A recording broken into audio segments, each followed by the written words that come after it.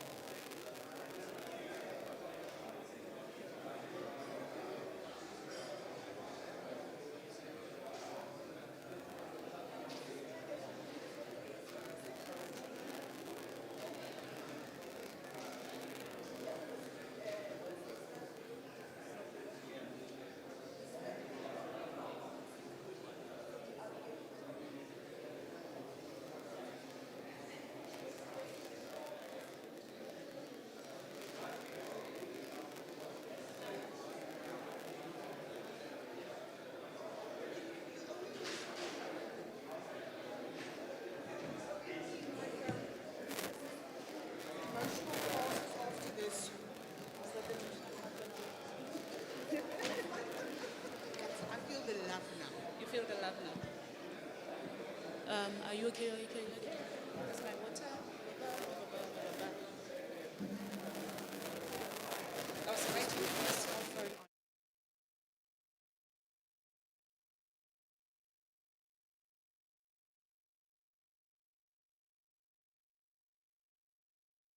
Oh, I can.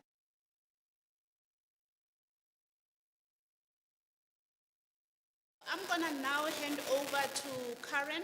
The facility, HSC facility manager here at Monte Casino, just to tell you where everything is, and then I'll come back now shortly. Morning, everybody.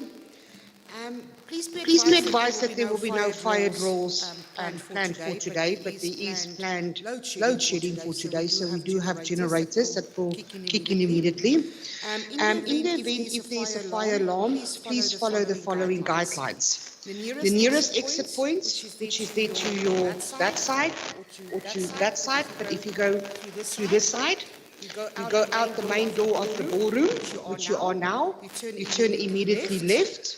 You go past, of course you go to your left, you go past Milk and Honey, and then of course you will end up where the big screen arena is, and that is where the assembly point is. When you go to this side, you turn immediately to your right, and you follow, where you will end up also straight into the arena area where the big screen is, and that will be the assembly point area as well.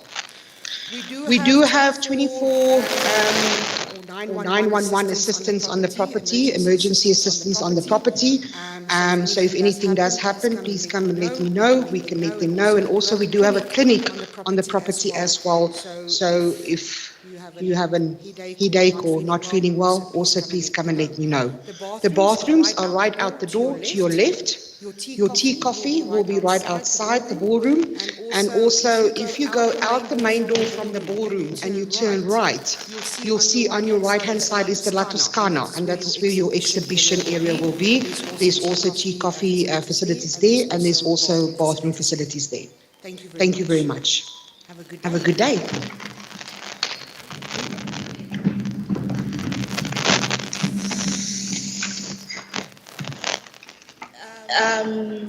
I don't think anybody is more excited than I am about today, and more tired than me today, but very excited. So I'm gonna teach you few things, right?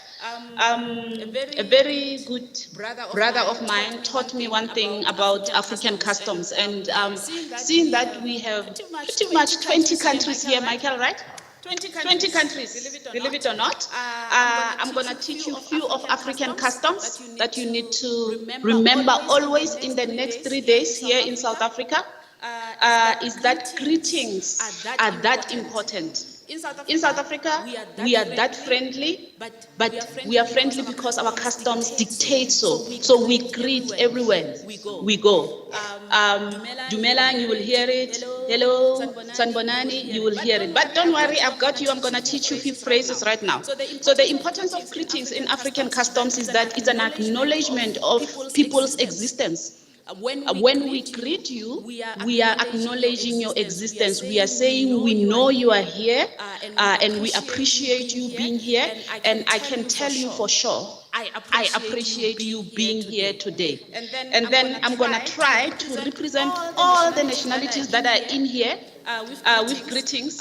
I'm going to read many of them. Of course, the South African ones I'm not going to read, but you know, I had to write so that I don't forget. And then Basotho, Botswana, South Africa, Liba Lesotho, Liba Botswana, work with me, right? They know why they have to work with me. Dumelang, Kgotsong, Pula, Sanbonani, Molweni, Dimachorweni, Abusheni. Good morning. Goeiemorgen. You thought Zima forgot you. Makadi hello. Bonjour. Niha.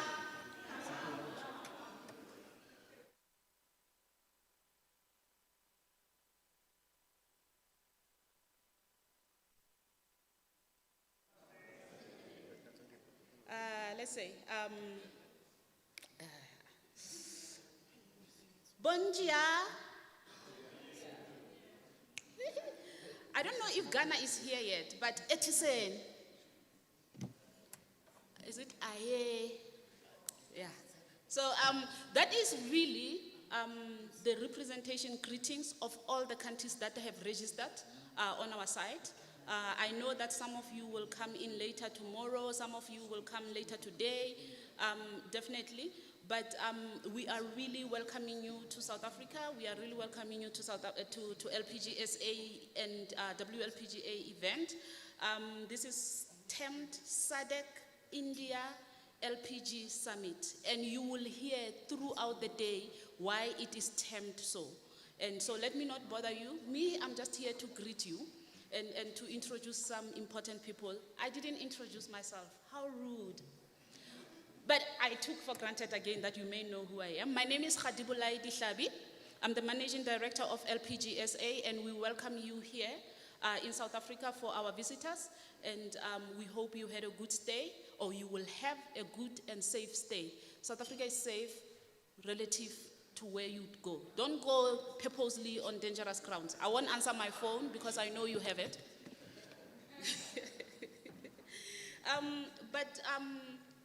Before I call our first guests based on the program, which you all have, you all receive your program, your tag names, right? The nice booklet there with the program, right? I would like to thank our sponsors for today. Oryx Gas South Africa, Kavanga, Petrogas, Euro LPG, and EML Energies.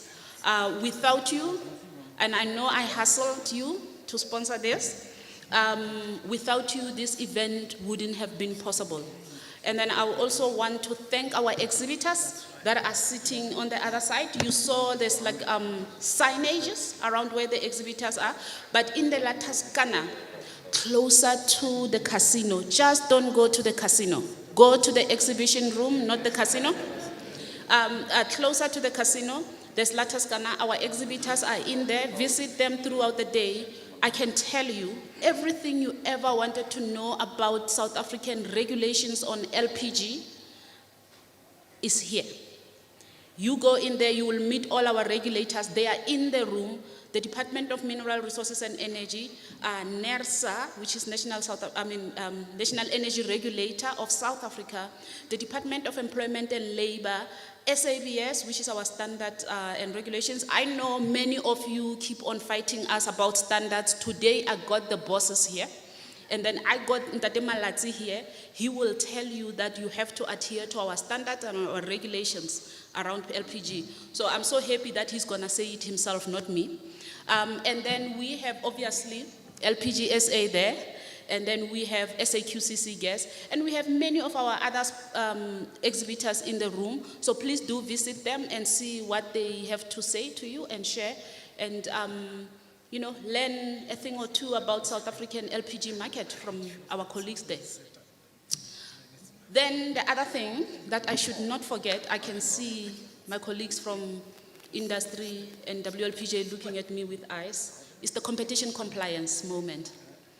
We are a meeting or a gathering of competitors, customers of each other, potential customers of each other, and we are as such required by the South African competition law to act in a way that will never be construed or be meant to be colluding, dividing of markets, sharing of information regarding pricing, commercial interests, and all that. Should you in any day feel uncomfortable with any of the discussions in the room, you are really advised to excuse yourself from the room. I'm confident we're not going to delve into those discussions. But should that happen, you are advised to excuse yourself from the room and contact your legal team just to make sure that you are sitting in the right spot without contravening any of the laws, because they can be harsh. I know that. And we don't want you to be uncomfortable in the room. So that is a little bit on our competition law that we all have to adhere to. Please remember that. Even later when you are a bit tipsy, remember that. Right. Ladies and gentlemen, I talk too much. That's because I'm excited. I'm going to call the three people who are going to really tell you about this summit here. I'm going to start with our chairperson of LPGSA, the Women LPG Global Chair, the MD of Oryx Gas South Africa, Ms. Pam Inderdith. She's been teaching me how to pronounce her surname. Yeah, I know it's bad, but anyway. And Pam, can you come up stage? She's our mommy, she's the best.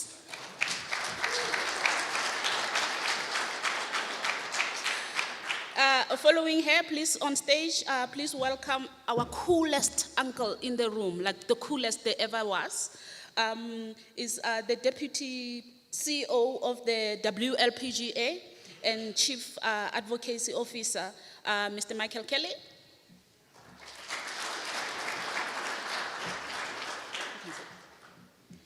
Oh, you coming? Okay. And then third on the stage, I'm gonna call like our daddy in compliance. Ntate Jacob Malati, Ntate Jakes, as we affectionately call her. Ntate Jakes is the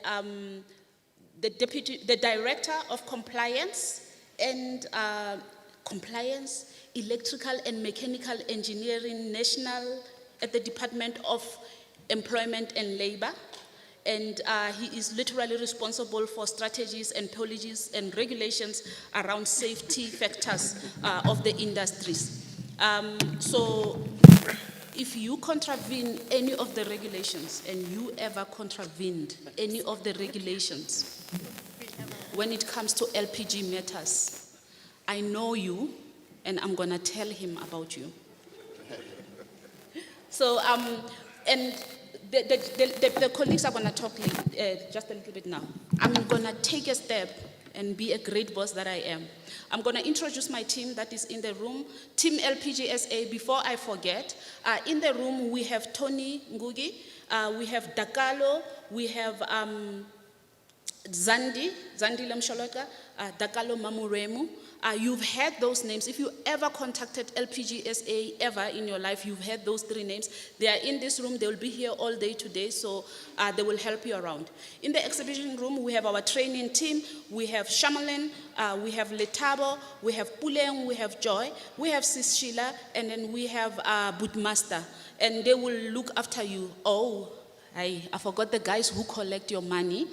We have Nievan there, sitting there, and then we have Zikona on the side, and then we have Shailan. When you were registering, you came across the name of Shailan. So we are Team LPGSA, and we will be your host today, and we hope you're gonna enjoy the day. I'll hand over to Pam. Thank you.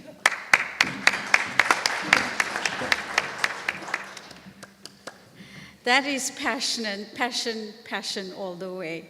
A very good morning to everyone. It's so fantastic to see this turnout. I've prepared something, so please bear with me as I read out to you. You heard Khadi greet you in all the languages of our country, of our region, and everyone in this room, right down to Namaste. She got it right. You heard excitement in her voice. You heard load shedding, by the way. You got that earlier, right? You heard African custom. You heard discipline of ComCom, so let's be aware of that. That's required of us across the next 3 days. You also heard beautiful greetings, but you heard passion for the topic LPG. And this managing director of the LPGSA continues to drive this. So when you look at how we've pulled this event together with her team, with a group of sponsors, and supported closely by the WLPGA, I think that calls for a round of applause for Khadi and her team. Very well done. So it's been a long time since we've come together to talk LPG, hence we're excited. And over the next 3 days, there's going to be huge collaboration and talk around LPG. We're excited to come together. What's important, and you will all agree with me, is it really truly starts with responsiveness, with participation, with collaboration, and all these learnings that we put together is not just talk, but how do we translate this into action? So our demand on each and every one of us and on ourselves is, what do we do at the end of these 3 days? How do we put this into an implementation plan? That has been our commitment to the Department of Energy. We need to make this happen together. So, let us start by stating on behalf of the LPG Association, the World LPG Association, the DMRE, NERSA, Head of Directory, and I cannot resist calling him Bra Jakes, but he is Mr. Jakes. I must also mention DEL, which he heads up. We want to extend a very warm welcome to our SADC colleagues, the media, our sponsors, the exhibitors, with a very special warm welcome to this table right here. It's our Indian colleagues. Thank you for flying out here. Thank you for being here. Thank you for sharing your success stories with us. The proof in the pudding lies in the rest of this room, in how do we translate that into action. And I repeat, we need to really walk the talk on an implementation plan. So let's follow through at the end of these 3 days. Let's decide who's doing what and how we're going to collaborate to make this happen. Okay, the LPG conversation is such an important one. You all agree this, you definitely agree with this, not just because of the current energy crisis, but it's one that needs to accelerate across our region, not specific to South Africa. We have on Friday morning a very exciting session as well. It would be a miss if I do not mention it as the global chair of WIN LPG. We have the founder, the managing lead of WIN LPG, the global chapter. She initiated it, she created it, she started it, she's in the room with us. Alison, wonderful to have you here. A round of applause for Alison, please. So on Friday, she has a fantastic session. It may be called Women in LPG, but each and every one of you that I see with a tie and a suit, you make sure you're there. You're going to love this session. You're part of it.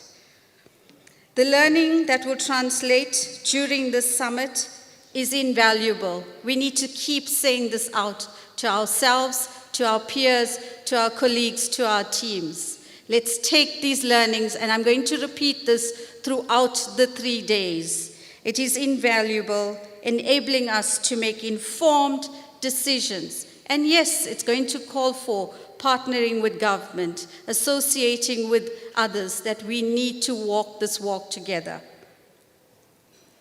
So how do we measure our success? It's incumbent on us. How do we learn and transfer? It's incumbent on us. It is what you're going to make in terms of a personal commitment before you leave here on Friday. What I've learned, what I've achieved, what am I going to accomplish? And walk the walk in accomplishing this.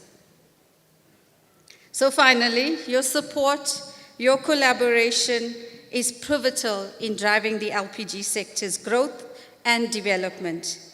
So let's make a success of the next 3 days. I now hand you over to the head of advocacy, the Deputy Managing Director of the World LPG Association. We are delighted to have him in the room. We know he travels a lot, but guess where's his favorite visit? South Africa. I hand you over to Michael Kelly, everyone. Thank you.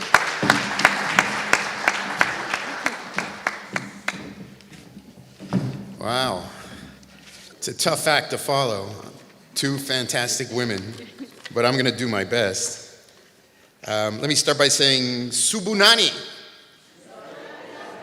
All right, good morning, South Africa. Ladies and gentlemen, and above all, my good friends, it is so great to be here with you today in South Africa. Pam wasn't wrong. I really, really love coming to this country, in particular Cape Town, but I really love the country. And I would like to thank the LPGSA for putting this together, for all their hard work. Heidi and the team have done a wonderful job, and it is successful, and you can see it in the room and the energy that we're already starting to feel. So it seems like we're off to a really good start. I'd like to thank our sponsors, Oryx Energies, South Africa, Cavani Group, Petrogras, Euro LPG, and EML Energy. Without you, we wouldn't be standing here today, so thank you for your support. It's incredibly important that you continue to support your national associations. Without a well-functioning national association, your industry will not grow. It will not be sustainable. So make sure that you continue to support not only events like this, but the association in its day-to-day. I'd also like to thank the South African industry in general and the SADC industry for contributing and supporting this event. And obviously, I would like to thank our colleagues from the Indian industry. They made a special effort to be here, and I want to publicly thank Indian Oil Corporation, Hindustan Petroleum, and Bharat Petroleum for being here with us today. And a special thanks for the government of India and its support, because that's extremely important. Through the visionary Ujjwala program and the series of programs under Ujjwala, India has transformed itself in a very, very short time. And today, through them sharing these experiences, India is helping to transform the world. Let's give them a round of applause, please. And finally, I'd like to thank the people of South Africa for another vibrant and wonderful welcome to this country. I had a great T-bone steak yesterday, so I love coming to this country. And it's great to be here to help you celebrate Heritage Month, which I know is a very big deal here. So it's wonderful to be in the country. I'd also like to note that over the next 3 days of meetings, we have representatives from 20 different countries. Heidi mentioned this in her opening. So we have people from Lesotho, Botswana, Eswatini, Zimbabwe, Mozambique, Zambia, Ghana, and South Africa, of course, but also India, France, China, Australia, Thailand, Germany, Ireland, Italy, Poland, the United Kingdom, and the United States. So this is a truly global gathering, and it demonstrates the interest and the opportunity that there is in the industry in this region. Despite the global pandemic, despite the geopolitical unsettledness that we're experiencing right now, this industry is still strong, it's still united, and it's still marching forward. And the proof is all of you being here today. So congratulations. For those of you who don't know, the WPGA, the World LPG Association, is the global voice of the LPG industry. We represent the entirety of the industry, from the big producers in the Middle East and North America, to distributors that have activities just in one country, and to multinationals that straddle continents. We are the apex body of the industry, of your industry, and we represent your interests at a global level. We have numerous initiatives around the world, and maybe one of the flagships is Cooking for Life, which has as its goal the conversion of 1 billion people from cooking on biomass and other traditional fuels to using LPG for cooking by 2030. And we're largely there. We will hit that target well before 2030 on the back of the success in India and countries like Indonesia and Bangladesh that have seen a massive transformation over the last decade. We also have, and this was mentioned earlier, and Pam is the chair of this group, the Women in LPG Network, which was launched to try and bring more women into our industry at every level of the industry. It's incredibly important for us, if we want to be a successful industry, that we bring more women into the industry. We looked at a number of statistics, and we saw that in many countries, the percentage of people who use our fuel and who purchase our fuel every day 75, 80, 85, in some places 95% of the people making the purchase and using the fuel in some countries are women. And that same percentage of people making decisions about the industry, 75, 80, 85, up to 90%, are often men. So there's a disconnect between who's using our product and who's making decisions about the industry, and we want to address that. South Africa has one of the oldest, I think one of the first, and certainly one of the most active chapters of Win LPG. And today I'd like to challenge the other SADC countries to see if one of the takeaways from this meeting is not the concept of launching a chapter of Win LPG in your markets. We're here to support you if you're interested in doing that. Today is one of the first 3 days of discussions, debates, and deliberations. We will hold 3 workshops today focused on good industry practices, which are key to ensuring that our industry can operate safely and successfully. The second workshop will focus on autogas, which is a huge opportunity for the industry, both in developing and developed countries. Actually, this year, Renault in France has sold more autogas vehicles than diesel vehicles for the first time in its history. And Turkey remains the largest autogas market in the world. So we think that this offers an opportunity for a lot of countries as a step towards electric vehicles. And finally, we're going to have a workshop on LPG for power generation, which is a growth segment in our industry and which we think would be very relevant for this market. In particular, load shedding was mentioned earlier. LPG offers a secure and a clean way to provide continuous power. So I know that I don't have to say this to an African audience, but we want to keep this discussion as interactive as possible. That is reflected in the roundtables. This is why we've set this up like this, because it facilitates exchange with the people at your tables and with the people running the workshops. We want your feedback, we want your input, so don't be afraid to question, don't be afraid to raise your hand, don't be afraid to provide feedback. What we do ask is that if you do want to ask a question, that you raise your hand. When you get the microphone, you tell us who you are, which organization you represent. You keep the question short and focused, and we will answer, and that will make sure that we have a dynamic exchange.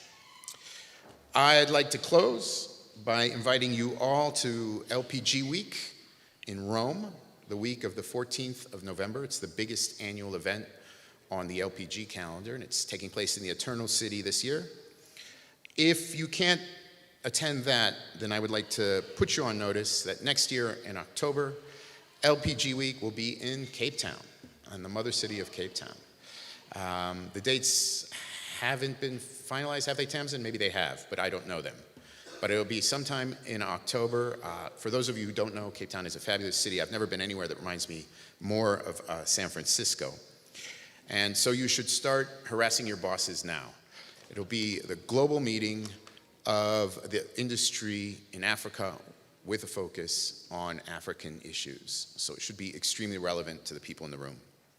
Finally, once again, let me thank our sponsors. Let me thank the LPG SA for all their hard work, our colleagues for India from joining us today, and all of you for being with us.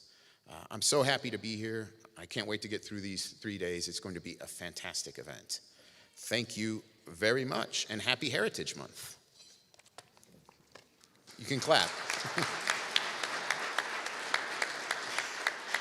And I'm going to hand over to the head of directory from the DEL, Mr. Jakes Mitlazi, who I've known for quite a few years, actually. So, Jakes, the floor is yours.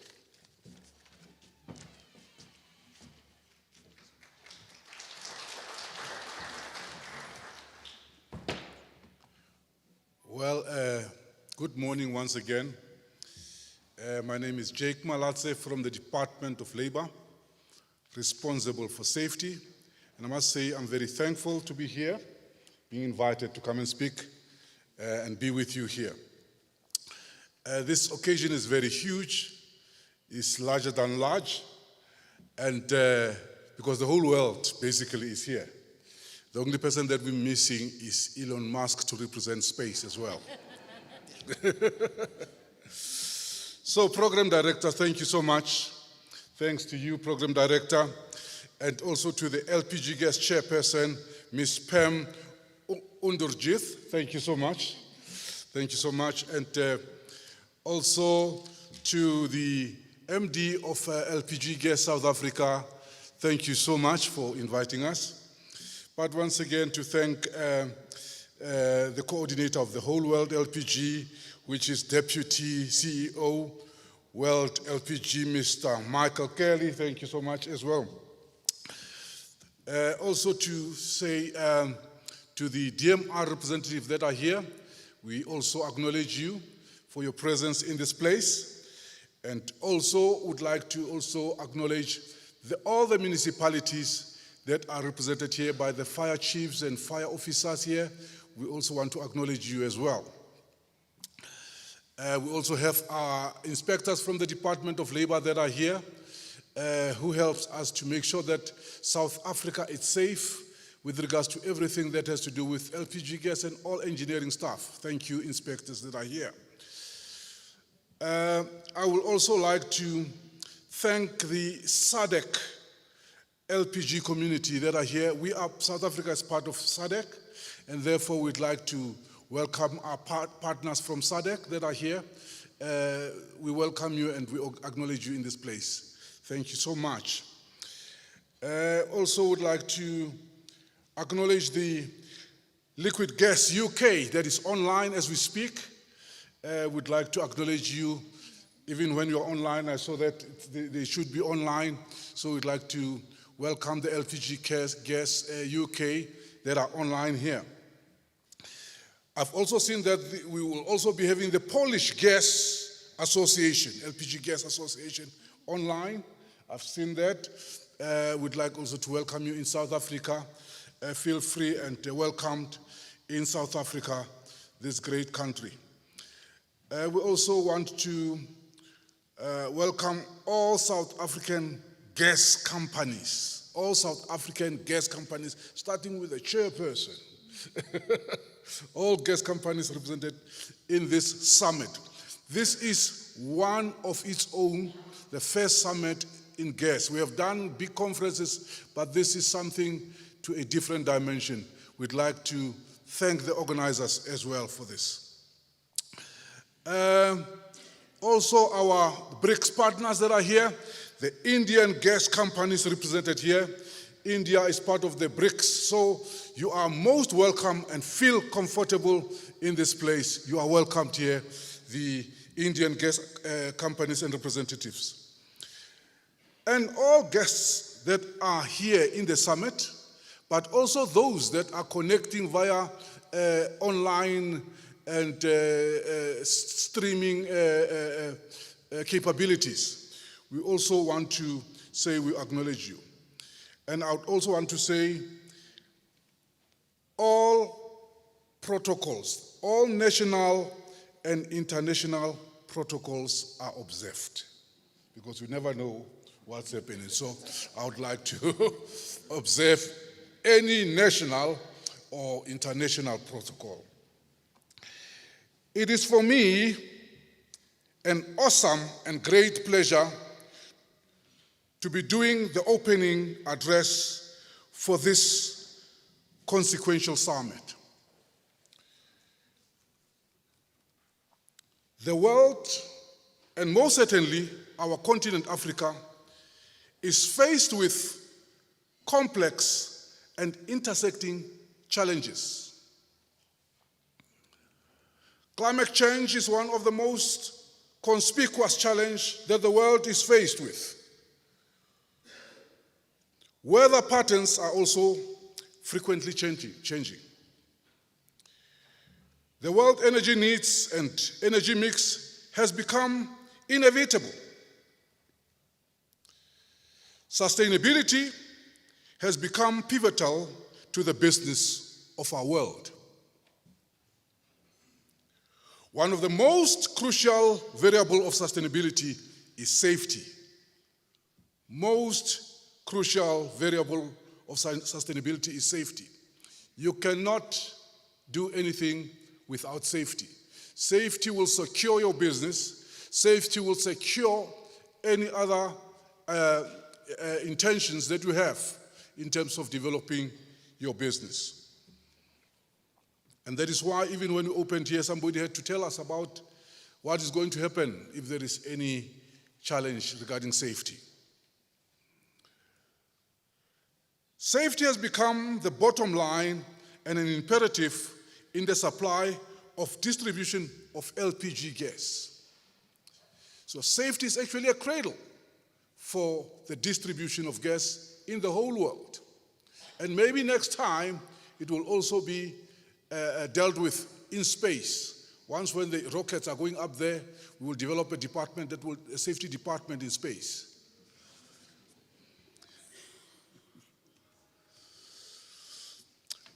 Government departments and competent authorities are expected to develop, formulate, implement, and periodically review a coherent policy for health and safety.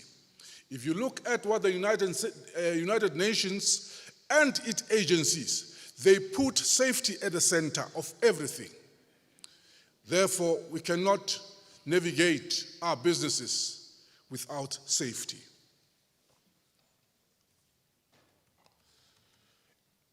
In South Africa, we have Section 24 of the South African Constitution, which states, everyone has a right to an environment that is not harmful to their health or well-being, and to have the environment protected through reasonable legislative measures. These reasonable legislative measures is also referred to as the regulatory framework. The reason why we have so much interest in South Africa in terms of investments is because South Africa has got a very rigid regulatory framework. And regulatory framework that is ensuring that you can do your business and your business can be sustainable in South Africa. They are all variables that are needed to ensure that you succeed in your business. Government is interested in business succeeding because your tax pays our bills as government.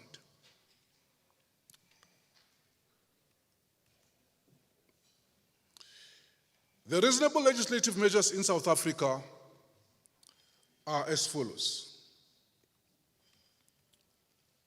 The Occupational Health and Safety Act 85 of 1993. This is the measure that is being articulated in our Constitution. There is currently an initiative to amend our Act, and we should be able to promulgate most probably the new Act maybe next year. The pressure equipment regulations is also part of that regulatory framework. And my colleague, Ms. Matlala Sateke, will be delving into the details and the nitty-gritties of the pressure equipment regulations. In the pressure equipment regulations, we also incorporate national standards from the SABS. They are called the SANS standards. Once when the SANS standards are incorporated in our legislation, they become law, no more voluntary. We also incorporate international legislations or international standards. We incorporate EN standards. We also incorporate French standards. To you, sir. We also incorporate international French standards as well. We also incorporate ESME standards in the PER. So you can see that our regulatory framework is friendly and accommodative to all people who are intending to do business in South Africa.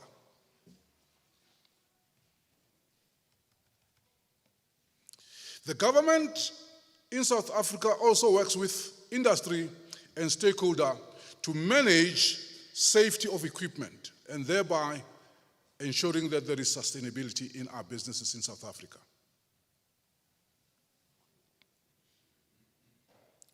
In South Africa, there is no LPG cylinder that can be placed into the market without obtaining what we call a CVC permit. And that permit, you get it by the LPG Association of South Africa. And in South Africa, again, you cannot place LPG appliances in the market without obtaining what we call the Safe Appliance Scheme certificate. And that is also obtainable at the LPG Association. We also have other collaborative initiatives, and I'm drawing very much closer to my closing remarks.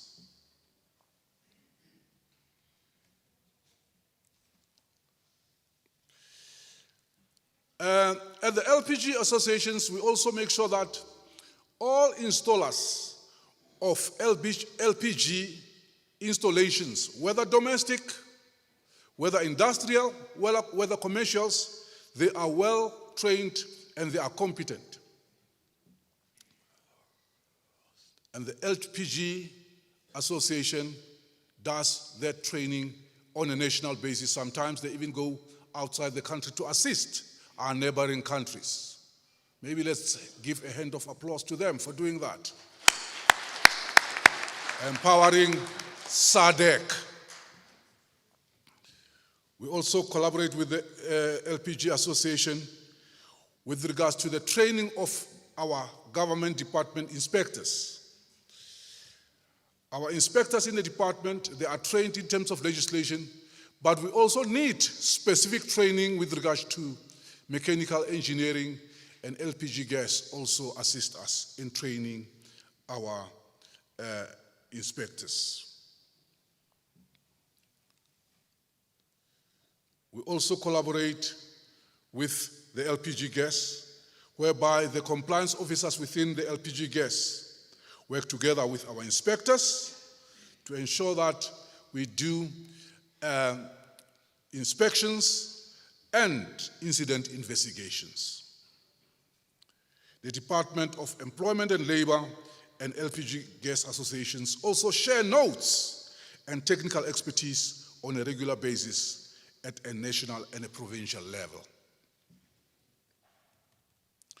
In my closing remarks, and thank you for listening, I would like to say, anyone who designs, manufactures, or imports, or sells, or tests, supplies, or erects, install pressure equipment for the use in the Republic of South Africa shall comply with the Occupational Health and Safety Act and the Pressure Equipment Regulation. That's my business. Thank you so much.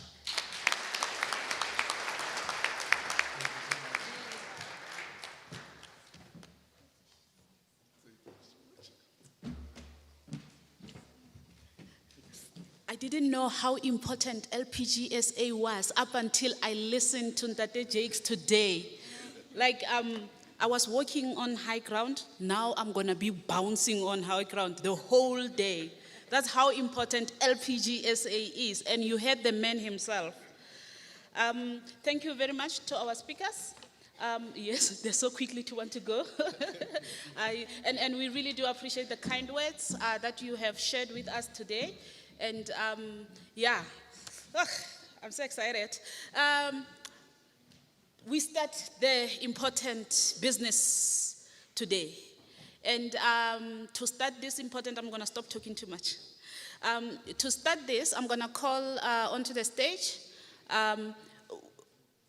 Mr. David Tyler. He's an Aussie. Mr. David Tyler is from the LPGSA, and he will introduce himself, right? And he runs these great workshops all over. I've been to a few of them.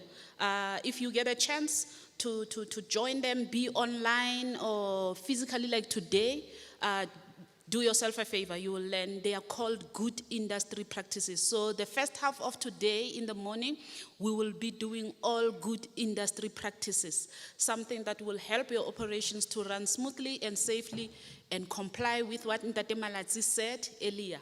And David, it's up to you, and you will introduce your team. I will. Thank you. Thank you, Hadi, and let's get going because we're running a little bit late. So the first thing that I would like to do is thank everybody for us to be here today. These workshops that we run generally take a day or two. We're trying to squeeze an awful lot into an hour or so, and forgive us for that. But what we'll try and do is leave you with a few messages to go home with, and then maybe what we can do is come back at another time and go into this into a bit more depth. When we run any WLPGA event, whether it's a workshop or a board meeting, we always have a safety moment. And I'd like to invite from the South African LPG Association, Mr. Tony Gugi, who will come and give our safety moment for today. Tony.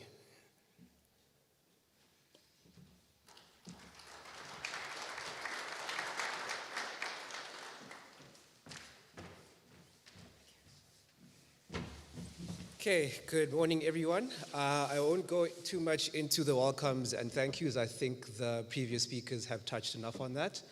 But I will say it's very lovely to see the current turnout, and I hope that you can get a bit of knowledge after today and after the next 2 days that you can take home and digest and progress thereafter.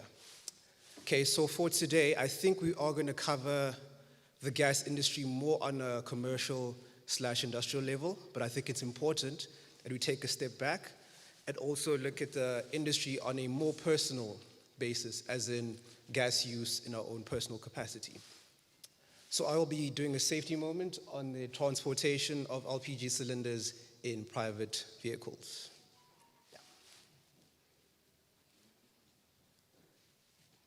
Okay, so for a bit of context, I think we've noticed that the LPG gas industry is experiencing growing popularity, and this is due to people realizing its many advantages and also the free marketing that we're getting from Eskom due to load shedding and the like.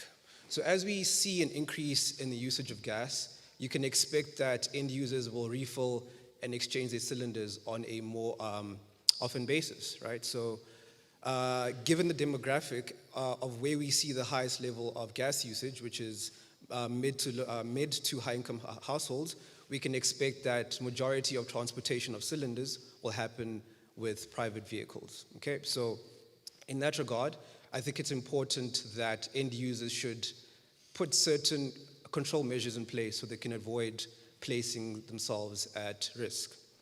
So as the association, we've noticed a growing need for education and awareness in that particular regard. So I'm going to play you a few videos, and I want us to go on a journey together and see if you can find out. Let's play a fault-finding game, essentially. Okay, so this is the first video. Let's see if you can find what the issue is here. If you can press play, please. I'm not sure if you guys can see, but this guy is making two very serious mistakes, right? The first mistake he's making is he's having his beer before finishing his deliveries. The second one is he's drinking the wrong beer. Okay. Yeah, but on a serious note, obviously he's having a cigarette, being the barrier between the cylinders and the road, and he's also drinking, which is impacting his cognitive abilities. He himself is a source of ignition, carrying probably over 100 kilos of gas in that car over there, which is a very serious issue. Let's go to the second video. This is an incident that we investigated together with the SAPS. What happened here was this was a 48 kg cylinder being transported across the border, or it was en route to cross the border, and this was being transported in a trailer, also transported horizontally and not vertically, and it was not secured. Thank God, there were no fatalities, but as you can see, the contents of the trailer were completely decimated, as well as the vehicle itself. Yeah, that's pretty much ash. Okay, next video, next slide, please. And lastly, this is an incident that we investigated this year, actually. So what happened here was this user exchanged their cylinder as normal, But because they had a fear for gas, they requested that the clerk at the exchange site connect their rollabout heater for them. They then took their cylinder appliance assembly, put it in the boot of their car, unsecured, drove home for about 5 kilometers, took it out their car, put it in the study, and as soon as they switched it on, the entire assembly caught alight. But thanks to some quick acting neighbors, the fire was put out using a DCP extinguisher. So given the 3 slides that I've shown you, what are the learnings that I'm hoping you'll take away from this? So I think for the purpose of this presentation, I'll split it into 3 categories. So I'll say there's what you should do before actually loading your cylinder, there's what you should do while en route to wherever you're going, and there's what you should do upon arrival of your final destination. Yeah, so what are the learnings? So in terms of loading, I think first and foremost, it's important that we ensure that our cylinders are filled at reputable dealers. I think that's the very first control measure we can put in place. Secondly, it's important that you ensure your cylinder has a seal on it that is an indication that it has been legally filled and that the person doing the filling complies with the relevant regulations. And it's also important that the cylinder is placed in an upright position and secured so it doesn't move around. That's the last thing we want to do, okay? When you're driving, you don't want to smoke. That's one of the things that you don't want to do, as you do not want to be a source of ignition yourself. You want to ensure that there's sufficient ventilation in your vehicle. Roll down the windows. Probably you're not driving for 50-odd kilometers. It's not too much of a hassle to have your windows down while you're driving. You want to drive carefully, right? You don't want to be Michael Schumacher. You don't want to go off-roading with your cylinder. Just drive carefully such that you can make it home safely. And you also want to avoid taking long stops, but if you have to, preferably park in the shade, avoid direct sunlight. Upon your arrival, it's not time to smoke yet. Just take the cylinder out as quickly as possible. You don't want to leave it there for too long. And secondly, or lastly, you want to store it away in the appropriate location, either in your storage cage or put it or connect it to your installation. And only after you've done these things can you then have your beer. Thank you.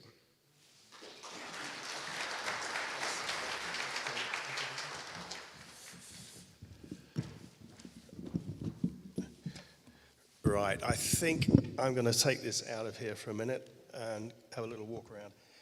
We've got a couple of slides I want to show you. So the format this morning, I'll just give a brief introduction to the first session. The first session we'll be looking at bulk transportation, and then the second session will be focusing on very much what Tony was talking about, which was the movement of cylinders through the distribution channel.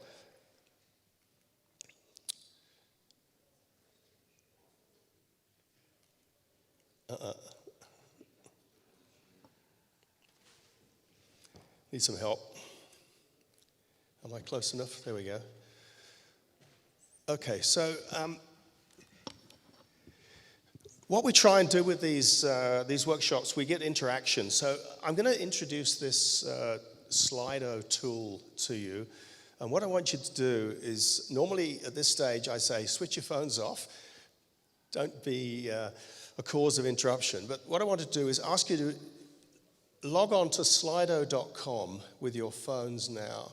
And you'll see at the bottom of that slide, you'll see joining as a participant, and put in that box that number, 1952469.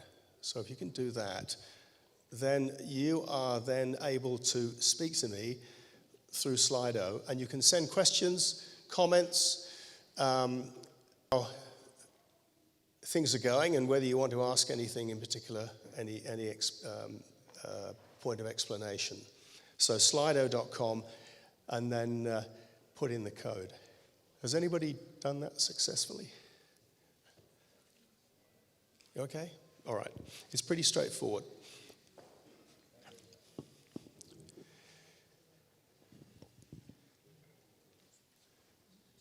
I think I have to stand a bit closer.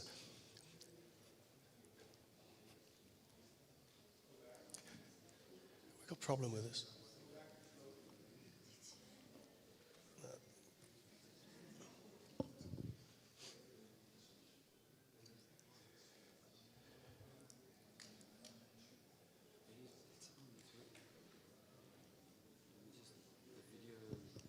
Oh, sorry, we're just getting this sorted.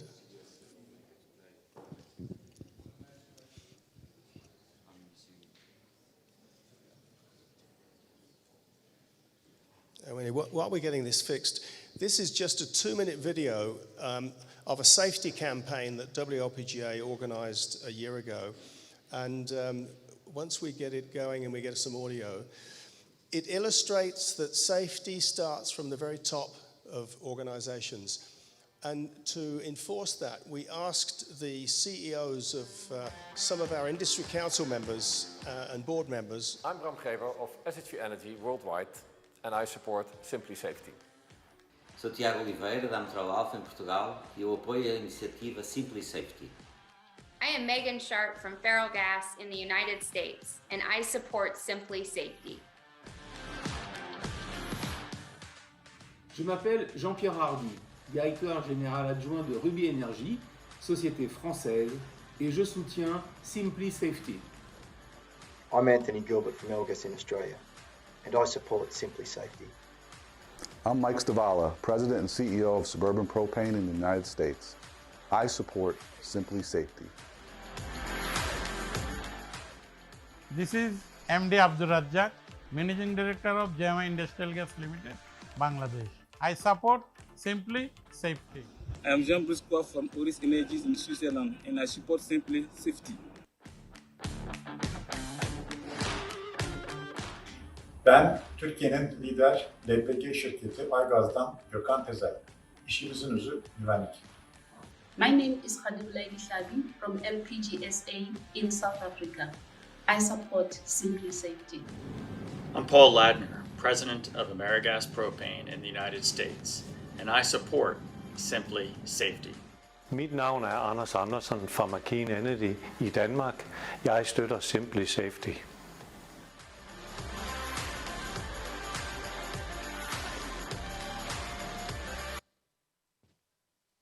So we're going to go nowhere unless we get the support from the very, very top of these organizations. So that demonstrates the commitment we have from our membership, from our board members, and for our industry council members. Moving on. Tony showed a couple of photos. I'm going to show you this one. And what I want you to do is, you can use Slido, I think, for this, if I can activate it now. I want you to tell me what happened here.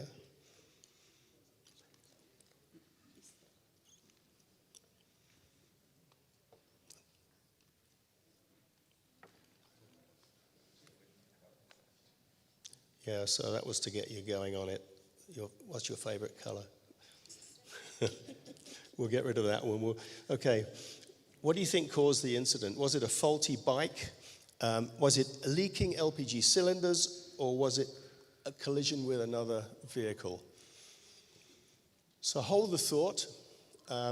Vote if you wish. And you should be able to do that on the Slido app. And we'll come back to that later when we talk about cylinders.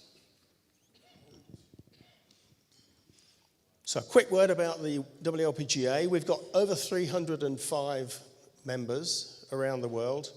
And these members, they cover the whole value chain from the point of production of the LPG right through to the consumer. Still having problems with this.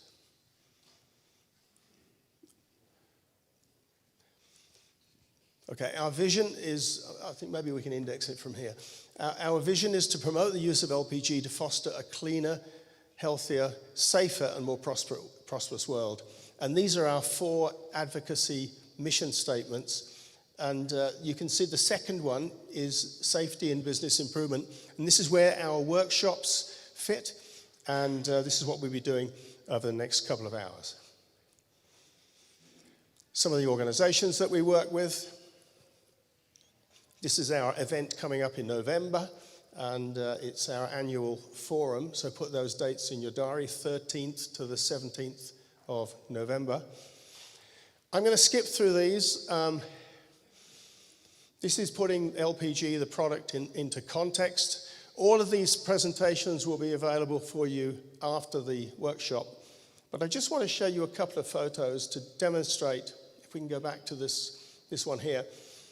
This was taken at base camp in the Himalayas, and you can see that propane cylinders here being used for cooking and heating when the ambient temperature is about minus 30 degrees centigrade. Message here is that LPG can be used in very cold countries. Another picture, this time from Houston in the States after a flood. And you can see here LPG tanks, cylinders, and tankers floating because the density of LPG is about half that of water. Message here, if you've got LPG cylinders or tanks and you're in a flood zone area, tie them down, make them secure. And then the final slide to demonstrate some of the key properties. This is an LPG leak in a car park, and you can see that the vapor is heavier than air, so it will go down to the floor. So message, if you're involved in the design of LPG storage installations, make sure that you don't have ignition sources at low levels. So these are a couple of slides at the end to summarize some of the key properties.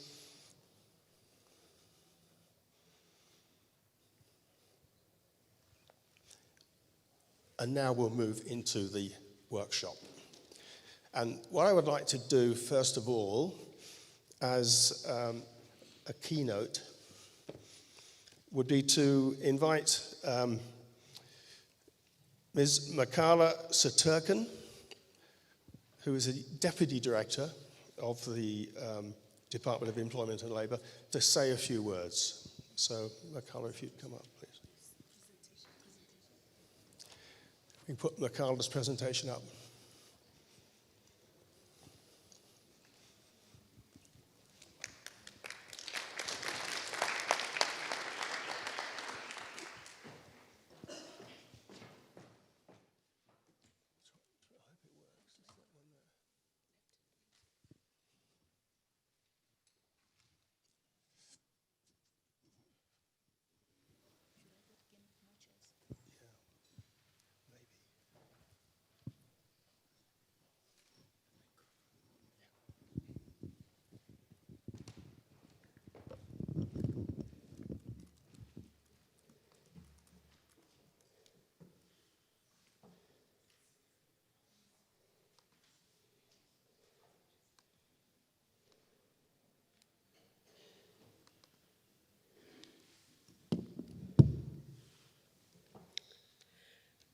Good morning, ladies and gentlemen. I was just trying to train myself to use this. You know, it's very important to be trained. Yeah, I think I'm authorized now. Thank you so much. Thank you so much, Chairperson.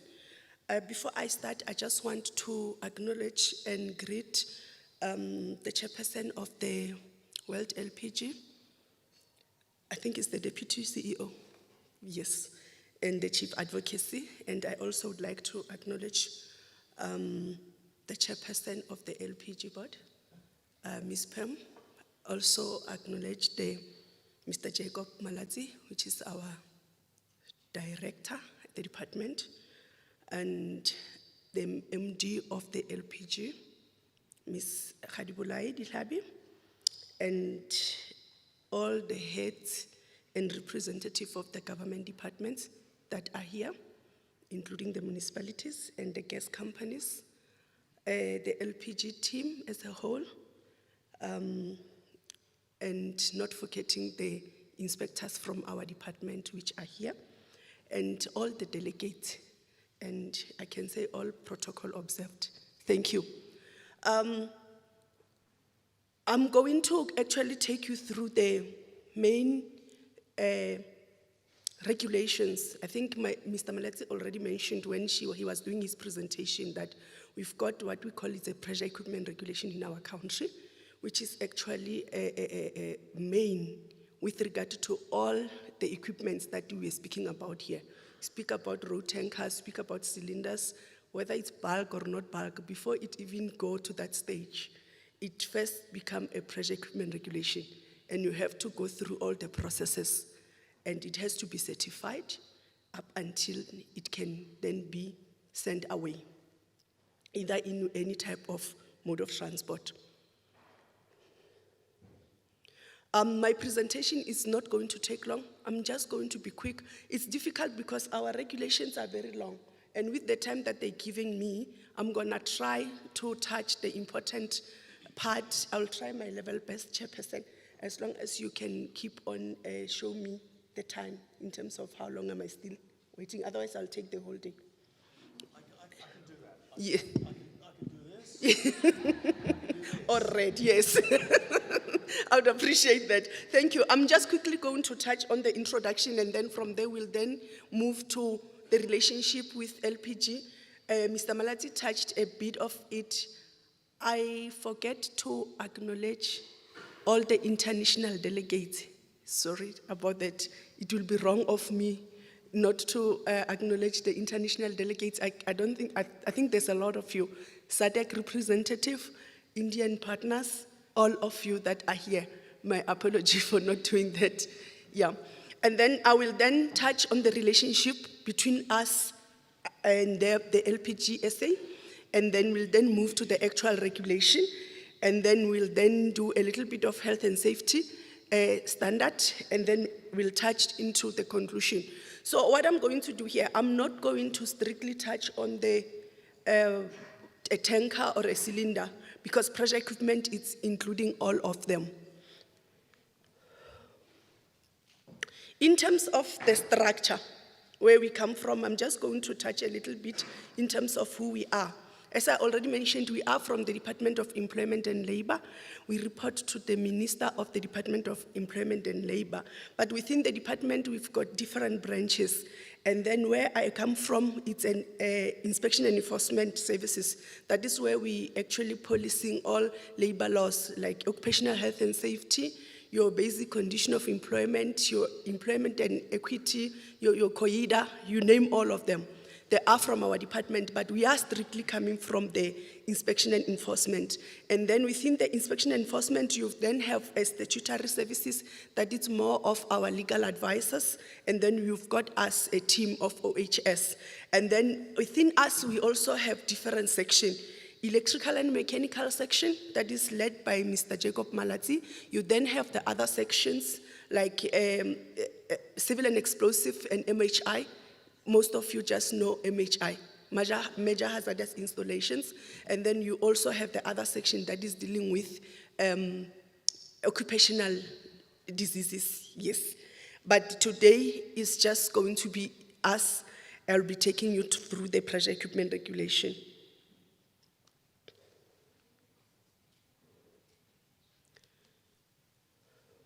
What governs us, I already mentioned, we are governed by the occupational health and safety. And if you are operating in our country, you are an employer or you are an employee, you should be able to know what is the occupational health and safety, unless if maybe you are operating in another planet, not in this country. But if you've got an employer and employee relationship, you should be familiar with the occupational health and safety and its regulations. Currently, we are at Act number 85 of 1993, which is at the moment under review. We've got a bill that is in busy amending. It can come out soon. And then what is the regulation, the Act saying? The intent of the Act is to provide the health and safety of the persons at work, and for the health and safety of persons in connection with the use of the plant or machineries.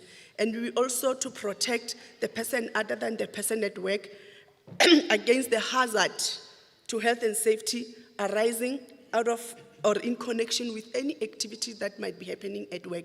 And the other thing, we also have what we call advisory council. That is the council, health and safety council that is advising the minister with regard to any health and safety in the country.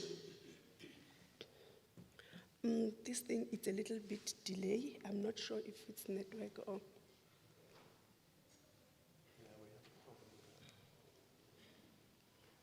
Because it's kind of jamming. Let me just check. Okay. Yeah, I'll be fast. This thing is delaying me, so I'm not sure what I'm going to do. Okay, or can you control it for me? I think that would be much better. Yeah. If I can just check, tell you which slide I want. Yeah, that slide, it's fine for now. Yeah, not the other one. Before, the slide before this one. Controlling it over here. Oh, sorry. Sorry, the slide before this one. Yeah, I think that's much better. Can you control it for me because of it's really delaying and yeah, thank you so much. Yeah, and then I'm going to touch a little bit in terms of the mandate. At the moment, we've got a couple of mandates that the department has given it to LPG Association, which is the first one is the Cylinder Verification Scheme Committee. What is happening is that we've got specialists from different organizations that are sitting there. So our job is to ensure that every cylinder that is actually coming to our country, it's been permitted. So what we will do, normally how it is done, if you go through all the health and safety regulations, and then you issue the certificate of the manufacturer, you can now distribute the regulations, but not in our country, the cylinders. In our country, before you can even do anything, as long as you've got in mind that you want to bring the cylinder in our country, the first point you have to contact the LPG SA, that they will take you through the process. And then the other one, we've got the Safe Appliance Verification Scheme, where we actually permit all the appliances, obviously LPG appliances like your heaters, your stove, they have to be permitted before they can be put in the shelf. And the other thing, we also have a mandate in terms of training of the installers, and at the same time, they also assisting in training our inspectors. And then all the installers, after they've been deemed competent, then they can go and register with what we call SAQCC GAS, that is South African Certification Quality Committee. It's also mandated by the department to just look into the competency of all these people that are doing the installation, whether it's in the domestic, commercial, or industrial. The regulation cover all of them. And then I already mentioned that we do lots of collaboration with the LPG. One of them is to ensure that the compliance officers collaborate with our inspectors during the inspection and incident investigation. We do work together.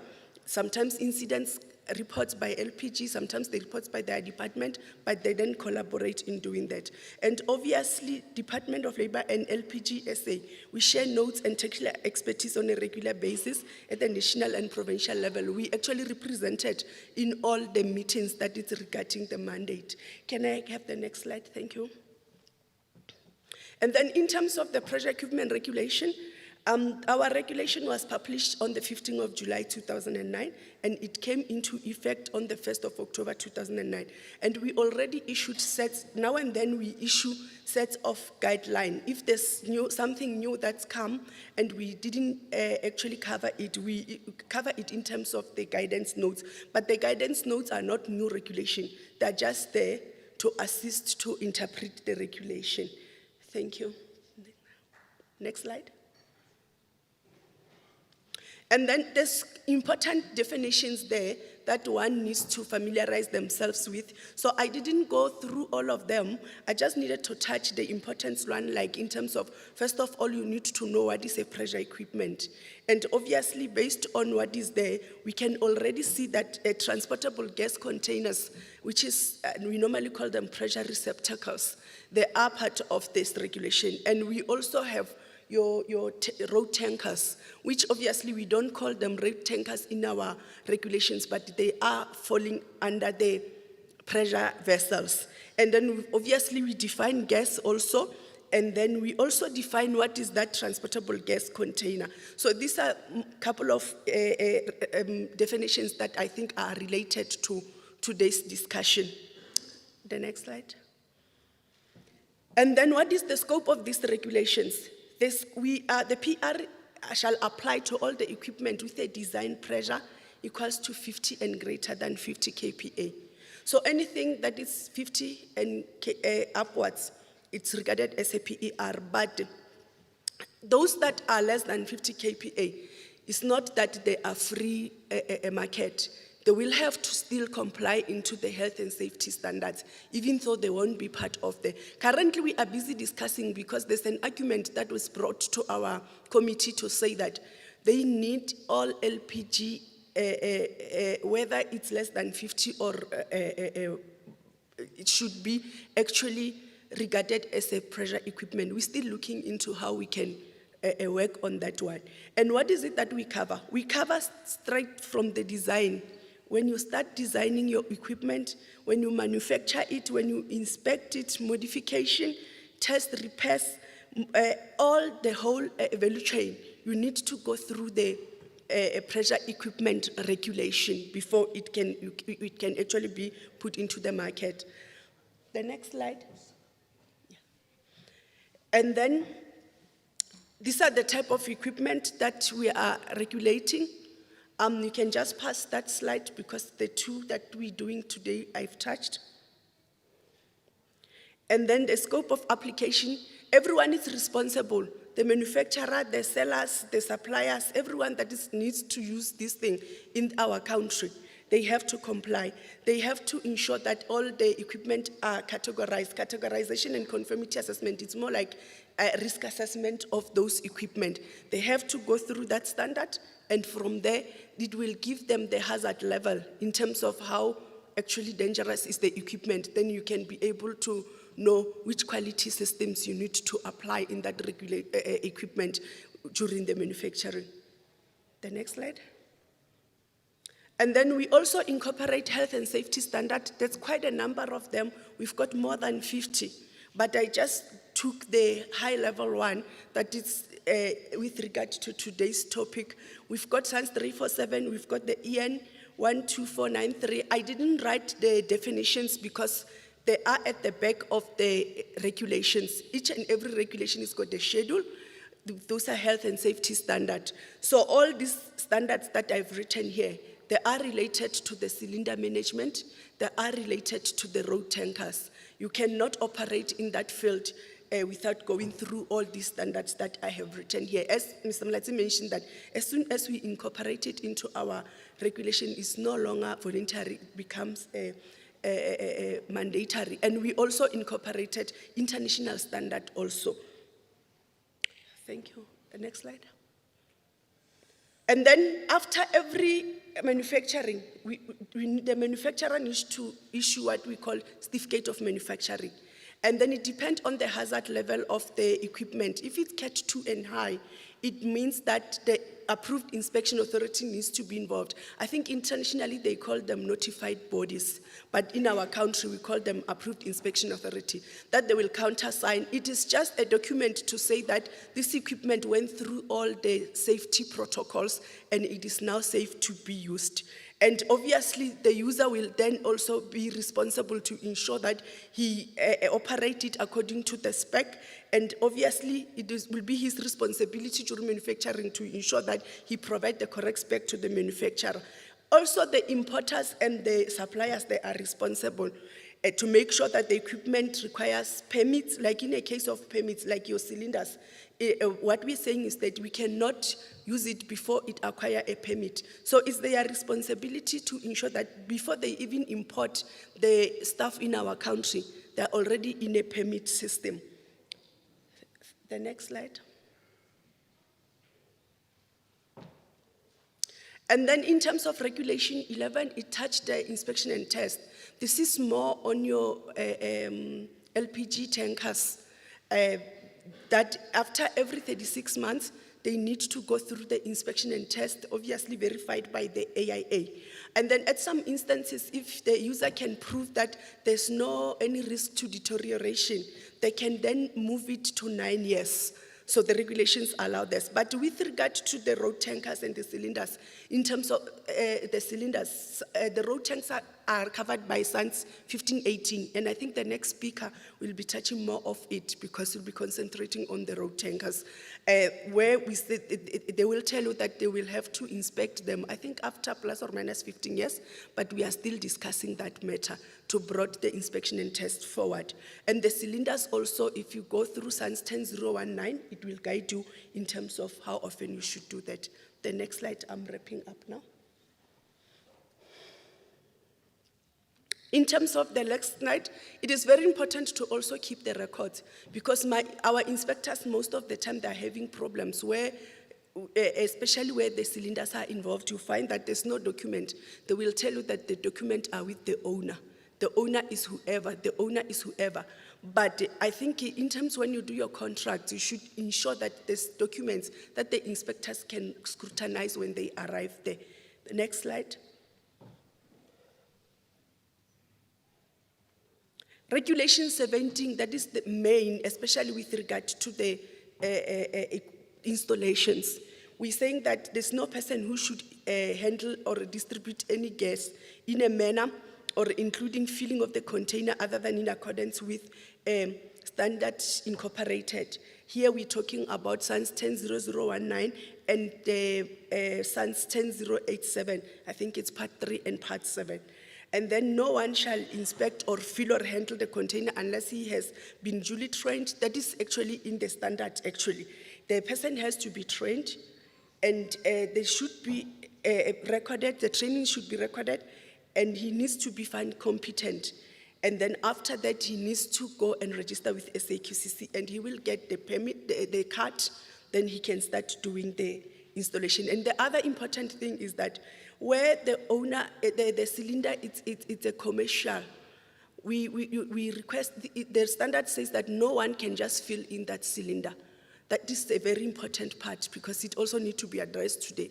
That the person who filling someone's cylinder needs to get a written permission from that person. That is very important. There's an issue where they're busy fighting now to say that why are we doing that? We don't allow people to come into the market, all those things. We preventing, I can call it that way. I think it's one of the important things that needs to be addressed. I think the last one, it should be,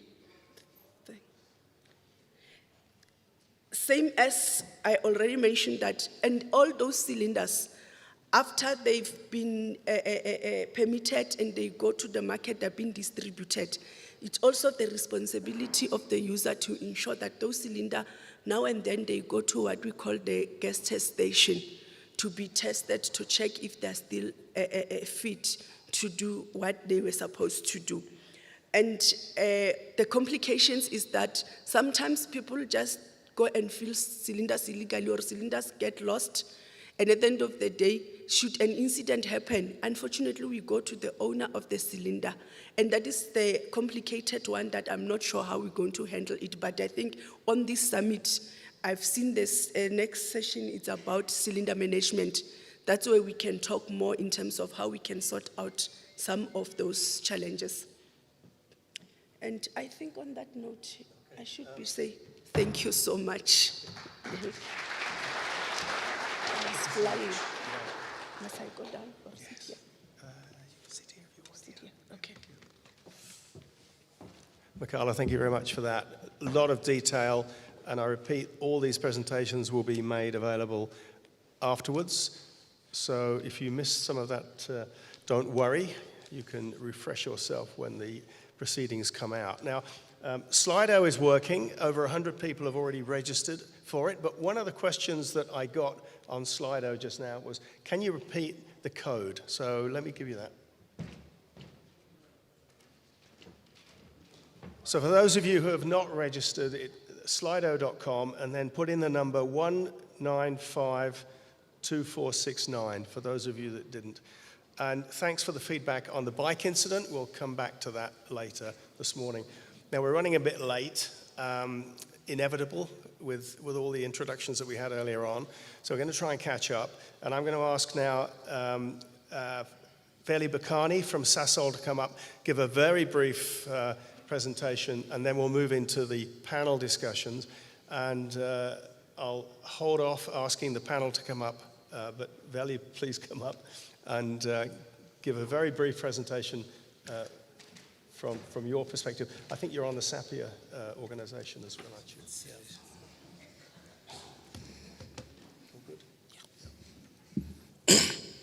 So we've been having some trouble with the indexing, but try. Otherwise, just ask them to go to the next slide. Good morning, ladies and gentlemen. My name is Veli Bogane. I'm from Sasol. Part of what I do is to look after product transportation safety.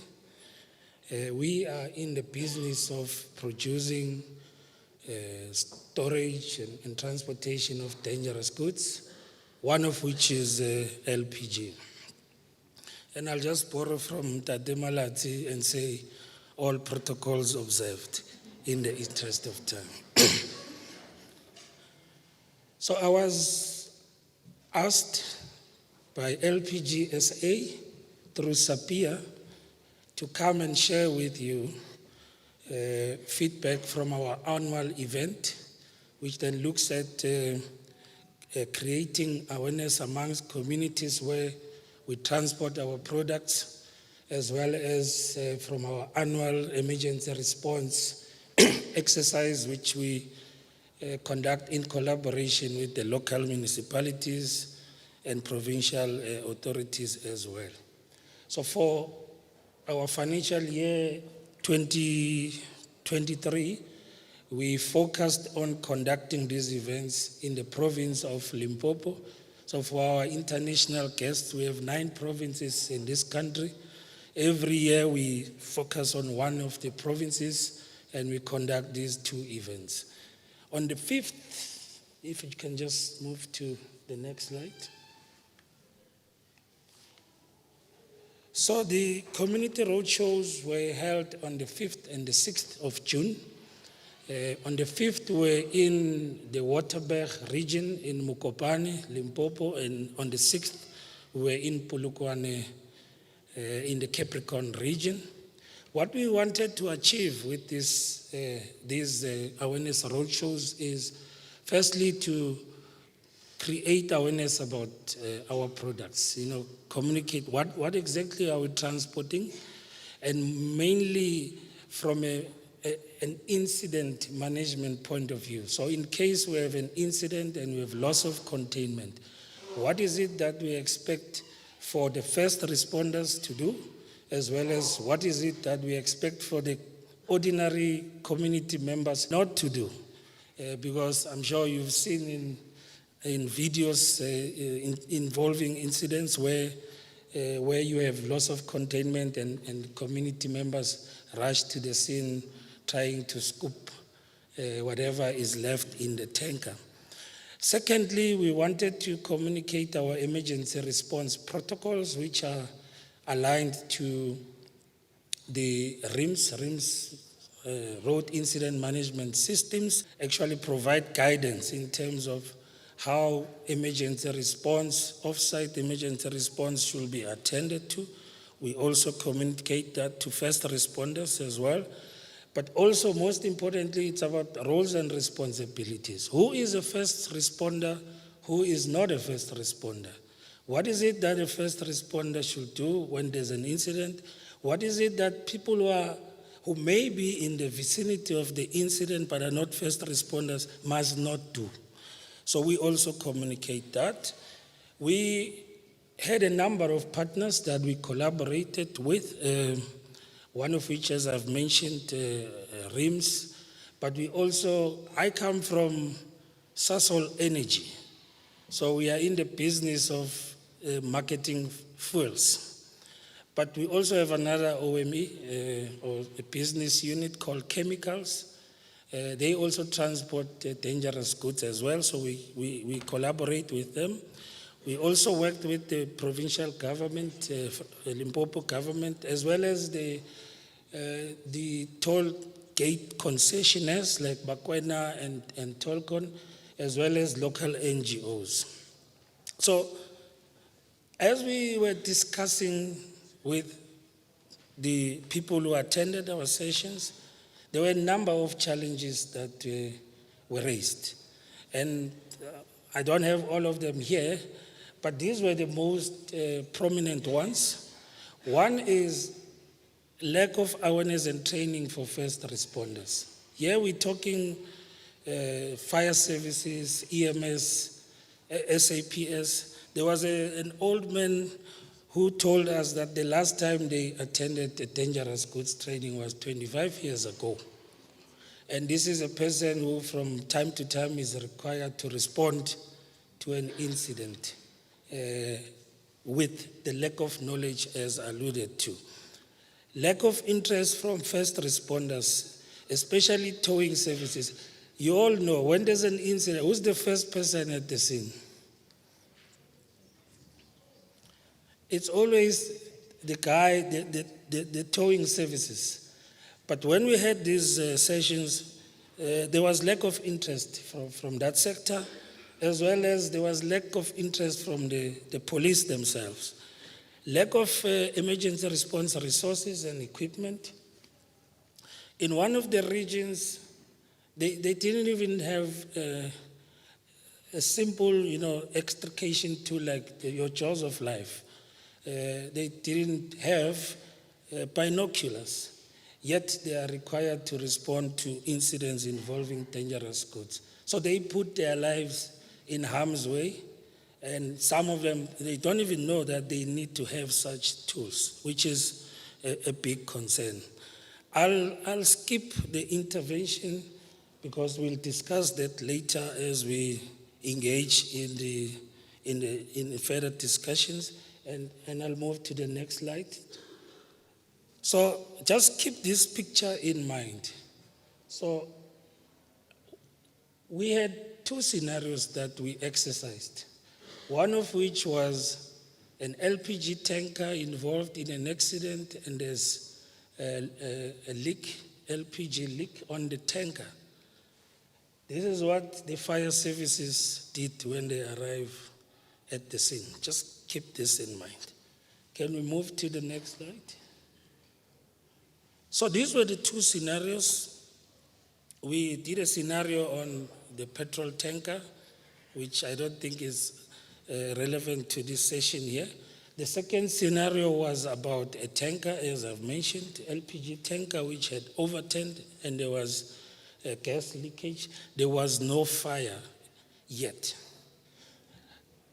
There was a number of positive aspects that we derived from, or we noted from the exercise itself, one of which was the driver being able to report the incident as soon as possible to our emergency contact center. And it only took about 7 minutes. And that makes it easy for our contact center to then locate and notify the local services to respond to an incident. We also noted that the spill response company that we've contracted had the necessary equipment, PPE, and so forth. And what we noted as well was that all the emergency response teams were well equipped with resources, the means of communication, as we saw at the scene. But there were a number of areas of concern, and these were just the prominent ones. But the most concerning was, as the services arrived, they started with the interventions without understanding what product they were dealing with. If you look back to the picture that I just showed you, they didn't know what product they were dealing with. The information that was received from the contact center was incorrect. And what we did on the tanker, we flipped the placards. So there was no information on the tanker as to what product was contained in the tanker. But what they did was what you saw in that picture as they arrived. And it talks to the lack of training and awareness, as I've alluded to earlier. There was no regard for incident command systems or RIMS response protocols for dangerous goods incidents. There are standard protocols as to what you need to do when you approach the scene. There was no proper investigation or size up and management of the scene. The scene was not isolated. It was not zoned. As you all know, you've got your cold zone, your warm zone, and your hot zone. There was no such. There was no establishment of an incident command or control point. That was not done. Most services were in the hot zone without using the necessary apparatus. Actually, you had your EMS attending to patients in the hot zone. And this one is, I don't know how to explain this one, but then there was the EMS helicopter that arrived at the scene, firstly from upwind, and it landed within the hot zone without any authorization, and it was there. And if this was a real incident, delegates, everyone here would have died. Poor communication among services and control centers. So everyone, because we didn't have the incident command, everyone was doing stuff the way they saw how. And lastly, there was no regard for immediate hazards and personal safety. If you approach a scene and you don't take care of your safety, then you won't be able to attend to the patients or the incident itself. Just this is just the picture. Maybe the last picture, thank you. Sorry, can you go to the last slide? So, the last one.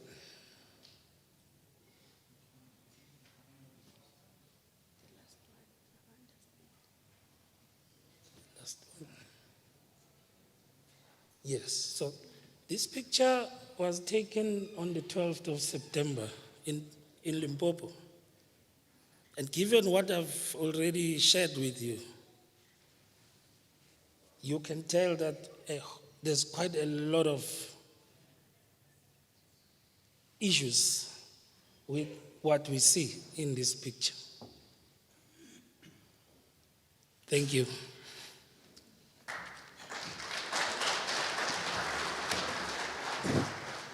Thanks very much, Veli. I'm going to ask both of you to sit down. Thank you very much.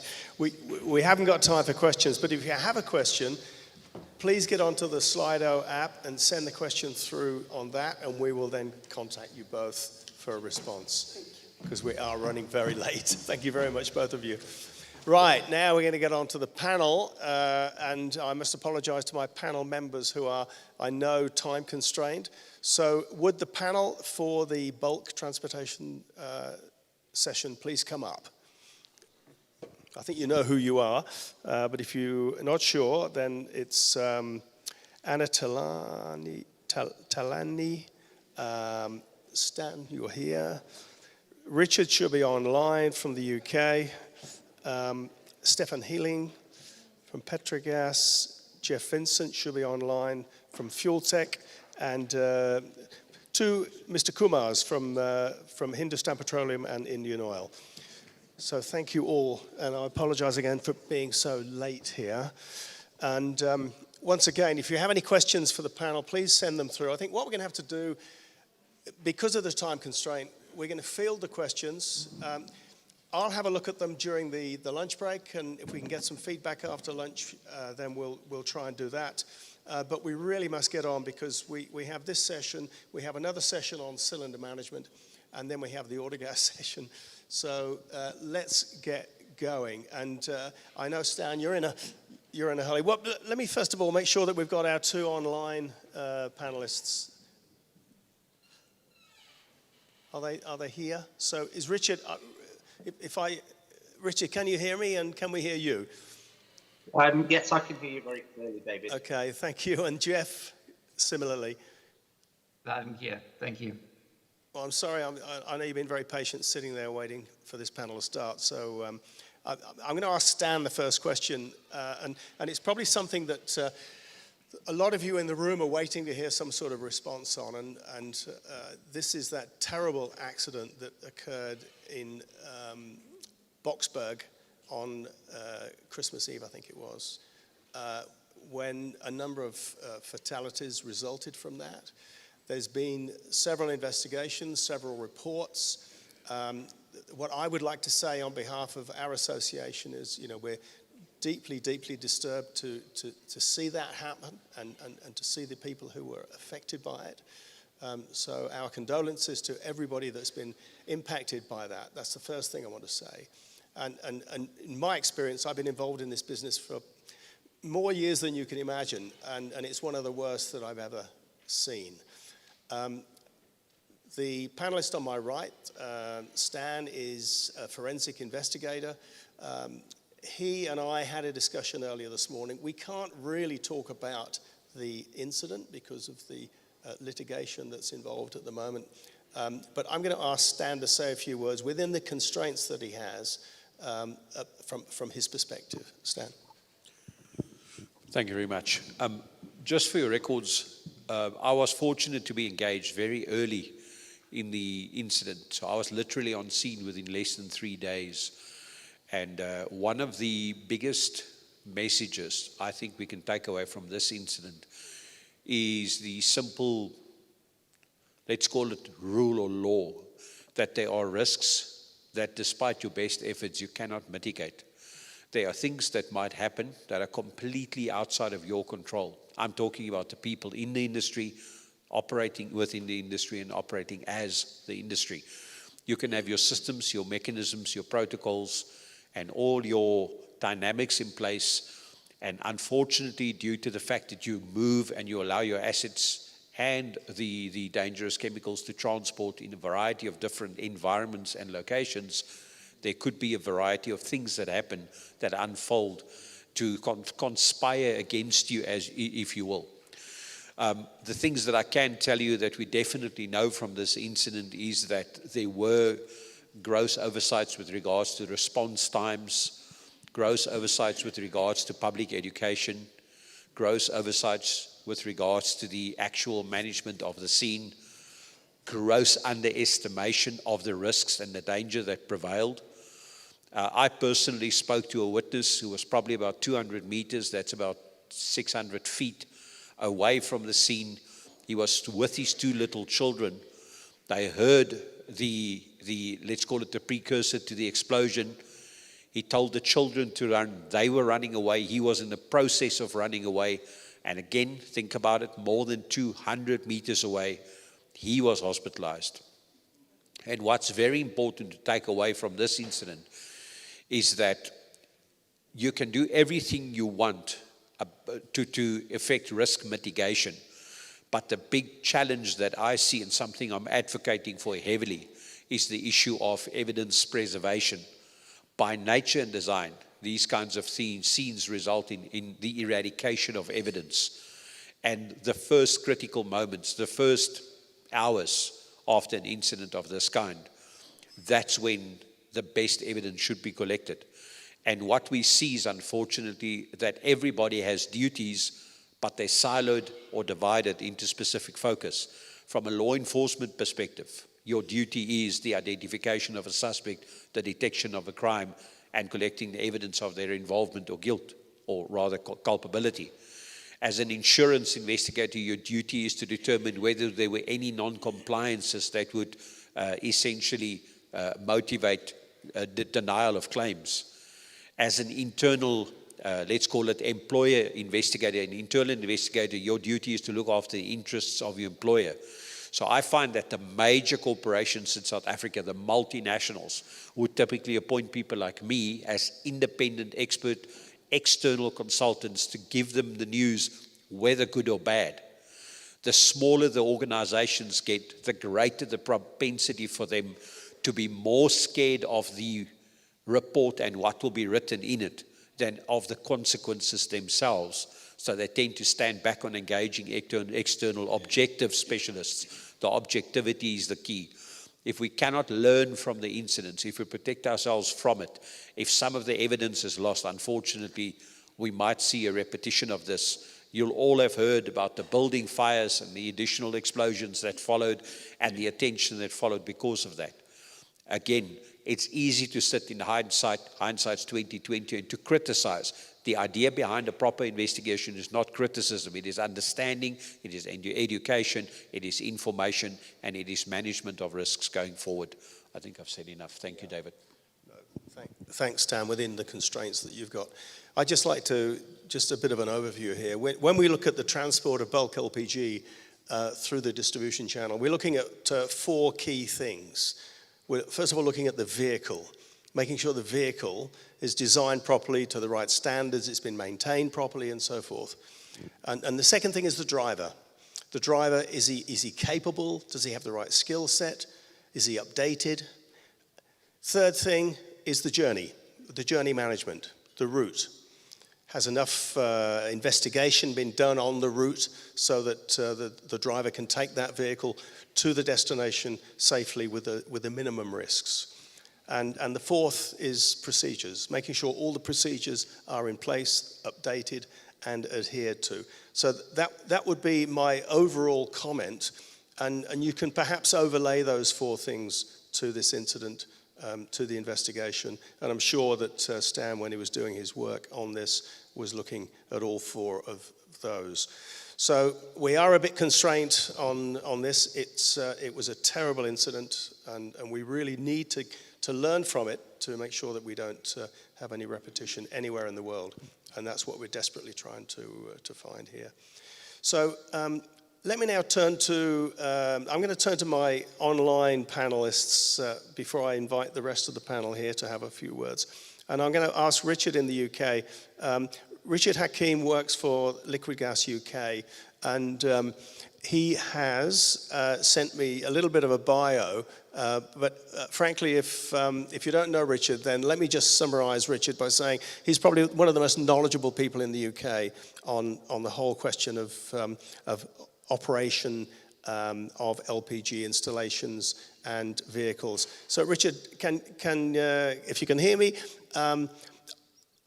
you and I have discussed the incident in South Africa. I don't want to leave it just yet, but from your perspective, and not going into any specific details, I know that you were horrified when you heard about it, but just a few words from your perspective and how the learnings from those sorts of incidents overseas could impact on the UK.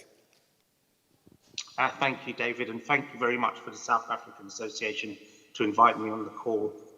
Yeah, the incident was very saddening to hear, and obviously, you know, in the UK, we do look at these learnings, and what it's pointed to is some of the work I've done with the intergovernment groups in Europe, and and also from the data that came out of Liquid Gas Europe on their incidents, is the drivers are the main cause of the accidents. Whether they crash into bridges, whether they don't know the dimensions of their vehicles properly, but really a lack of driver competence is a big issue. And one of the issues as well is the scale of driver turnaround is a big issue to maintain those competencies, David. Thanks, Richard. We might come back to driver competences later, but I just remember Veli talked about first responders at the scene, and I think it's worth bearing in mind that the first responder of an LPG incident is the driver very often, and how he responds to that situation that's facing him is so important. So I'm going to, Jeff, I'll come back to you in a second, but I'm going to now turn to my panelists on my left, and I'd like to introduce Vinod Kumar from Hindustan Petroleum Limited, General Manager responsible for marketing. And I don't know whether you want to say a little bit about bulk LPG in India and how that might impact the learnings of that on this discussion. Thank you, Mr. Taylor. So I'll just give a background of how Indian LPG industry works. See, our annual LPG consumption and the turnover is almost 31 million metric ton, out of which almost 55% plus is imported. Rest is made through fractionators or refineries. Our main challenge is either it's from refineries, indigenous sources, or from import sources, is to transport this bulk to the breadth and nook and corner of the country to the LPG bottling plants to fill the cylinders. Now, oil industries, basically we handle through oil industries, government oil companies. We have basically three big companies in India. To handle this bulk transportation, we have almost 20,000 plus bulk tankers, mainly of almost 18 metric ton, which runs from this indigenous sources and from the import terminals.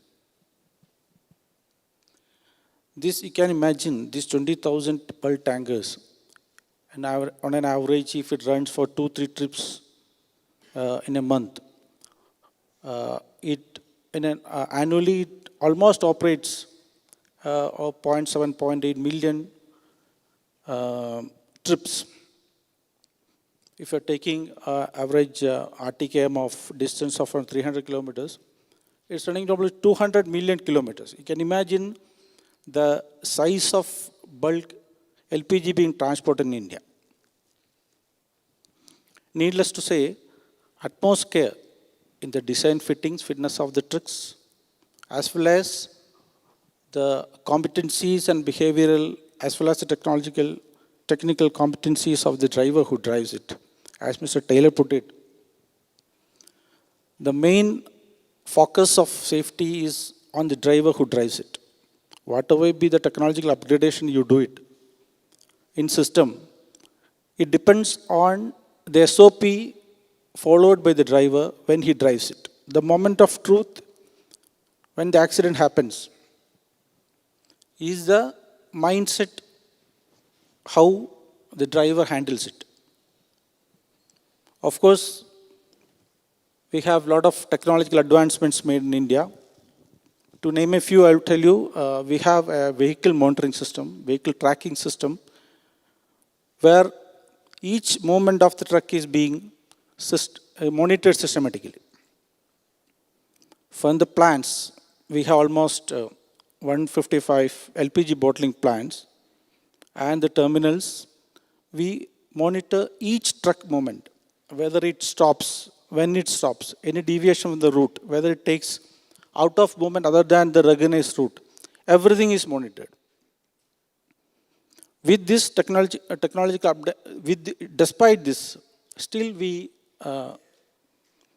encounter few accidents, which is a cause of concern.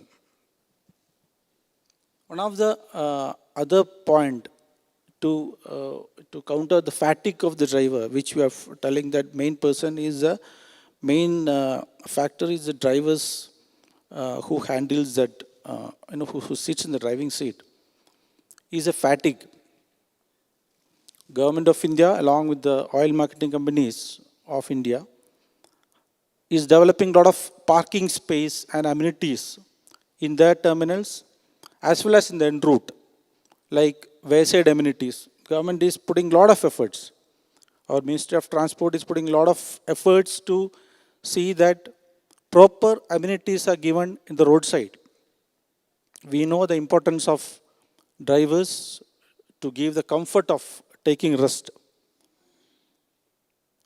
And that's giving a lot of boost to the reduction in safety accidents. Other than that, to improve the competency of the drivers, we conduct a lot of trainings in our plants by the Department of Ministries.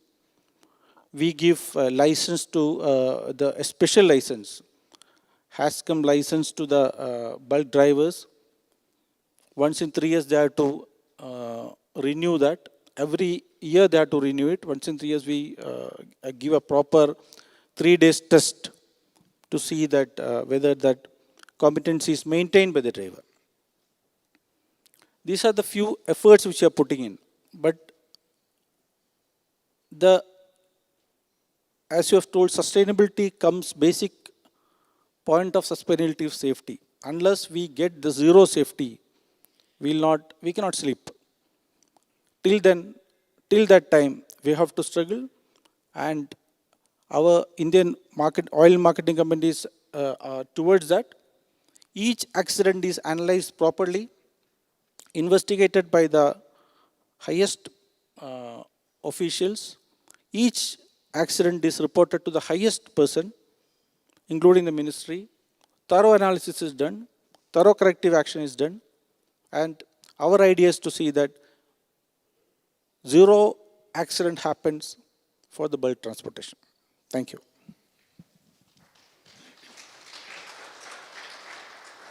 It's a great target to have, 0 accidents.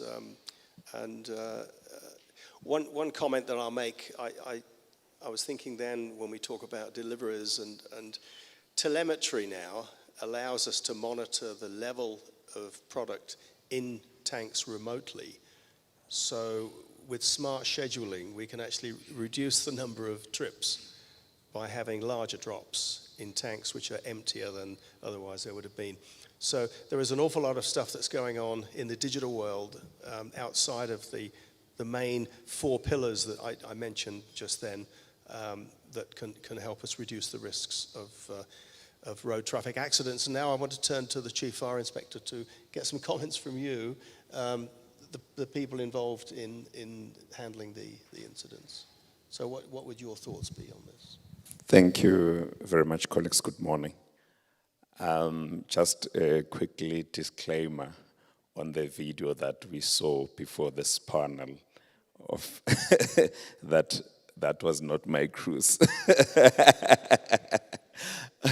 Kidding, they're still representing the organization.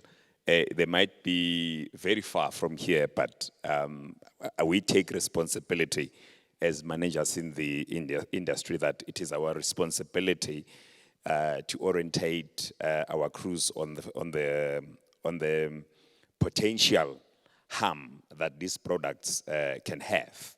While they're in another province, thousands of kilometers away from here, we also representing them this morning. And one of the greatest issues will be safety. My colleague from Sasol presented what I needed to present from my side as a first responder, because when I get to an incident like that, the box spec, if I don't do what I need to do as the safety officer or the representation of the local government there, the propensity or the disaster, the end part of it will be that my response is very vital. What was in that presentation was the incorrect identification of a product. That alone is a spelling for a disaster.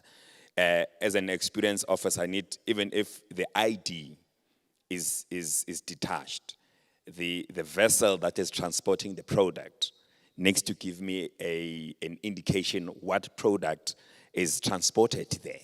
And then immediately, the Department of Labor regulations, if are not adhered to in the, we can't mention the forensic findings of or ongoing of Boksburg.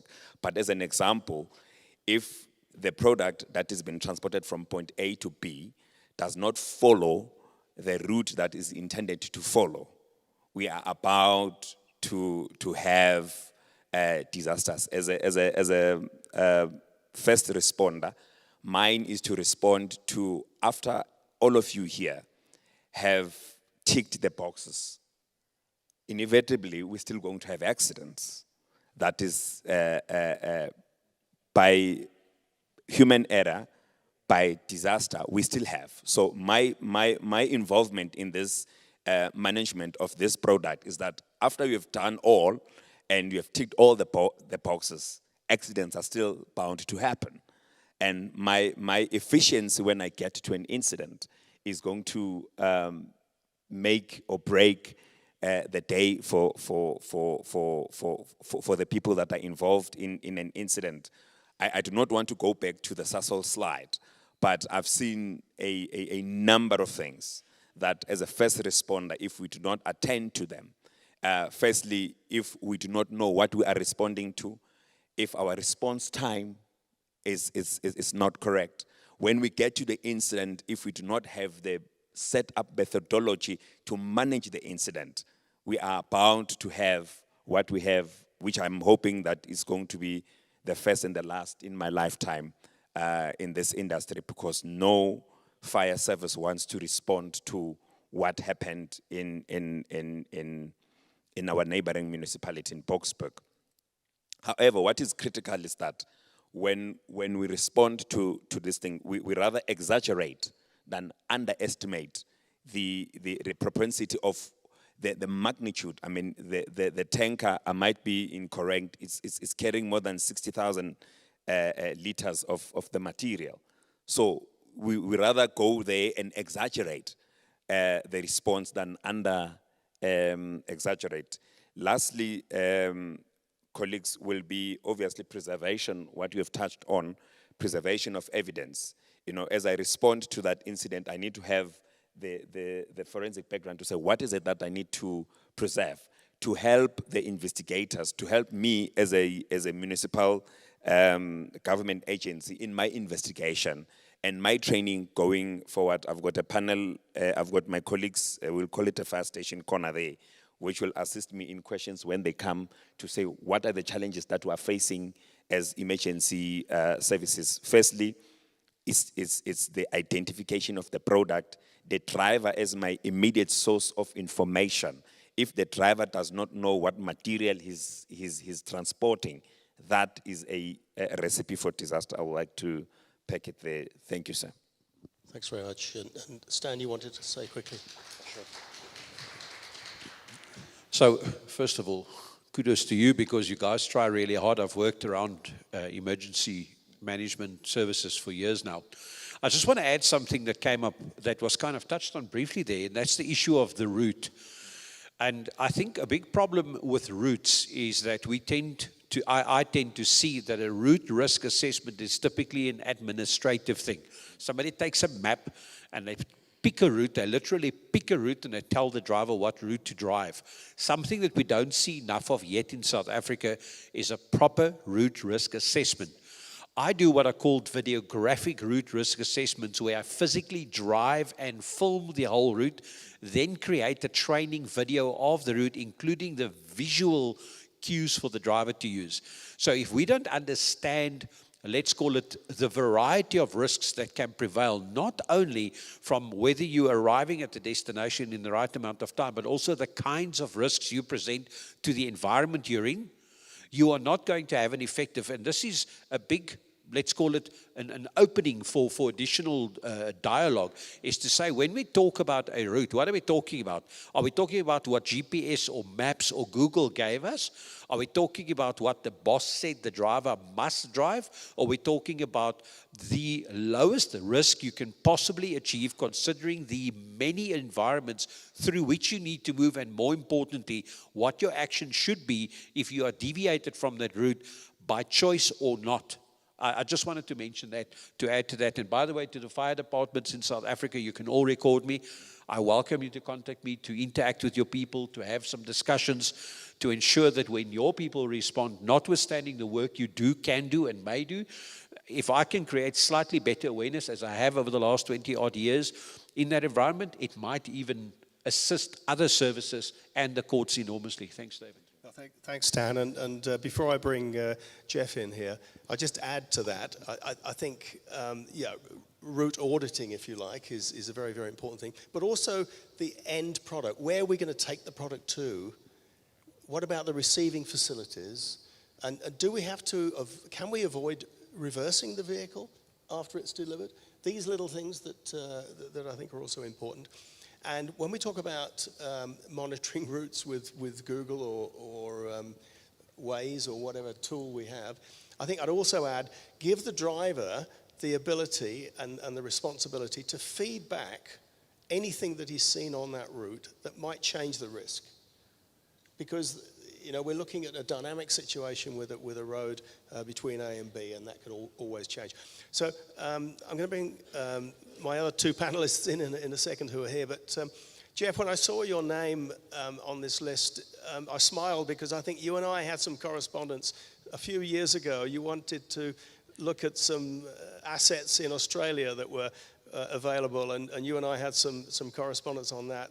So I do know that you're involved in the delivery of LPG. So let me bring you in and get your perspective as as a distributor. Thank you. Thanks a lot. And thank you for the invitation of being on this panel. Just to correct you there, we're not essentially a distributor. We are a service company that looks after the road tankers that use our road. So just some interesting facts. Our last estimates, we pale in compared to our Indian companions, but we have roughly between 400 and 500 units, LPG, that is, road tankers on road, which has been a considerable growth over the last few years. Also, a change has been the average distances in which these road tankers need to travel to collect their payload. With a number of local authorities, refineries closing and no longer producing LPG, this has led to a greater reliance on imported product collected from our coastal import terminals and then transported inland. Direct result of this, obviously, has been a higher number of road incidents. We know of at least 7 major incidents this year, and as discussed, none of them as catastrophic as the Boksburg incident. However, each one of those incidents has the potential of being that catastrophic. I share the sentiments of Veli. A very informative report that he's done there. In the incident investigations that I've been involved with, all of those key points that he mentioned they stand out like a sore thumb. Things like too many chiefs, not enough Indians at an accident scene. The accident scene is not properly marked off. There's no clear leadership. Generally who's in charge and who tackles what first. Another important issue for me and what we are finding is due to the higher demand for these road tanker units, we now see a lot of non-compliant units to our national standards being imported. Unscrupulous repairs of accident-damaged vehicles. So these vehicles that are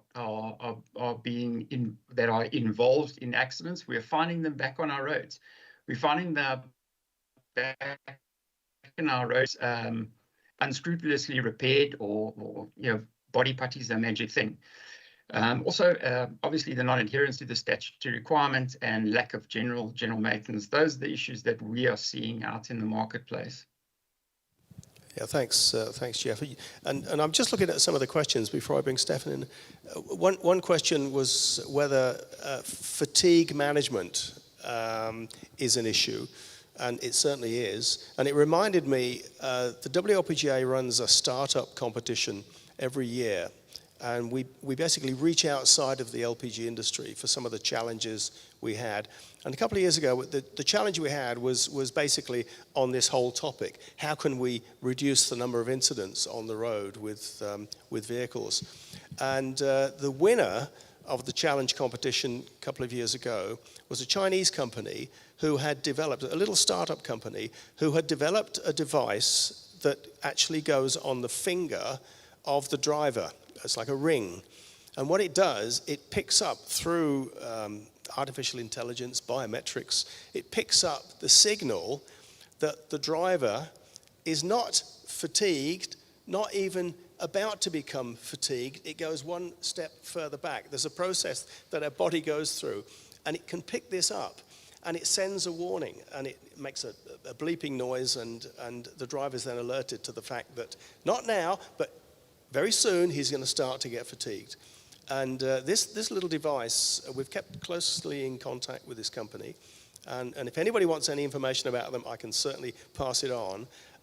But they've developed it further, and they're now in contact with Japanese car manufacturers as to whether they can actually build it into the vehicle itself. So really interesting, exciting bit of work going on in fatigue management. And we come back to drivers and come back to Richard's point. That's where he sees, in the UK, the biggest area of risk.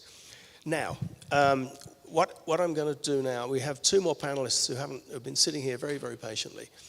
So I'm going to ask Stefan Healing to come in. Stefan is the general manager. You got one there, Stefan, of logistics with Petrogas. And I've got a little note here to say that he's got a fleet of nearly 60 vehicles that delivers 10,000 tons of LPG a month. So I think somebody well placed to comment on this topic. And one of the questions I was going to ask you, Stefan, was indeed this whole question of drivers, and the importance of getting drivers with good competencies, good skills, and keeping those skills up with training.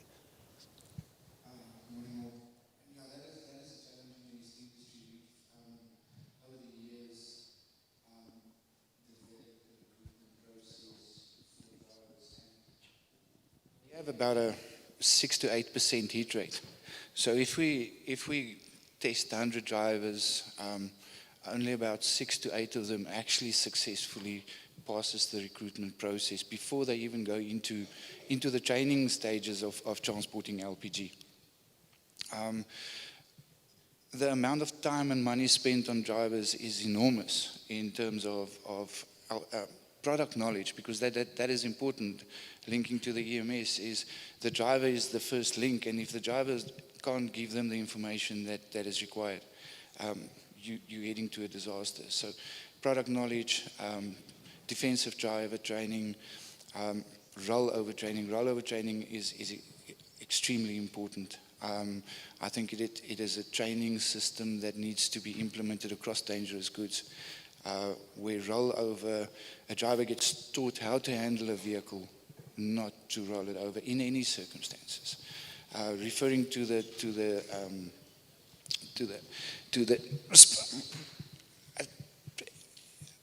pilots, they do simulations in crisis circumstances, and I think it is important that we start implementing that type of training towards drivers, because we train a driver on what to do when everything goes well, but we don't train them what to do when things go wrong.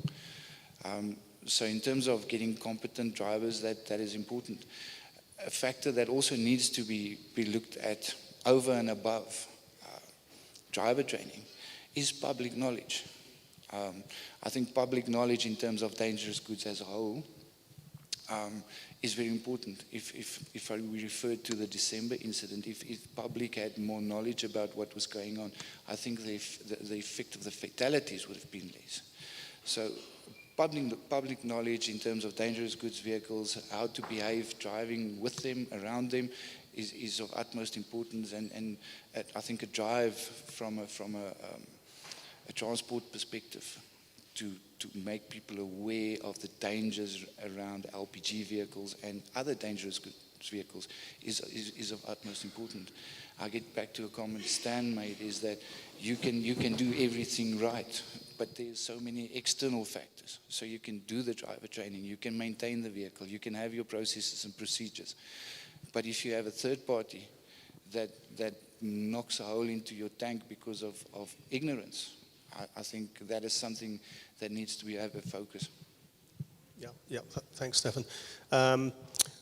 Let me bring Pankaj Kumar in from Indian Oil, who's been sitting there very, very patiently. And Indian Oil is a very, very large player in the world LPG market. And I'd like to bring you in and get your perspective on what you've heard with respect to risk and driving and incidents.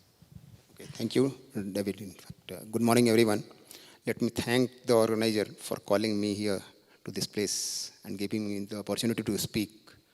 In fact, coming to the Indian perspective, in India, primarily the demand, LPG demand is growing. It had grown tremendously. In fact, in this year, we are projecting to have a demand of almost 31 million tons. Out of 31 million tons, we are importing around 19 million tons and 12 million tons. That is our indigenous production.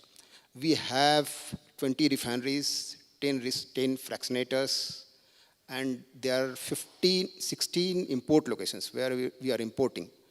And we have bottling plants in and around. In fact, IOC is running 98 bottling plants on date. In addition, we also have synergy among all other OMCs in India, that HPC and BPC. At 15 places, we take bottling. So consider, we have 46 sources.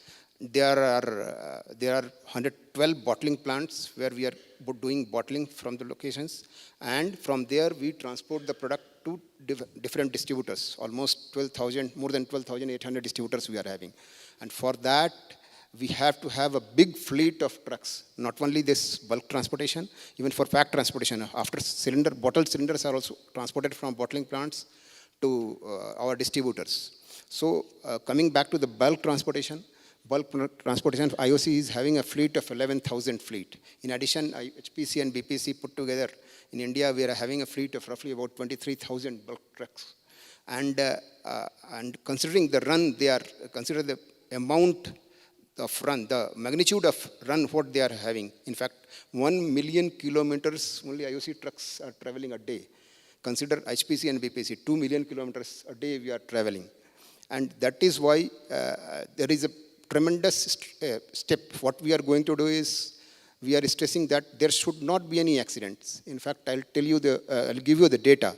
In the previous year, we had bulk transportation. IOC has a bulk en route accidents. In fact, accident can happen either at loading location or en route or at the unloading location. Loading location, we have our trained staff. There are state-of-art facilities available which can arrest accidents. Even at unloading locations also, we have our own people. But en route is most important.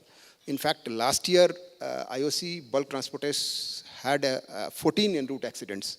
Our year starts from April to March. Prior to that, we had 20 accidents. And prior to that, even we had 24 accidents. Similar kind of, despite taking so many actions, some accidents were happening. So this year, what we did, one new aspect we have brought in. In fact, we analyzed all sort of accidents, why these accidents are happening. What we analyzed the accident, that there are three sectors. There are three sectors in which these accidents are happening. And the major reason was negligent driving. In fact, we analyzed that 62% of accidents are happening due to negligent driving by the driver. And 20% roughly about the other drivers, other vehicle drivers. They are also involved. In fact, more than 82%, almost 82% is the cause of, 82% accidents are caused by the driver's mistake. So that is why this year what we did, we conducted various type of workshops. In fact, this year we brought in BBS group, our behavior-based safety trainer we brought in. So at those those important locations, 3 locations we are conducted. And this year, fortunately, we never had a single accident this year since April. 6 months have already passed, and we never had any single accidents. We are further trying to improve on this. We are already having a system of vehicle tracking system. The way my colleague, Mr. Vinod said, vehicle tracking system. We are going to bring in driver management system with all the vehicles.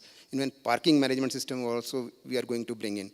And all sort of technical inputs we are going to give in order to arrest the accidents. In addition to that, in India, what we have that for bulk transportation, we are also moving. In fact, this year, we are metric ton kilometer wise, I'll give you the data. That 21-22, in fact, April 21 to March 22, pipeline transportation run many kilometers, metric ton kilometers, 34% was the volume that pipeline had moved. We had utilized pipeline for movement of this bulk transport. And railway was utilized for 12% of movement, 12% of product movement, and 54% for road in 2022. 52. This year, we are jacking up. In fact, we are stressing more on pipeline transportation. We are installing more of pipelines. Right now, we are having almost 4,700 kilometers of pipeline. This year, we have jacked up our pipeline percentage. In fact, 44% of our metric ton kilometer is through pipeline, 13% through rail, and 43% through road. And next 2-3 years, so many pipelines are coming up. Next 2-3 years, we'll be reaching about 77% of metric ton kilometer will be covered by our pipeline. And railway will also slightly come down because our railway tracks are very stressed. And road movement, we are further going to bring down 17%. So this will not only arrest our road and route accidents, but also carbon emission will be controlled to a great extent. That is what is from our side. One more thing I would like to say that I forgot to tell you, because all the bottling plants or our activities, all the plants are having a ERDMP, emergency response disaster management plan we are having. And all sort of even for our road transportation also we have ERDMP. All sort of activities, what can happen, that is analyzed, and action is already planned. Who has to take which action? Roles and responsibility is clearly defined. In fact, in a road accident, there may be several kinds of accidents, like in case of leakage, what you have to do. In case of fire, what you have to do. If the driver is also injured, what you have to do. If driver is not injured, what he has to do. There are so many types of scenarios inbuilt in that particular plan. So with that, we are sure that we'll further keep it to zero. In fact, we do not want that single accident happen there. And or one more thing I would like to say that before we induct the drivers, we train them. And there is a regulation, in fact, all the drivers should have hazardous vehicles driving license, they should have. Without that, they cannot drive our bulk tankers. So all sort of actions are being taken in India so that in order to bring down the accidents. Thank you, Mr. Kumar. We've heard from all our panelists. We're running way behind time. I'm going to just bring this discussion back to what we're all here about, which is this is an India SADC discussion that we're having. So my last question to all the panelists, and I'm going to start with you, Richard, and very, very quickly, and this is like two things. It's a wish list. It's a wish list from those of you who are not in India. What would you like from India? And also from the two panelists from India, from what you heard, and I'll come to you in a second, what do you think you can offer that would improve the situation in South Africa and the SADC countries? So Richard, first of all, from where you're sitting, what can you suggest in terms of, from your perspective, this India-SADC relationship? What do you think could come out of this from your perspective? I think, well, certainly Mr. Kumar came up with some really good initiatives that the Indian Oil Corporation are doing. Really, really applaud him on the driving programs that they've got to grab that. So I think I heard from South Africa this morning that they do have good regimes in place, and they probably just need polishing up. And we're all on that curve. So I think the South Africans and Indian companies can learn from a lot from each other to fill up the gaps. But it's also not just about looking at the issues. It's also being proactive as well. So in the UK, we developed a safe loading pass for terminals too. So tankers get inspected every 6 months. So it's doing over and above what's required is very key as well, David. Thanks, Richard. And Jeff, I'm going to stay with the virtual panelists. Do you have a wish list? Yes, definitely. I mean, the amount of units that India is dealing with and their fatalities, I wouldn't even want to try a percentage that's so low. I think I would like to understand from a governance point of view.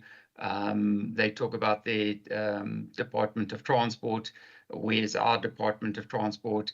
And what role did government play in the LPG market in India, especially from a dangerous goods point of view, in making sure that obviously drivers are trained, and more from my side, that vehicles are compliant for our SA roads. Thank you. Thanks, Jeff. Let me start at the other end of the line here. Stefan, what's on your wish list from our Indian colleagues? I think if the Indian colleagues can share the safe loading pass procedure that they've got at the terminals, we have implemented similar safe loading passes in South Africa, but if they can share these so we can get to a standard, that's recognized. Okay, fine. Let me come over to the right-hand side. From the fire services perspective. Okay, my wish will be to turn the Boksburg incident as a national training module for LPG gas. What worst scenario could happen if the material is not handled properly?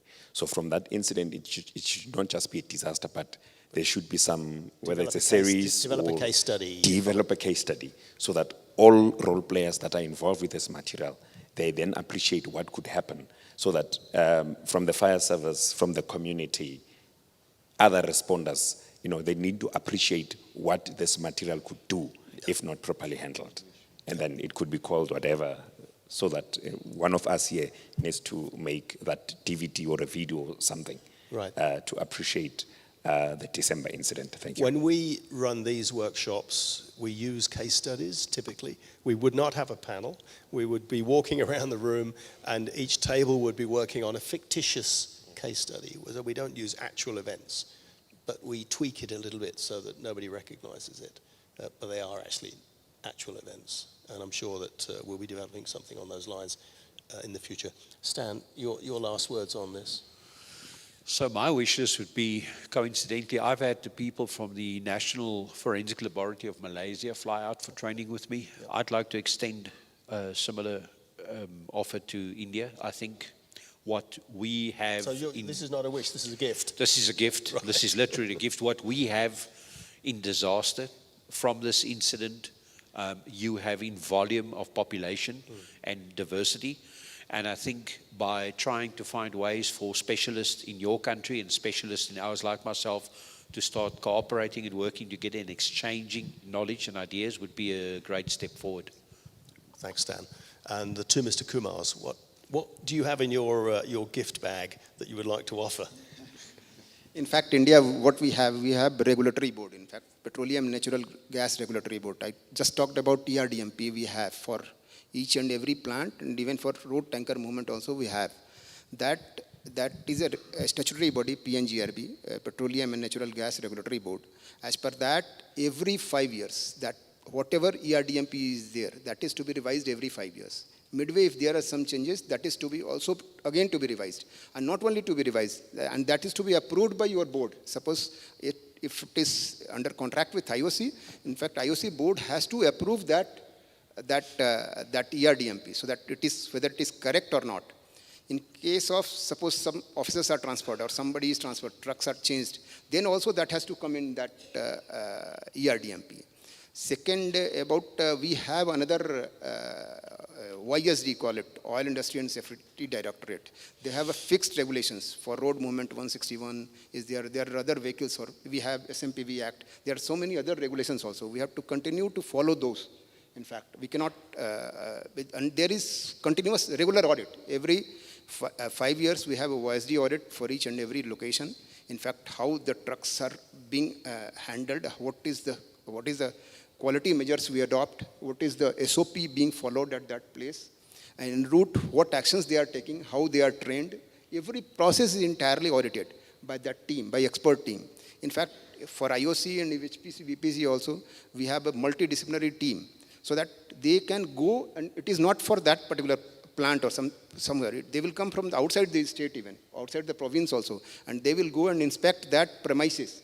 And each and every aspect is checked, whether it is equipment, whether it is a driving habit, whether it is a truck entry, whether how trucks are unloaded, how a product is discharged, what is the condition of pump. Everything is checked there.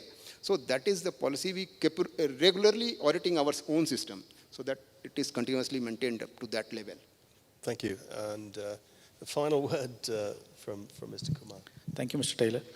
See, basically, it should be a combination of statutory and government control, strict regulations and implementation, technological advancements in bulk movement, whether it is pipeline, tank wagon, or tank trucks. And lastly, but most importantly, the skill development and behavioral competencies of the drivers. India is having a big database. You know that we already shared the data. We have a big data and we are trying to get into the zero accidents in safety, 100% safety aspects.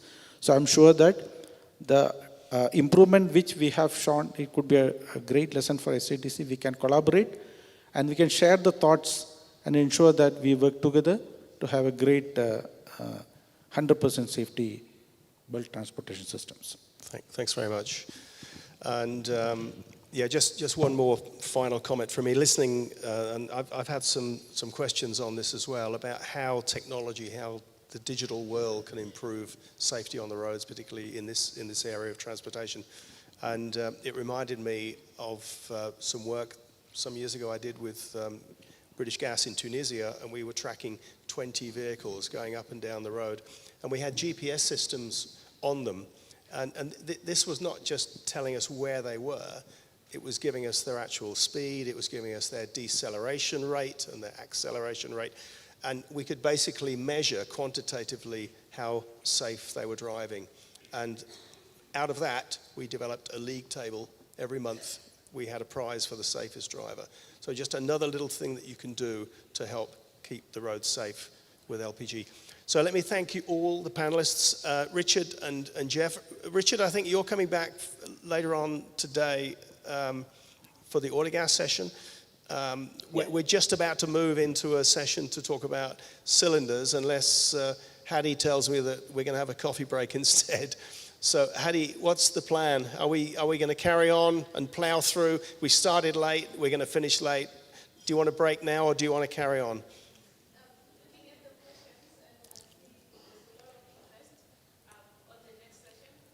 Yep. Let's carry on.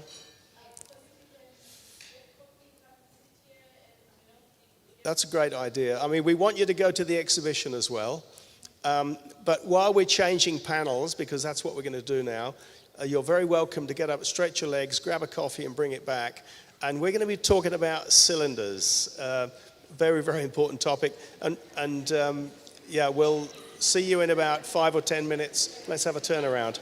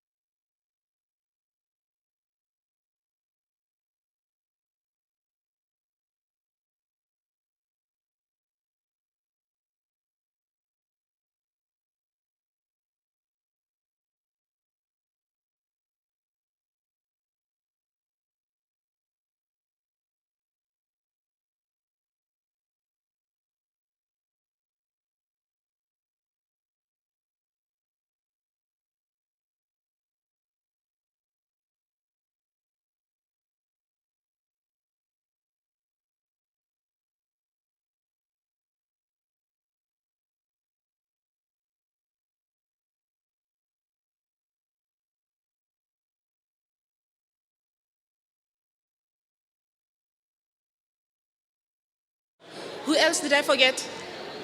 David? David? Who else did I forget? Victoria is here. Welcome. Andrew. Andrew Guri.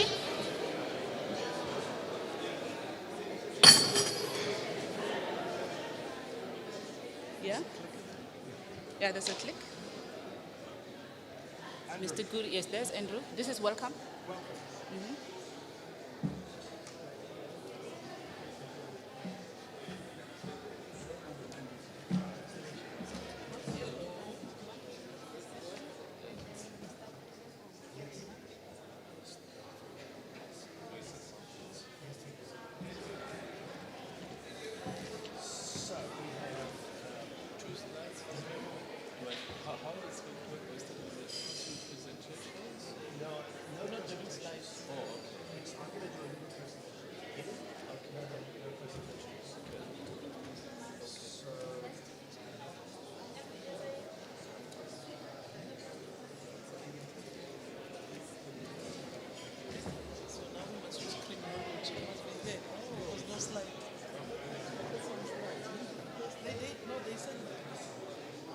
Send them that information. Yes. So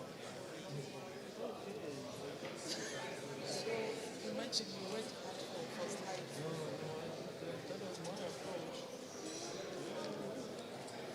So okay, now I have to learn what I did. I didn't practice the answers to my questions. Even me, because my questions were coming just up, from my mind.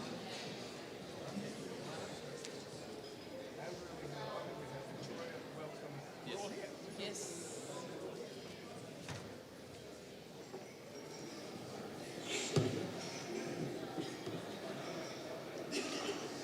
So I got all your questions, so I'll fire these questions once we get going.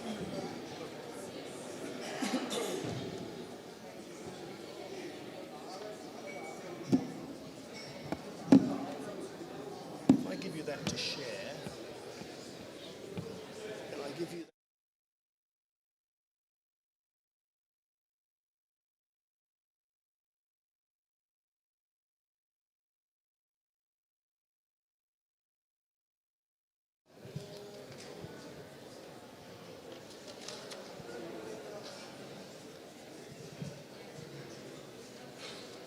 Okay, welcome back, and we'll get going. And for those of you that came earlier in the day, you would have seen this photo of a burnt-out motorbike. And I put a question on that Slido tool, what caused it? And the predominant response, almost 80%, was that it was caused by LPG cylinders leaking. Now, actually what happened, let me tell you the story behind this. The bike was taken off the road, so the incident did not happen in the back of this red vehicle, first of all. So it was taken off the road and put into the back of the vehicle.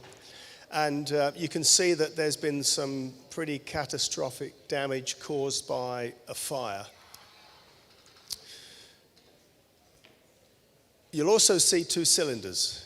And if you look closely, you'll see a rack at the back of the bike.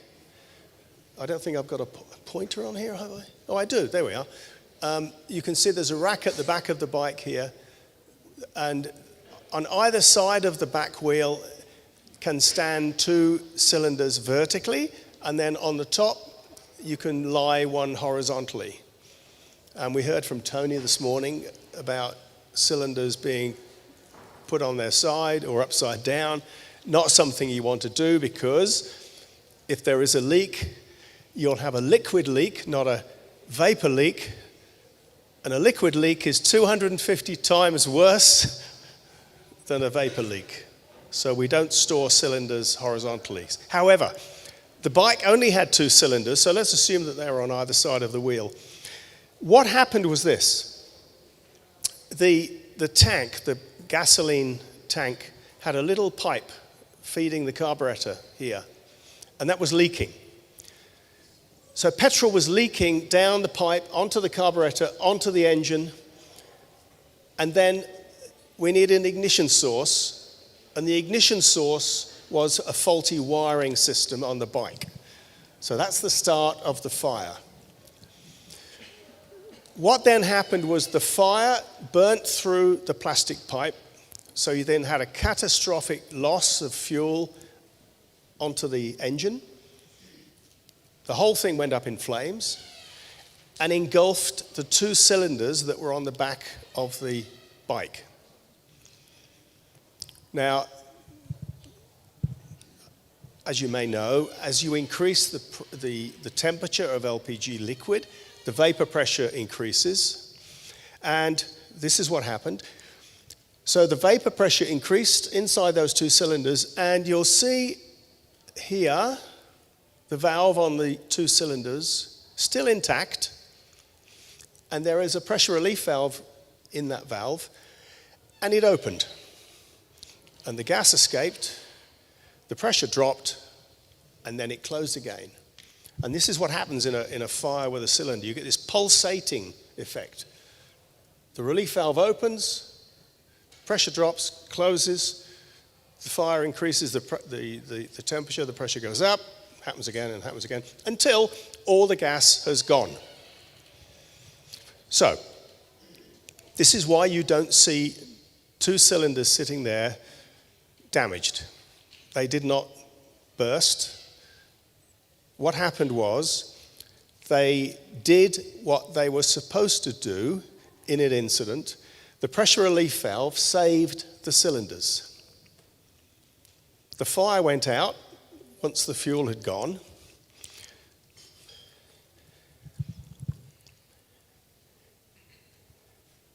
And that was the cause of the incident. Now, why do I show this? I show it because when you see the first photograph, like nearly 8 out of 10 people in this room, you think, fire, LPG cylinder, obviously it leaked. But it didn't. It didn't. Yes, the pressure relief valve opened, but it was designed to do that. It was designed to do that. So there is a perception, and it's in South Africa, it's in India, it's in the whole of the world, that LPG is not safe. There's a perception that it's not safe. If people do not use the product, they say, well, we're not going to use it. We'll continue to burn charcoal and wood and animal manure because we don't trust LPG. We don't think it's safe. But actually, it is very, very safe. And the working pressure of these cylinders is something around 100 psi, 120 psi. The burst pressure is about 1,500 psi. So it's like 10 times the working pressure before these will burst. But the valve will prevent that happening anyway. So a little message here that LPG cylinders are safe, and people think they're not safe. There's a perception that they're not safe, but we have to address that when we talk to stakeholders, we talk to government, and of course when we talk about education and training programs and workshops. So this workshop is going to focus on cylinders and the maintenance, the management of cylinders through what's here, the last mile, if you like. And these cylinders, they're used in every single country in the world. We're often asked, how many cylinders are there in the world? And, well, we don't know. Nobody knows. 2 billion, perhaps? But pretty well everybody uses LPG where it is. But we still have a lot of people who still burn wood and charcoal for their primary cooking fuel, and we need to switch them over to LPG. And that's part of our remit. That's part of what we do. We advocate with government to move away from kerosene and wood and charcoal because they are dangerous fuels. They're unhealthy fuels. And LPG is very safe. So this is how some of the cylinders get distributed to that last mile. This is an interesting photo. I took it in Pakistan, and the cylinders are actually chained together. And they're chained together not to keep them secure. They're chained together so that nobody steals them. I was looking for some sort of bracket or strap that kept them on the back of the three-wheeler, but no, it wasn't there. And this is another way of doing it. And Tony, if you're here, you'd be horrified to see that cylinder on its side. But this is a really interesting photo, and it's what I want to basically lead into with this discussion and the panel. So you have a good look at that, and you can see the bottom of the cylinder. And this is the message I want to give today. Another example of the bottom of a cylinder. How many people here are involved in filling plants, LPG filling plants? Hands up. Okay. Think about how many times you turn the cylinder upside down to have a look at the bottom. You know, we talk about keeping cylinders upright, as Tony said. But how many times do we actually physically get in there and have a look and see what the condition is like? Because the condition often is like this. The bottom of a cylinder, if you think when it's stacked, it will get damaged from the one underneath. It will also get damaged from corrosion by sitting on wet ground. All these cylinders don't often sit on nicely drained concrete surfaces. They will gather corrosion because if you look here, you'll see these gaps in the bottom of the foot ring. You can see there's 6 of them. They're there for 2 reasons. One, to reduce the weight of the cylinder, to get the tear weight down, but also to allow ventilation through the bottom of the cylinder to get rid of that condensation that will occur when the cylinder is being used. So the message is, look underneath. This cylinder was circulating in Bangladesh, and it went onto the filling line, and the filling process began, and the gas came straight out the bottom. Somebody had cut a hole in the bottom of the cylinder, and they had then used it for, I don't know, some sort of illicit activity, drugs or arms, whatever. And then they had patched it up, you can see here, with a bit of body filler from a car. But of course it wasn't gas tight. So as soon as the gas was being filled into the cylinder, it poured out the bottom. Now, we would have picked that up if we'd been able to look at the underside of the cylinder when it comes onto the filling plant. There was an incident in India earlier this year, back end of last year, when a cylinder had a catastrophic failure on the filling plant. And we have worked very closely with the company to try and see how, first of all, see how it happened, see how it could have been prevented. And as a result of that, an Indian company, has developed some really clever technology using 3D cameras and artificial intelligence to physically look at the cylinder as it enters the filling plant. So you're taking the cylinder off the vehicle that's bringing the empty cylinders in. They go onto the carousel, the feeder into the carousel, and there is a high-speed camera underneath looking at, using digital imagery, looking at the condition of the cylinder, and using the digital image that's presented, looking at the color change. It's black and white, and the darker it is, the more corrosive it is. And you can identify even pinhole leaks, pinhole in the base too. And it can do it 1,800 cylinders an hour. It's phenomenal. So this technology is allowing us to look at the bottom of cylinders, and we're working closely. in Rome, at our LPG Week event, we have a global technology conference. This paper will be presented at that on the 14th of November, the Tuesday, I think it is.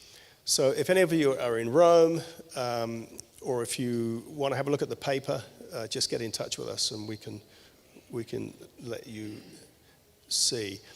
So what we're going to talk about now with the panel is cylinder handling, cylinder maintenance, cylinder management. And I was in Nepal a couple of years ago, before COVID, and I was on a filling plant, just having a look, and this truck arrived, and they started to unload the cylinders.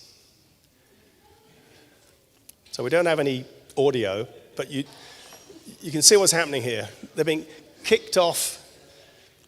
So, do not do that. Do not do that. So the big issue with cylinder management is that LPG cylinders, they're rather unique because the packaging is more expensive than the content.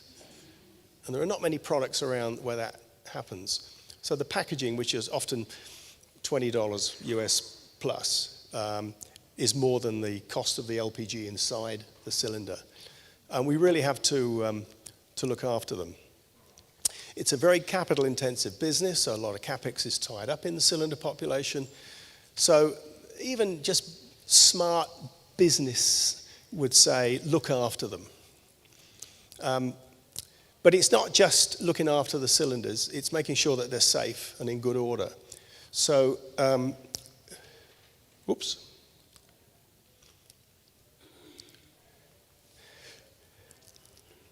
So what we're trying to do is preserve the life of the cylinder.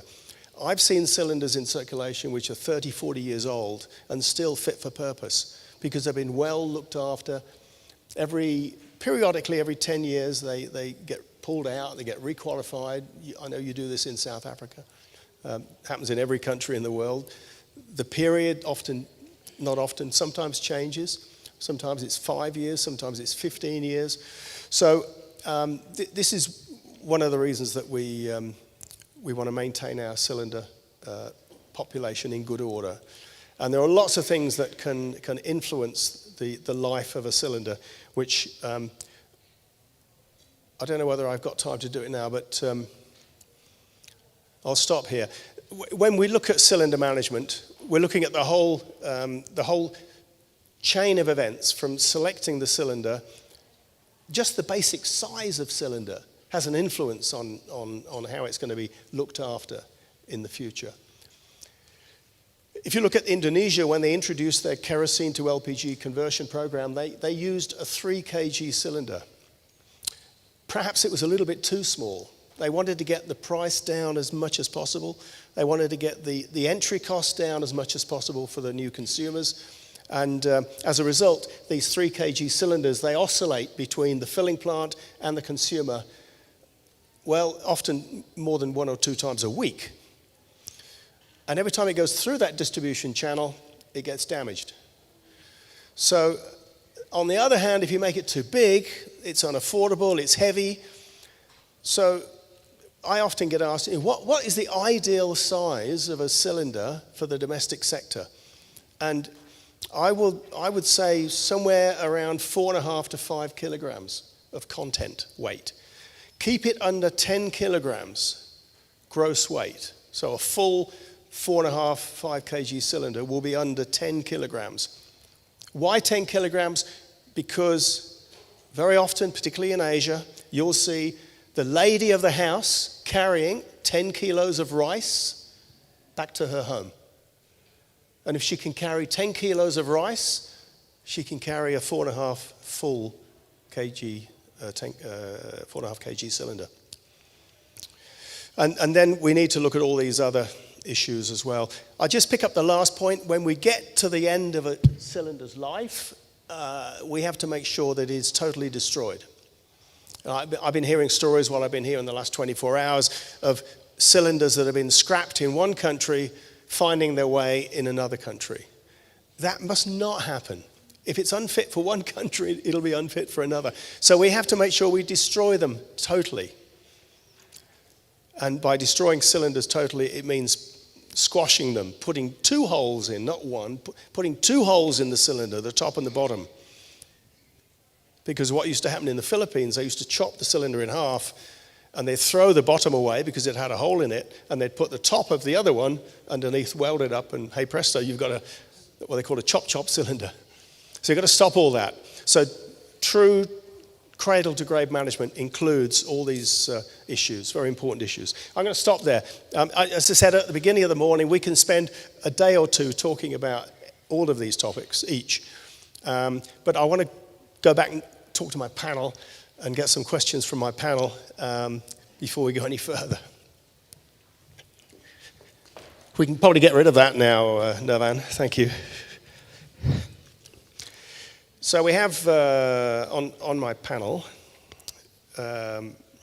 we have from my right, far right, we have Welcome Bila from Easy Gas. We have Ms. Victoria Posey from Oryx Energies. And then we have Shir Arpit Bansal from Barrett Petroleum. And finally, sorry, the other way around, Andrew Guri from Zimbabwe, and then Arpit Bansal from Barrett. So let me talk to our overseas visitors first. So I'm going to turn to, you, Arpit, first of all. We had some discussions this morning about India, and you know, when I hear some of the numbers, they're just phenomenal. You know, I talked about 1,800 cylinders an hour, but I know that there are filling plants in India that are much busier than that. So, from your perspective, what are the main challenges of cylinder management in a country like India with such huge numbers?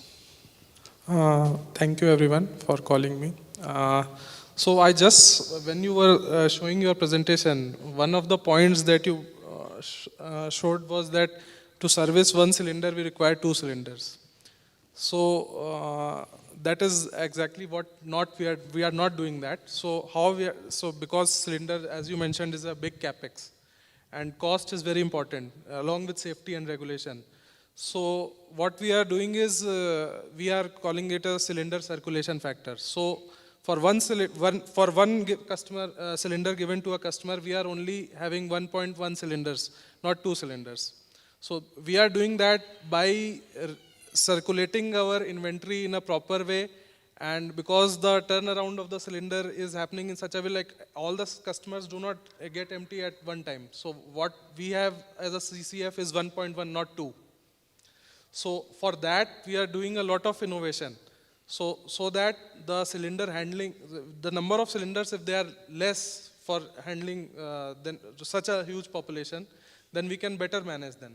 So for that, we have done a lot of work, and we call it LPG indenting and supply chain automation.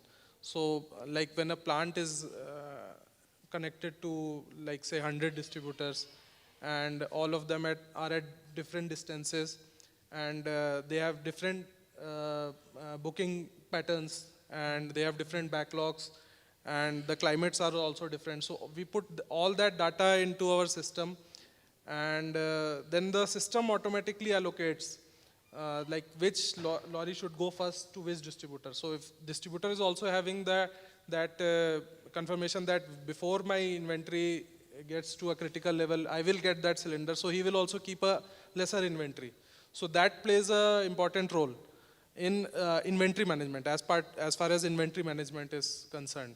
So we are having very, very strict inventory control norms, like for controlling our cost at all levels, like at plant level also, like, and repairable inventory. Like we are very strictly following the pressure testing, like what you mentioned, the bottom of the cylinders get corroded. So we are, every 5 years, we are doing a pressure testing of the cylinder. At that time, we are internally inspecting through a vacuum cleaner also, and we are testing the thickness of the cylinder, and the weight loss. So everything we are doing every 5 years. And if we are properly doing painting, then as you mentioned, 20 years is easily achievable. So for maintenance, that we are following very, very stringent rules, like how much dent is permissible. We have special gauges that measure what kind of dent is. Then we are having cold repair also. Some cylinders are cold repairable, some cylinders are hot repairable. Like whatever we can manage at our plant level without the hot repair, that we correct at our plant end only with some machines we have. So we improve the quality at plant only, and if the cylinder is beyond repair, then we send it for a hot repair. So that is how strictly we are managing the inventory, so that our cost is maintained while maintaining the safety also. And as far as transportation is concerned, like in the previous session also I was listening, like VTS is a very key part of that.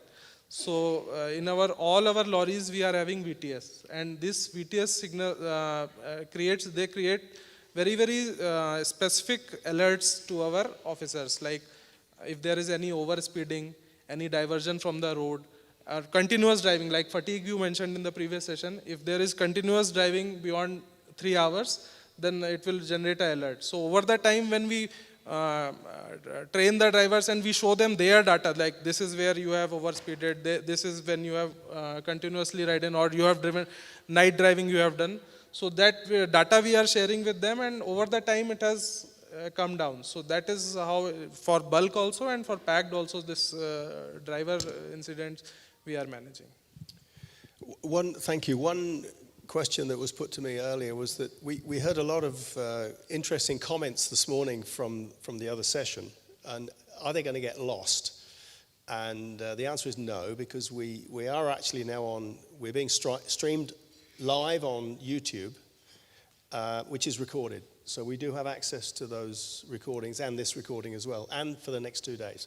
So we have access to all the the narrative, the discussions that we had. And when I talked about the wish list and the gift box, those comments that came out at the end, they're being captured. So what you've just said is something that we can go back and listen to again if we wanted to. But I'll come back to the wish list later on. So thanks for that. And I want to turn now to Aguri. You're from Zimbabwe. I've been to Zimbabwe a couple of times, and I know you have challenges there. Tell us about the cylinder market in Zimbabwe.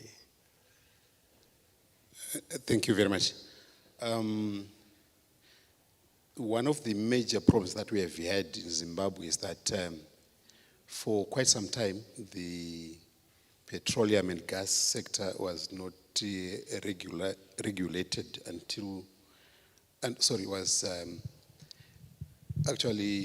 it was not regulated until after about the year 2000.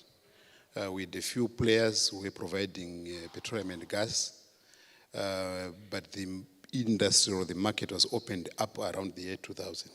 So regulation of the sector started around 2006 when we had our Petroleum Act. And for quite some time, we continued with the many upcoming players coming onto board, supplying petroleum products, including LPG. It wasn't until 2014 that we had our LPG regulations. But before that, it was almost a free-for-all market.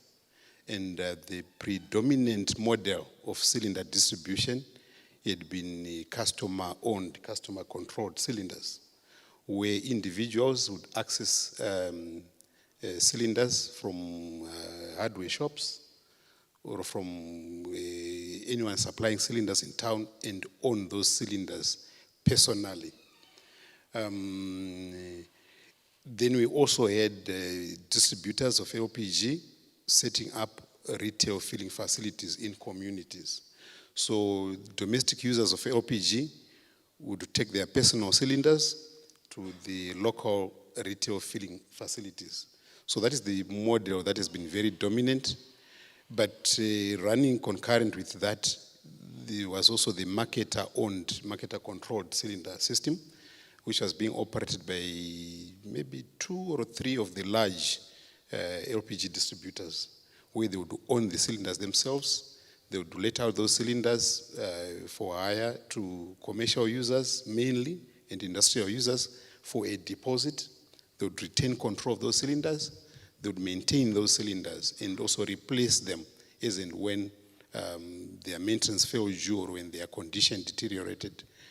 So when we introduced the LPG regulations in 2014, we started now working to try and regularize the market for not only for LPG product, but also for LPG cylinders. And one of the things that we did was to try and enforce standards, technical standards for cylinders into the regulations. We had a number of voluntary standards that we had before the regulations. We had standards for the design and construction of cylinders. We call it the Zimbabwean Standard number 215 of 1993, which describes how a cylinder is designed and constructed. All the parameters, the test pressure that we talked about, the shell thickness, the radius of the ends, the standards for the valves, they are in that standard, but it was not enforceable before the regulations came. So we also had standards for handling of LPG, the Zimbabwe Standard number 960, part 1 to part 3, based on the SAN standard 10084, I think, yes. We also had standards for periodic inspection and testing of cylinders. This one is an ISO standard, number 6406, which mandates or which requires that cylinders be periodically tested. So before the regulations came into effect, these standards were voluntary. They were just guides for best practice. So since 2014, we now made these standards mandatory. And we then required that anyone bringing cylinders into Zimbabwe comply or conform with these standards. We then introduced what we call a certificate of compliance or a COC, which requires that cylinders being exported to Zimbabwe be tested at source by an assessment agent through a consignment-based conformity assessment mechanism, which we call CBCA. So any hardware shop intending to sell cylinders into Zimbabwe need to have a COC. We also benchmarked on the cylinder verification permit from South Africa LPG Safety Association, and we had some operators complying with it, where we're saying that for anyone to sell cylinders, they need to have a type approval of that cylinder through our local quality bureau of standards, which we call Standards Association of Zimbabwe. After that, we then give them a permit. So these are some of the controls that we then put in place to make sure that the cylinders that we are having or that we are using in the country conform to technical standards.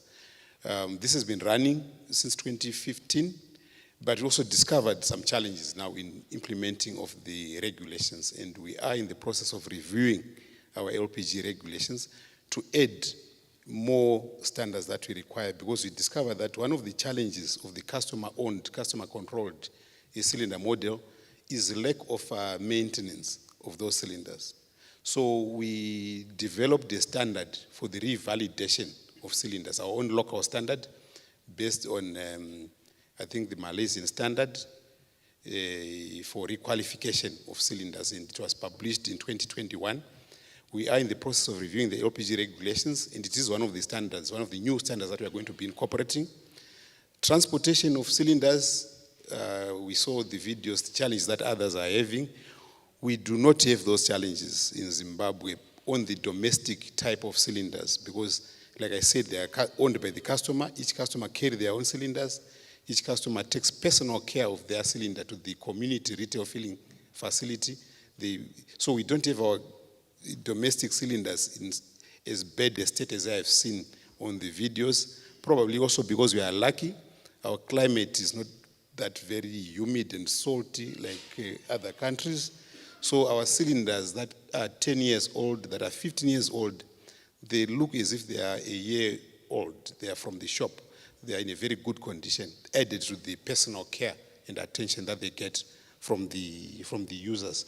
However, the commercial type of cylinders, especially the 48 kg cylinders that the larger distributors give to community retailers for filling, those are also exposed to mishandling, where they are loaded in trucks, sometimes horizontally, they are banging on each other. When they are being offloaded, probably they are thrown onto the ground like someone said, the coconuts, and the valve guards get damaged, the foot rings get damaged. There we have a problem, and this is why we are pushing forward for the enforcement of the revalidation standard of cylinders, which we are now going to adopt in the new regulations that we are having. We are talking to a number of engineering companies in Zimbabwe to create an appetite in them to establish requalification and revalidation centers. And we have 3 companies that are quite interested. 2 of them are already doing that for their own cylinders, but we are trying to get them to open up to the public and to other companies that do not have facilities for reinspection, retesting, revalidation, or requalification. So that's some of the work that we are doing. Some of the challenges that we are facing include the importation of second-hand cylinders. I heard that cylinders condemned in one jurisdiction move into another. We are working with our border control people, with our National Revenue Authority, those who control the borders, the duties and stuff like that, to see what mechanism we can put in place to emulate other countries that have banned the importation of second-hand cylinders. But this is still something that is in its early stages, but we think it will also help to rule out those condemned cylinders from coming into our country. I omitted to talk about the training of LPG fillers, those community retail filling facilities. It is a licensing requirement because all those refilling facilities are licensed by ourselves, by ZERA, and it is a condition of license that they employ only trained LPG fillers. So we undertake most of the training ourselves as the national regulator, and I think since 2015 we've trained more than 5,000 LPG fillers. So the knowledge, product knowledge, knowledge of filling procedures is it's common amongst those who fill LPG, and that improves greatly to the safety of our cylinders.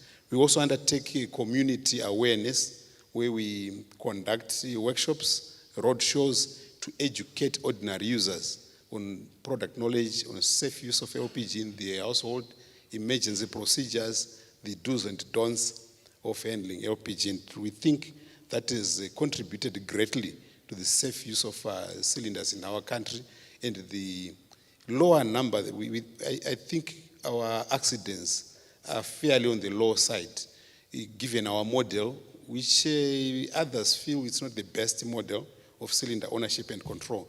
But I think due to the massive awareness, the massive education and training that we've conducted for both fillers and users of LPG, I think we've managed to really reduce the number of accidents that we have.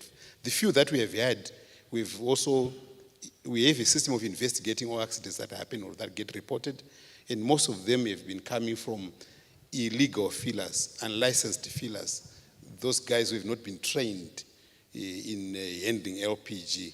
So it also then, it is driving us to improve, to escalate our training efforts and also our enforcement efforts against illegal operators.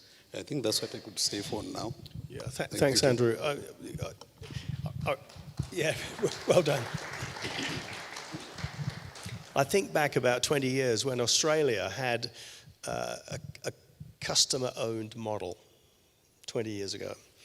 And they moved from a customer-owned model, not to a company-owned model, but to a virtual, I call it a virtual ownership. So what happened was the LPG companies, they put cages on retail outlets where a customer could bring a cylinder from company A and take company B away. And they did this, and moving from I want to come back to your transition that you're going through, moving from a customer-owned to either a virtual-owned or a company-owned model. We found a lot of, the Australian LPG industry found a lot of resistance from people, and we called it cylinder love. Cylinder love. They'd had this cylinder for 30 years, and they loved it. And you'll say, well, hold on, I mean, how did it get requalified? Well, in Australia, there was a whole, like 450 requalification outlets. So you could take your cylinder that you loved after 10 years to one of these outlets, and they would requalify it, and you could have a coffee while they were doing it, and then they'd stamp it, check it, stamp it, and give it to you back. That all stopped with the introduction of the virtual model, and a lot of people were reluctant to move from what I call a customer-owned model to a company-owned model. So my question before we leave you is what sort of challenges, what sort of resistance are you having in Zimbabwe moving away from a customer-owned model to a company-owned model? Okay, thank you. One of the major challenges that we face regarding the movement from the customer-owned model to the market or company-owned model is the size of the low-income group in the country. We have a sizable group or a section of the overall economy which is on the lower income side. We do have consumers or customers who find need to buy 1 kg of gas at any given time.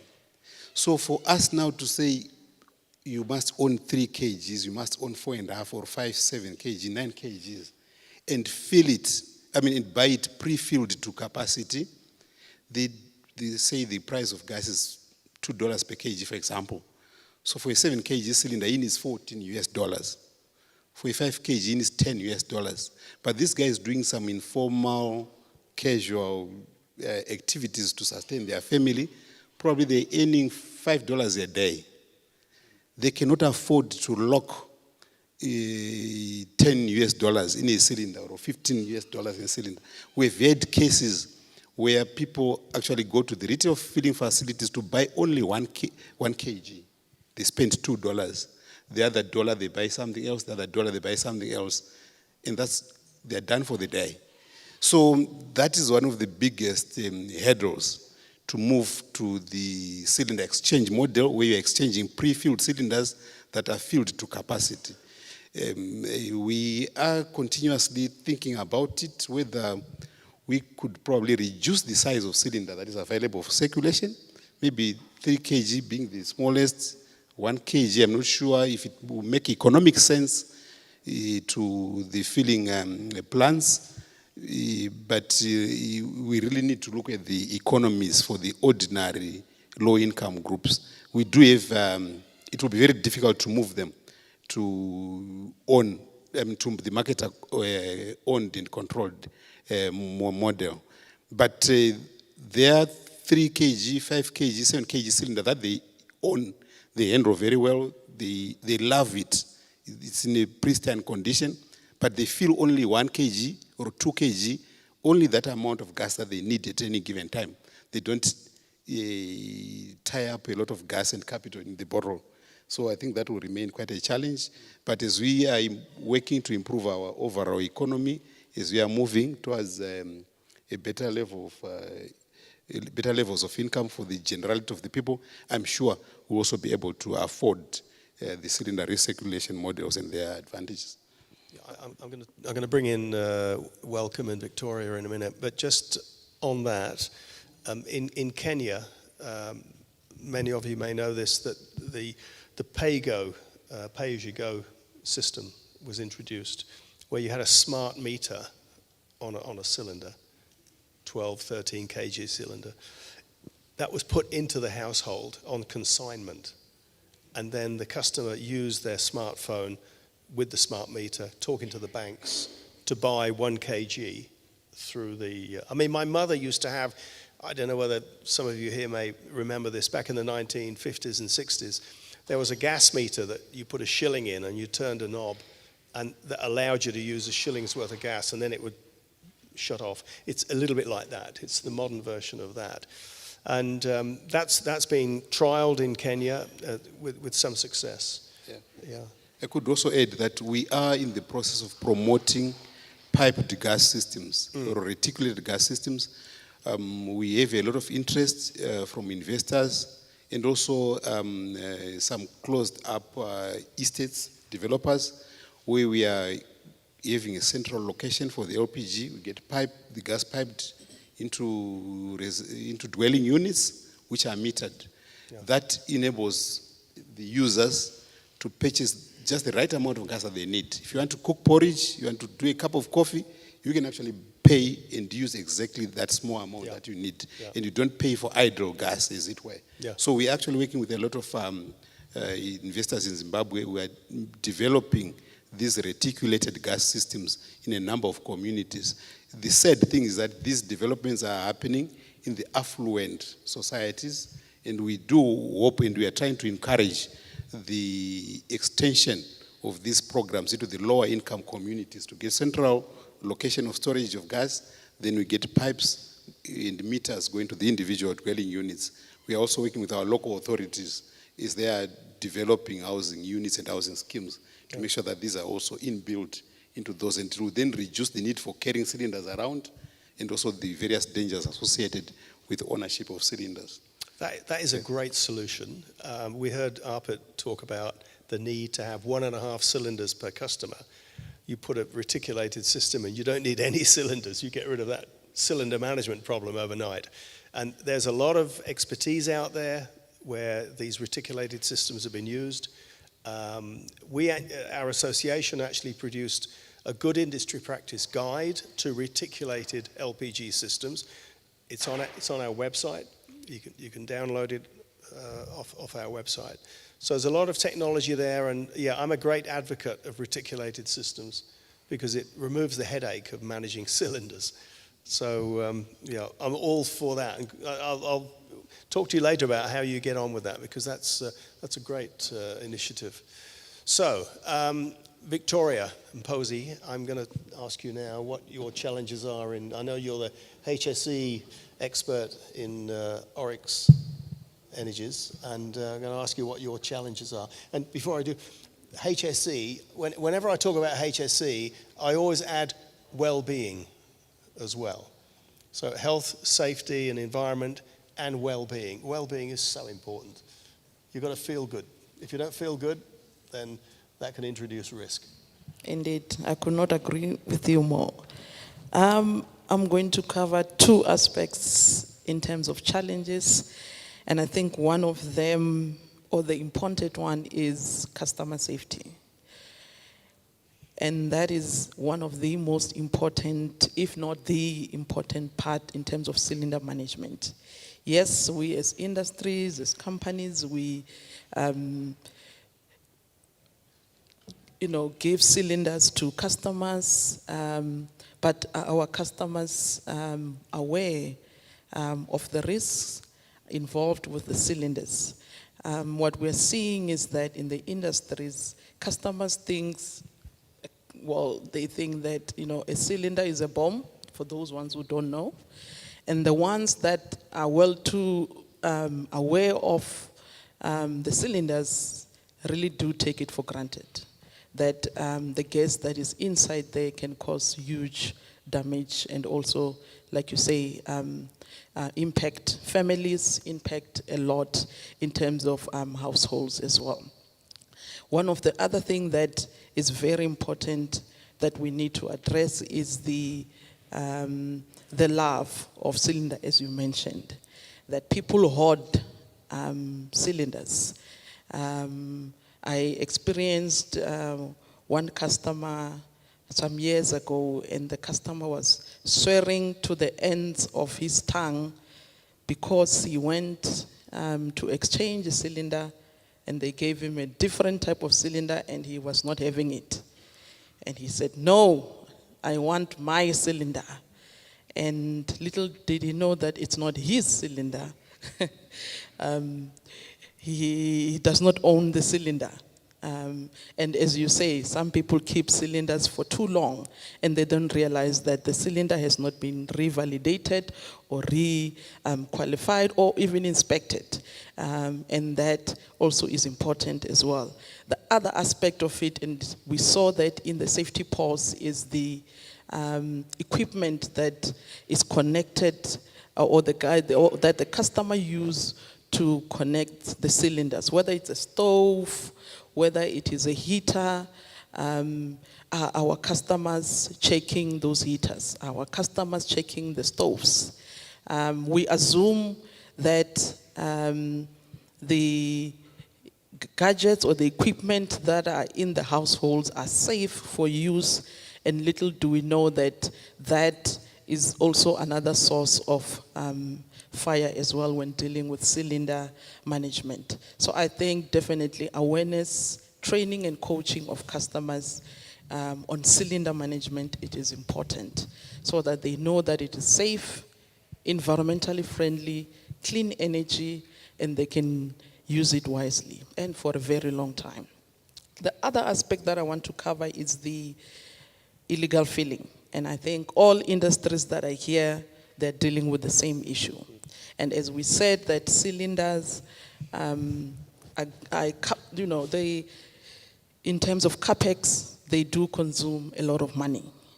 And if companies are investing so much in procuring cylinders, and in the long run, in terms of rotation, we do not know or we cannot account for those cylinders, it becomes a problem. And that's where the issue of illegal filling comes in. Because customers these days, they are just looking for a quick fix, a quick location where they can get the cylinder without even checking if that person that they are procuring the cylinder from is legal or not illegal. And that's really what we are seeing. It's a booming business that we are noticing in South Africa specifically, and we would really like our law enforcement to assist us in this, because it is a struggle and it's something that needs to be managed. Because if something has to go wrong, if cylinder belongs to an Easy Gas, to Oryx, I can tell you the law enforcement will quickly run to the owner of the cylinder. And they do not know that we did not even fill that cylinder.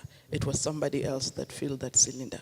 So it is very important that we really, clamp on that as quickly as possible. Thank you. And clamp down hard. I give an example in Brazil. In Brazil, if you get caught illegally filling somebody else's cylinder, you can go to jail.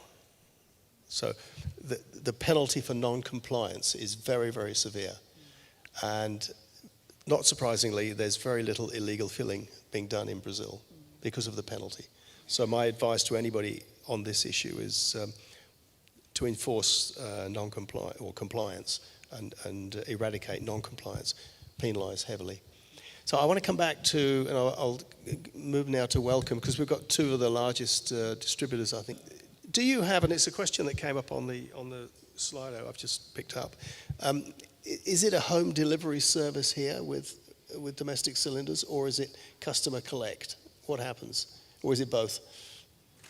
I think in South Africa we have both. I have seen home delivery services that are being offered by either resellers or distributors, mainly around the estates. You would see some small vans transporting cylinders to the households there. So I think the most important thing to note for the customers there is to also check where the cylinders are coming from. Obviously, it will also depend whether is this an exchange program or it is cylinders that are privately owned.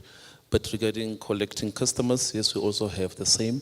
Mainly around the filling plants, you would have customers that come and collect, but most of those are also resellers. They just come with their own vehicles and then collect cylinders and then send them back to their distribution point for further resale.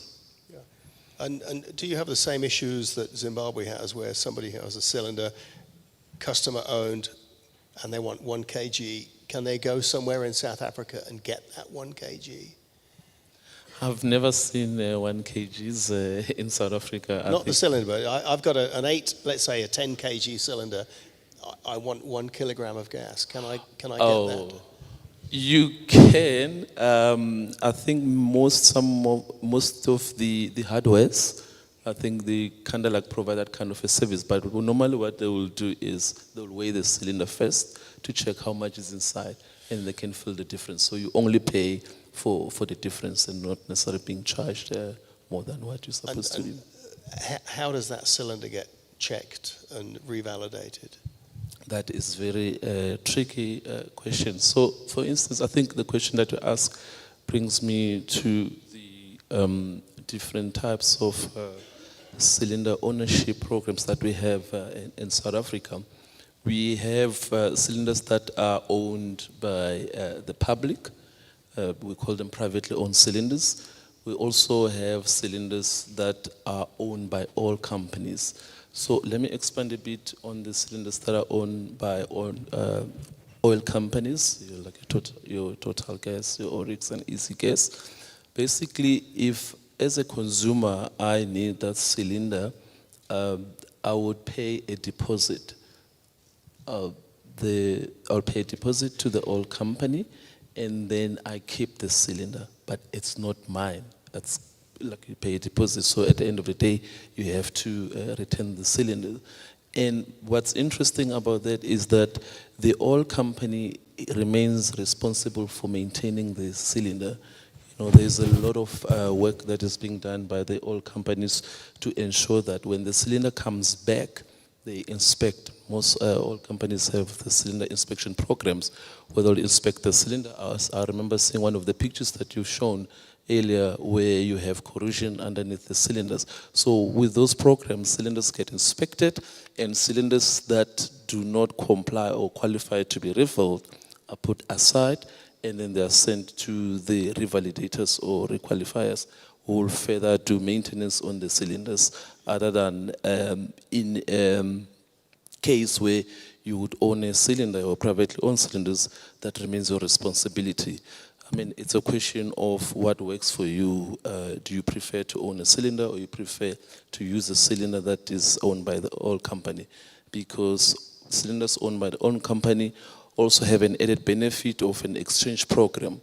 So if I have an Oryx cylinder and I go to a dealer that has Easy Gas at that time, for instance, I'm able to exchange that. So I can get another cylinders, but between the oil companies, they have a program of swapping cylinders. So in that case, you have a situation where you're covered.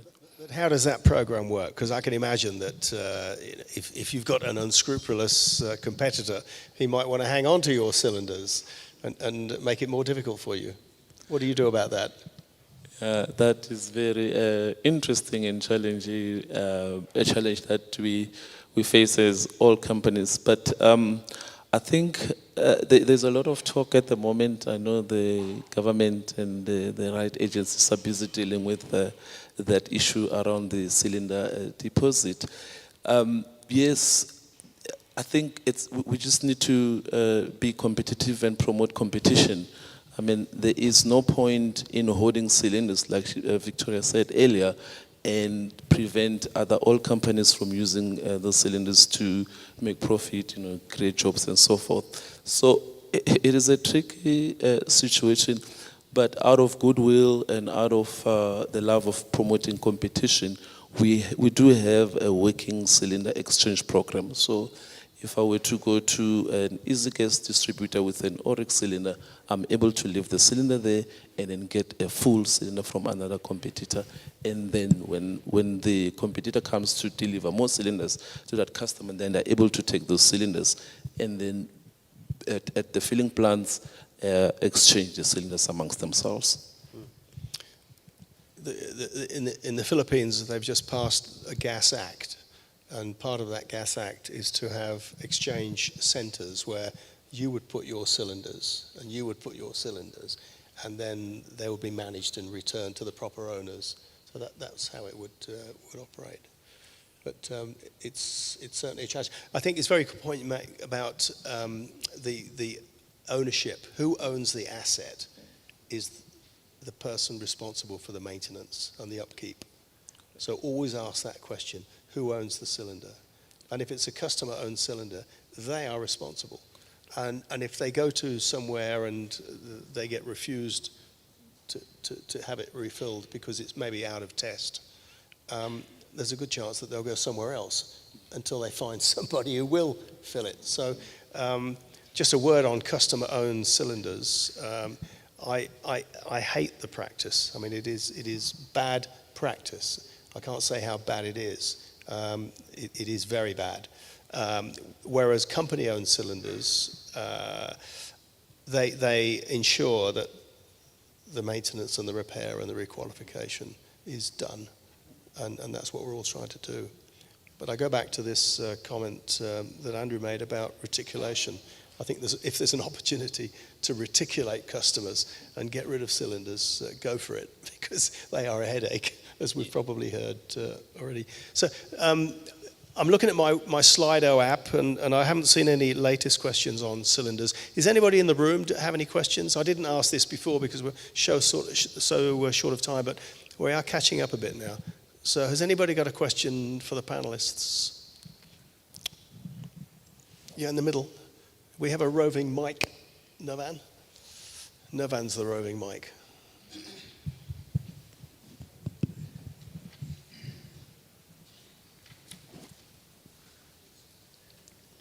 Hi. Sorry, could you just introduce yourself? I will. It's Jason George from Energy Bank. I had a question around composite cylinders. There's been quite a noise about them now recently picking up again. Do you ever see them replacing steel cylinders?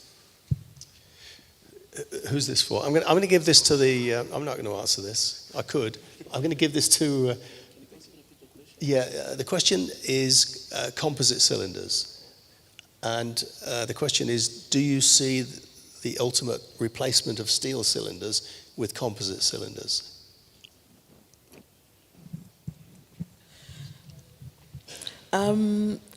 I think right now I'm going to speak for South Africa, we're still on the steel cylinders. However, I've seen one of my colleagues carrying a composite cylinder.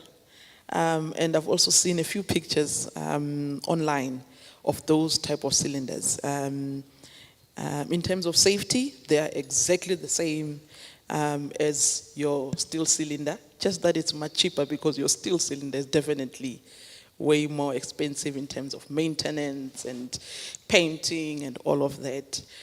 But I think that's another conversation that LPGSA will definitely need to explore more in terms of those type of cylinders, especially in the rural communities. Thank you.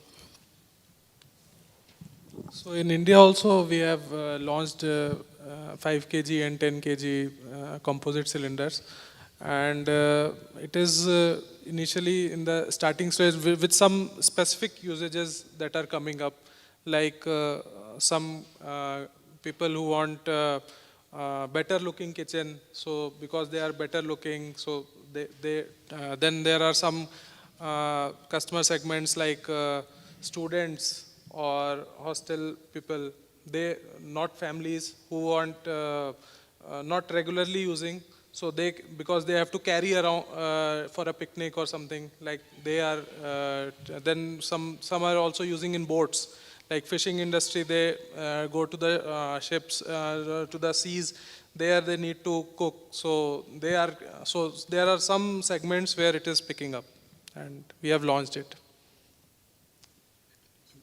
Maybe I could also come in there. In Zimbabwe, we had a company which attempted to introduce them in 2015, but they were not very popular. People didn't understand them. Being like this, they call them plastic. They thought they were plastic. They thought they were not as strong as steel cylinders, but the reverse is true. Those cylinders are very strong and very safe. They would not explode in the same manner that steel cylinders explode.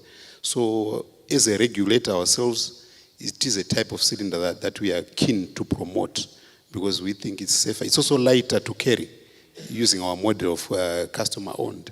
It's not as heavy as the steel cylinder. So we actually would promote that if investors came and were interested in them. Yeah, thanks. I mean, I remember composite cylinders when they were introduced, and the expression at the time was that they were half the weight and twice the cost of a steel cylinder. It's not the case now. The price has come down, but that is still the challenge. If you're penetrating a new market with LPG, you really want to try and minimise that financial entry barrier, and composite cylinders does add a little bit of a challenge. They are an interesting product. You can see the content through the body. They're semi-translucent, and they look nice. And as you said, Andrew, they have a quality that if you pressurize them to the point where a steel cylinder would basically rupture, the composite cylinder allows the gas to permeate through the wall. It's very interesting when you see a composite cylinder under pressure in a fire. You'll see that the body of the cylinder surrounded by flame, but there's no danger of any levying or rupturing of the cylinder. So I think you've heard the answer about opportunity in South Africa. Not now, but maybe sometime in the future. I'll just add one more comment. I live in Australia part of the year, and composite cylinders have failed miserably to penetrate the Australian market. And don't ask me why.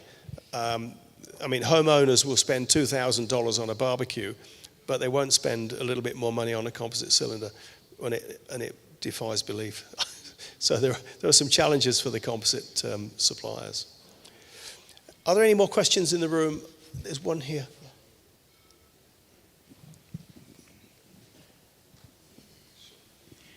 Okay, thanks for the opportunity. My name is Sibusi Somzila. I'm here privately. Yes, I do work for a certain company. Just on that owner responsibility, that the maintenance rests with the owner. Now, you can go to any retailer in the country. You've got a lot of cylinders being bought there. Now, maybe this question may not be for the Easy Gas and Orange, but for the Department of, or rather the authorities, why are they not stopping this? Because I've got one that I bought from a separate company, and I'm still keeping it. I've never really recertified it, and it's been quite a long time. I'm a bit worried now.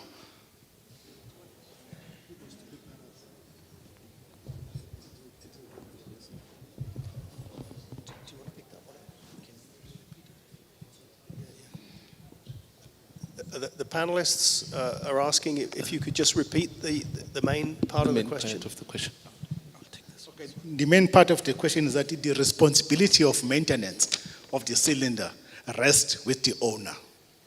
Now, if you go to any retailer in the country, Game, whoever, you find these cylinders in green color being sold. Why are we not stopping this? Because I also bought one, and I've had it for quite some time, and I've never recertified it.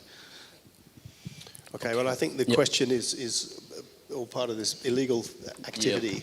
Yeah, so chances those cylinders might be filled by illegal refillers. So it might be some rogue activity going on there, because if in a case of an oil company like you've mentioned, they would know their customer, and then every time they make deliveries, they will collect those cylinders.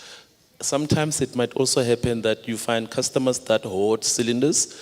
You know, it could be building up to winter. They don't want to send the cylinders at the same time because maybe their orders might be cut just in case, you know, they don't have cylinders. So there's a variety of options that could be happening. But if the cylinders belong to a specific brand, it will be interesting to notify the oil company concerned so that an investigation can be done to check what is going on. Because firstly, we'd need to establish and check if that is an authorized distributor of easy gas, as an example. And if chances that it is not, I think that's when we won't necessarily take matters into our own hands. We'll extend help to the authorities to try and deal with the issue. I think cases like that, chances are it might be some illegal activities going on, because an oil company will not leave its cylinders lying down there, because we know the responsibility that is on us to ensure that the cylinders that are out in the market are maintained and safe. Thanks. I think there's another question there. Yeah, I'm just going to ask you another question. And if some of your cylinders end up in Andrew's backyard, how do you get them back?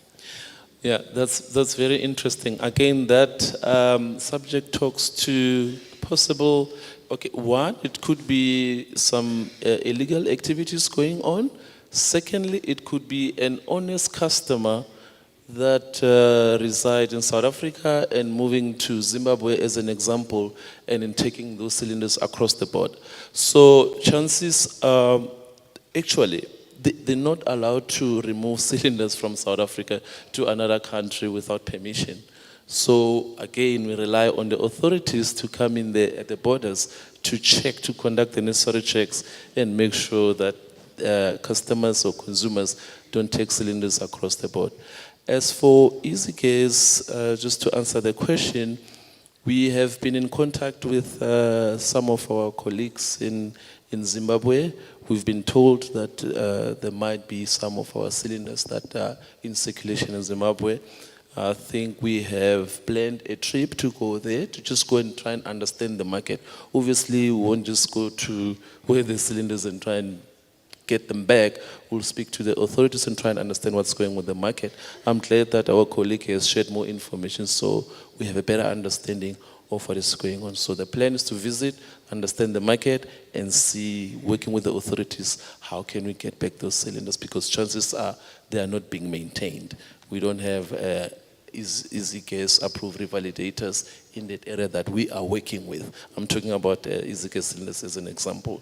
So chances are we have to collaborate with our counterparts, our colleagues in Zimbabwe or any other country for that matter, to make sure that we manage the situation better. And when you do go, it's probably best to take a truck with you to bring them back. Okay, I mean, we're really running late again. Sorry? Yeah, I've got mics with 3 people, so I don't know if we're able to take the questions. I've got 1, 2, and 3. They've got microphones already for questions. I don't have, well, you want a microphone down there? Okay. Good day, sir. My name is Sipo from Botswana Energy Regulatory Authority. I have a problem, sir. In our country, we have a lot of good theft that is going through. People are stealing cylinders like nothing. Now the question is, what are we doing as bearer to stop that or to avoid that? Because they're stealing them left and right. Now my question is there anyhow we could have a tag or something that we could use for technological base for us to, to identify, maybe just to show that this cylinder belongs to this person? Is there a way out that we can do as the suppliers of gas or anything? Thank you. It is indeed a great challenge in terms of people stealing cylinder, as you mentioned. And as a company, we've also engaged with numerous companies that are offering us technologies, tracker systems that you can attach on a cylinder. So many other monitoring systems. But what I can say, we have not found something that sticks or something that is really worth investing in. It is a great challenge in terms of cylinder management. Whether it goes cross-border or cross-provincial, it is really difficult to monitor where the cylinders are going. And that we sort of now depend on our authorities, whether it is provincial, local, or national, when they see those type of trucks, whether it is a truck carrying cylinders or a customer, stop them, request for an invoice, request for the correct documentation, so that they know that this cylinder has been filled legally and that it's going to the right place. But what I can say right now in terms of tracker, I think what we need is really a formidable tracker system that can be put on cylinders. And we yet to discover that. Maybe, Dave, you have something in Australia. Well, yeah, I'm just looking at the time as well. We've got two questions that we have left, and then I think I've been told we have to have lunch at 1 o'clock. Christoph, I'm sorry, it looks like we're going to be pushing into the afternoon as well with autogas. So can we just take the last two questions and then we'll close? Yeah, thank you.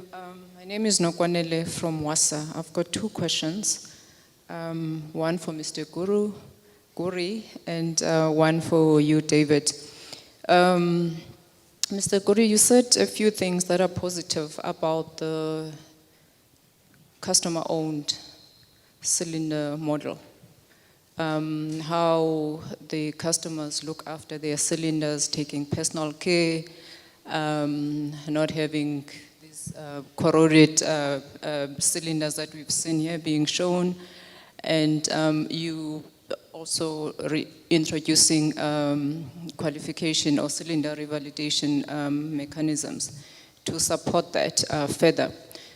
So what, in your view, has been the contribution of that model, that is a customer-owned cylinder ownership model, to the growth that we've seen in this LPG market in the Zim space or country? The second question to you, Mr. Tyler, I'm not sure if I'm pronouncing your surname well, David, is despite what Mr. Guru has said, which is positive to me about the customer-owned cylinder model, you have a very strong view against it. You've said it's very bad, you hate it, and I'm trying to reconcile the two. So can you please expand on why you have such strong views about it? And secondly, you mentioned the virtual model being practiced in Australia. Can you please unpack that, what it is and how it works? Thank you. Okay, thank you. I would say that the use of the customer owned and controlled model for cylinders in Zimbabwe has been one of the major contributors to the rapid uptake of LPG in the country, coupled with education and awareness of the users.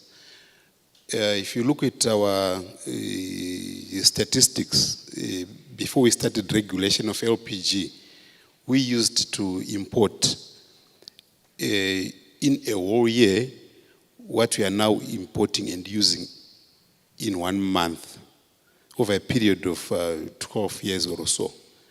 So we think the customer-owned model is really empowered the low-income groups to have access to gas. And we also think and feel that we, in terms of the domestic type cylinders, the smaller cylinders under 10 kgs, we think we are really not alone in the usage of that model, even in the lack of maintenance for those cylinders. Because in many countries, those smaller cylinders, especially, I think here they call them camping cylinders. In other countries, they call them camping cylinders. Most of them are predominantly customer-owned. But like I said earlier on, our advantage is that they really get good care from the users. They love the cylinder, they handle it well. And yes, you may look at the date stamped on the neck to say it is overdue revalidation, but the cylinder will be in a very good condition. Which also reminds me of the question that came earlier on to say retailers will be filling cylinders that are obviously out of retest period. Yes, that is, we also experience that in Zimbabwe, but not that our retail fillers don't know. They actually know, they do inspect because of the training that we give them. One of the aspects of filling a cylinder is to inspect it first. And they inspect the tear weight, they inspect the condition, they inspect the revalidation dates. And the only problem that they have is to outrightly condemn the cylinder for revalidation because we do not yet have revalidation centers. This is why we are working very hard to promote our industry to develop revalidation, requalification centers that we approve. After that, we can then start enforcing and directing that any cylinder that has been condemned for revalidation be taken to the designated places. I also want to take advantage to talk about issues of stealing and the smuggling of cylinders. That is a very big problem that we have faced. But as a regulator in Zimbabwe, we've come up with the stricter license conditions for our cylinder distributors. We require them now to own their own cylinders as marketers, because like I said, the customer-owned model is for the lower, for the domestic type, for the smaller cylinders. But for the 48 kgs, they are predominantly owned by the marketers, and they are responsible for their maintenance. And we've put conditions that we ban or we prohibit the filling of what we call orphan cylinders, cylinders that are not linked to a licensed brand owner in the country. So anyone we find filling a South African or a Botswana cylinder, they will be violating terms and conditions of their license. And we reserve the right to withdraw or suspend their licenses on that basis. So that is one of the steps that we've taken to try and reduce the appetite of cylinders from South Africa coming to Zimbabwe. We're also working with the South Africans themselves. As they are saying, when they come to Zimbabwe to understand our model, we will be discussing this, and we encourage them to put in place mechanisms for the repatriation of their cylinders. Otherwise, we've been allowed by our own authorities to seize and destroy those cylinders. I think that will also kill the appetite for those cylinders in our country. So at some point, we shall be withdrawing and mopping up those cylinders for destruction if they cannot be brought back to South Africa or to Mozambique. And I'm sure South Africa or Botswana, sorry. And I'm sure by doing that, we reduce the flow of them coming to our country. But it's something that we are actually seized with at the moment. Thanks, Andrew. And just very quickly on your questions, the reason I don't like the customer-owned model is because it does encourage illegal practices in general. I recognize the advantages, and we've heard those already, about the fact that customers might have a 10 kg cylinder and they might just want 1 or 2 kilograms of LPG, and I get that. But I think the industry needs to be smarter in solving that problem than allowing customer-owned cylinders to proliferate. Basically, the cylinders oscillate from the customer to the filler, and the filler is often a hole in the wall in the back streets of a town with no control. The cylinder doesn't get checked, doesn't get maintained, doesn't get painted, doesn't get requalified. It just gets partially filled and given back to the customer. The customer then takes that cylinder home. And, there's very little control on that at all. And if you go to the hole in the wall and you want 3 kilograms of LPG, well, you might only get 2.5.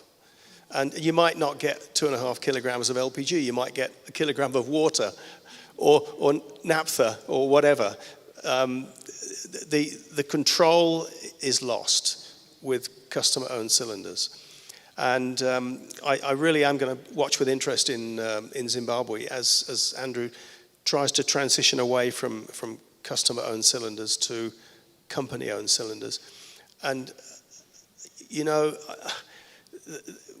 like I say, we have to be smarter at the way we solve this problem. And there are ways in which I've described already, the pay-go type of facility where the cylinder is actually on consignment to the customer. Second part of your question was the virtual model. The virtual model works because you have a cage of full cylinders at a retail outlet. And let's say I'm distributor A and I have a cage full of my cylinders at the outlet. What will happen is customers will come and bring their empty cylinder, and it doesn't have to be my cylinder that they bring. I will get that back to my plant. And we've just had this conversation about how we exchange those cylinders back at base, if you like. So Welcome will have cylinders from Victoria that he gives back and vice versa. So that mechanism can be set up. I talked about the Philippines having like an exchange pool where that's done commercially for a fee. The virtual ownership model was really interesting when it came into being in Australia. The company that started it was a company called Swap and Go. And they had been to the US to have a look at the exchange program in the US. And they came back and they said, we need to set this up here, and they did. And what happened was, I've described what the situation was before with customer owned. What happened was all these cylinders that previously were being moved from the customer to the refiller back to the customer. And we used to have these tanks that I mentioned this morning with Jeff. These are the sort of 200-300 kilogram tanks that we used to fill up these cylinders on retail sites. All of these cylinders came back into the cages, and the condition of some of these cylinders was awful. I mean, they were 20 years old and they've been going backwards and forwards, and they were loved by the customer, nevertheless, but the condition was really poor. And the introduction of the virtual exchange program in Australia was particularly tough on those companies that came in at the beginning, because they had to field all these old cylinders that came back into their cage and brought back to their plant. Many of them had to just be destroyed, and others had to be thoroughly maintained, requalified, and so forth. So the end result was that the condition, the quality of the cylinder population in Australia after the exchange program came in increased. They got better. So all these cylinders that were hiding in backyards were finally flushed out and either disposed of or given a complete refit. So the virtual ownership, I think, is another good model to follow. And I think there are ways around the customer-owned model to get rid of it. And I think one of the ways Andrew's already talked about, introduce a brand new proposition with a smaller size of cylinder. I think it's a really smart idea to look at. I personally wouldn't go for a 3 kg. I think it's a little bit too small. You talked about them being thrown around like coconuts. That's exactly what the Indonesian Pertamina company said when they introduced them. But I think there's an opportunity for a smaller package, a better package. Maybe some ideas on financing, microfinance could be used. I think we just got to be smarter when we move away from customer-owned cylinders to find it easier for the customer to transition to a company-owned cylinder. That's the challenge. And maybe we can learn not only from India, but I think we can learn maybe from Zimbabwe as well. So one more question here, then I think we have to break for lunch. Thank you so much. I think from my side, it's not a question, it's just a proposal. And that proposal is that I don't think this is a one shoe fits all. I think it's more of a hybrid, a mix, but also you need like issues such as registration of fillers or filling stations is one of the things, but also even advocacy to the society and communities, and also have a central maybe database that will be well controlled and managed. That would be one of those things, so that you tie the loose ends. So I think it's a multifaceted approach, and hybrids that you can use, but make sure that there is control. Maybe you can bring industry together and say, let us as industry have a central database, because sometimes when you put the database to the government, there could be some challenges. But if you say industry working with government, let's have a central database and ensure that there is controls that are put in place, tying the loose ends and advocating as well. Thank you so much. Very good point. And let's, I think we'll have to pause there. But let me just go back to that global technology conference I talked about that's going to happen in Rome in November. I mentioned one paper already that's going to be presented. One of the other papers that's going to be presented is from a Portuguese cylinder manufacturer And they have developed technology to track the cylinder. So this is something that's never been done before, and not economically. But you know, nowadays, if you go back 10 years, we used to track assets, and we used to put tracking devices on the asset, and you'd have to put all the information on that widget. But now you don't. You just have some reference point which talks to the cloud. So the cost of these tracking devices has really come down to the point that you can almost put them on 3 kilogram cylinders, whereas before it was, you know, prohibitive to do that. So there's some really exciting stuff coming out. The digital transformation is going to help our industry. And my word, it needs to, because if you think about the proposition that we give to most of our customers, it's 120 years old. If you think about it, it hasn't changed in 120 years. We've still got the same cylinder with the same valve that we had back in the 1900s. So we need to find a fix for that. So thank you to my panel. I was going to go back to my question about wish list and gift box, but I think we've had a few ideas thrown around in the last hour or so. So I'm going to call this to a close, and we are running way behind, but we started very late anyway, so I'm not going to apologize too much for that. And we'll come back. Can we have a sort of truncated lunch? I really do want you to go to the exhibition. So I don't know where the lunch is, Hattie. I think it's in a couple of places, isn't it? Can I hand over to you to the housekeeping? And thank you all for your questions.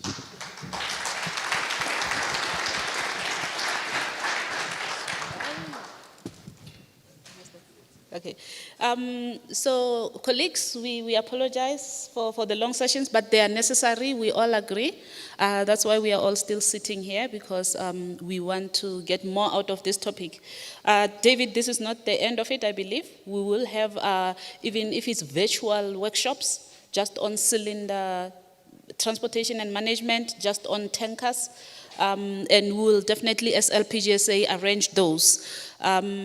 We can work some dates in the new year, maybe, because it's towards the end of the year already. But we definitely promise you that will happen. We have all your communications, and I know you all ticked that we can contact you post this session. So it's not the end, colleagues, don't despair.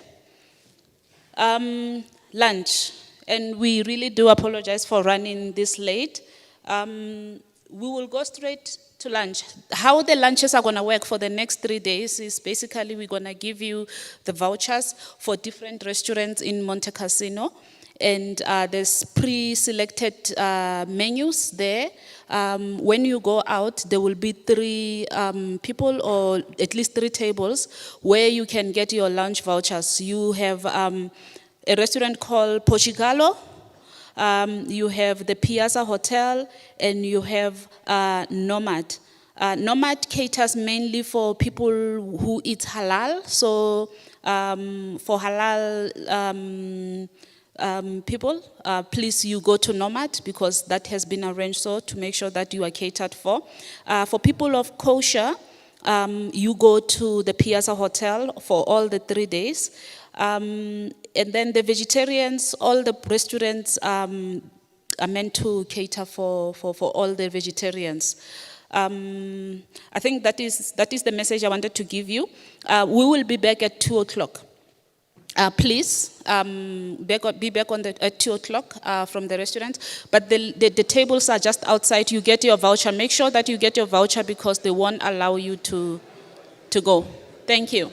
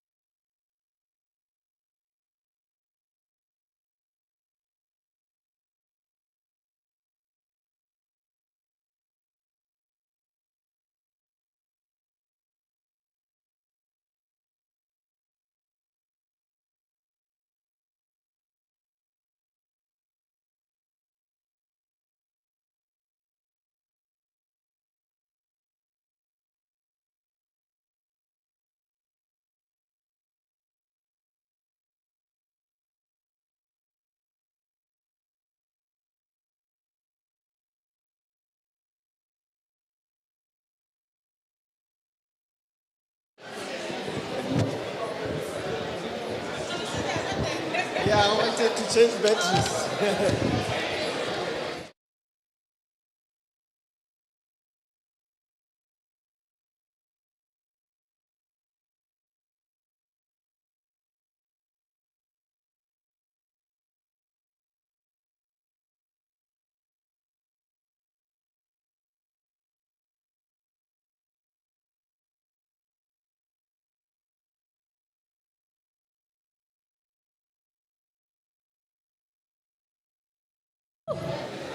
Good afternoon, good afternoon.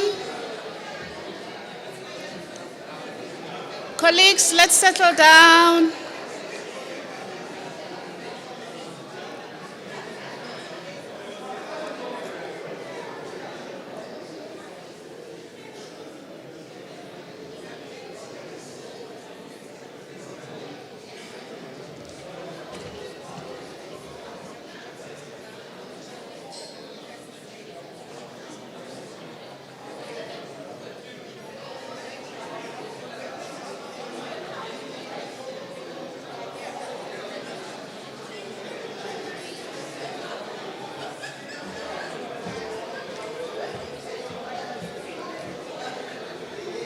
Colleagues, let's settle down. What's that? We changed it to a simpler background. What is that? The advanced surface. Oh.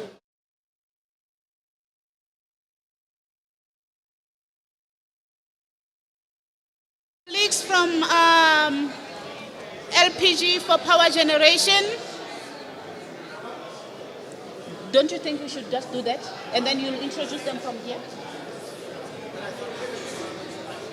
Yeah, he'll introduce them from here. It's fine. Power gen. It's going to be load shedding soon, so let's hurry up.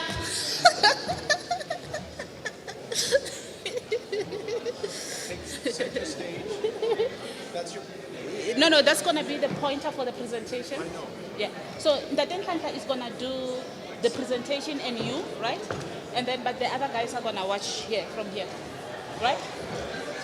How are you? Okay. I'm all right. Let's do it. How are you? One seat, okay.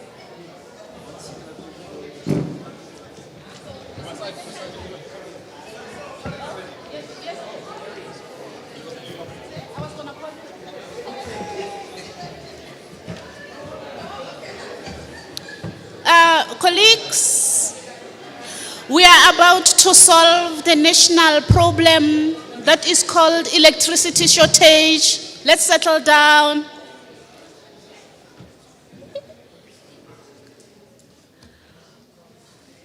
Everybody hates national problem, which is electricity shortage. Thank you very much. I should have used that long time ago.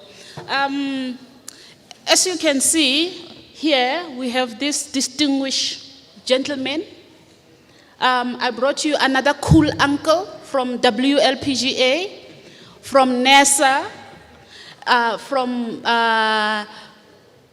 the Energy Bank, from Cavagna, and the old grumpy man from Sapia. I got you. Colleagues, you expecting to see autogas. Just hang on a little bit. We will swap it around and start with LPG for power gen. And I will give the reins to Christoph Reyners. He is our cool German uncle from WLPGA. Khadi, thank you so much. Welcome. I hope you were energized by lightning earlier on and a little bit of thunder. We're talking about power here. We're talking about energy. Let me just do a little quiz and see, not who's awake, but load shedding you're all familiar with, I take it. Who knows that you use diesel for backup power generators? Please raise your hand. Diesel. What? That's all? Gas. Oh, interesting. Anyway, I'll take you through a quick journey because we've heard a lot about LPG for cooking, domestic appliances, domestic use. I want to teach you or talk to you about using LPG for power generation and using it as a clean fuel, as a cheap fuel, and one that is a lot less noisy than your diesel generator. And what you need is, you need power, and people out here in the country specifically need power when there's load shedding. So without further ado, this is probably a familiar scene to many of you. So just for effects, this is an eyesore, and it's been published recently. It's been based on data from ESCOM and Bloomberg, a news agency. And what you see here, the redder the little squares, the more load shedding is going on. 2021 is on top, so that still looks pretty blue. And then as you get towards the end of last year, 2022, it gets redder, and this year it looks pretty dramatic. Now, no matter what people will tell you, and I know there's a Minister of Electricity now here in this country, and they talk about availability and whatever, there's a high likelihood that power cuts are here to stay. Officially speaking, they're going to be taking something like 7,000 megawatts or 7 gigawatts of power that have to be retired over the next 7 years till 2030. That's 11 gigawatts they say they're going to be using to replace all of that. We'll have to wait and see. You probably, if you pick up the newspapers, read that transmitting energy is going to be difficult. You need permits, wheeling is not easy, and all those kind of things.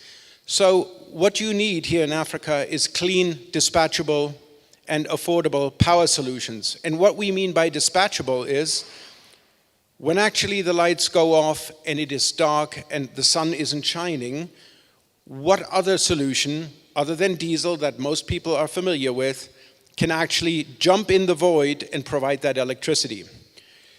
So the figure here that we've got is big economic losses to the economy in this country. In fact, I watched on YouTube one of your morning news programs, and I understand that some of the businesses have actually decided in the South African winter to shut down, to do retooling, because they know there's going to be constant load shedding and there's going to be interruption. So without dwelling on this point too much, it's all about, economic prosperity is linked to the ability to have electricity when and as you need it. And diesel is the message here, is not an option. So if somebody is thinking about getting new power generation equipment, think out of the box, think LPG, and I will tell you why. This is the terminal that Bidvest built in Richards Bay. It's the largest on the continent, has a capacity of 22,600 metric tons, and it's operated by Petrodec, one of the sponsors of the event here today. LPG not only comes from Richards Bay, there are actually 3 sources where we can get LPG into the country, just as a reminder. So I mentioned the terminal in Richards Bay, and with the existing capacity, we got 26,200 metric tons of storage. We have Saldanha Bay with 5,500, that's the Sunrise Terminal. Most of you may have heard of that. And today in Matola, which actually is almost closer to Johannesburg and Gauteng than Richards Bay, we got another 8,000 metric tons. So there is plenty of storage capacity, and the way to think about this is, if you add all this capacity up, we get about 40,000 metric tons of storage. You turn that 2 times a month, that's 80,000 right there, and you multiply that by 12, and then you are close to 1 million metric tons potential. So there's lots of infrastructure there to actually provide LPG, whether it is for cooking or for power generation. Simple logistics. We've heard a lot from the teams, the panels this morning, the working groups, about safety and security. What is important is that we're talking here for power generation of LPG being transported in bulk. So the LPG in this country now comes in predominantly through ships. It's being stored, I mentioned Richards Bay, Sunrise, etc., then distributed by trucks. And then you need local storage, and then you can put it in a generator, and then you have electricity. What is interesting is 1 megawatt of engine running 5 hours per day uses 1 metric ton.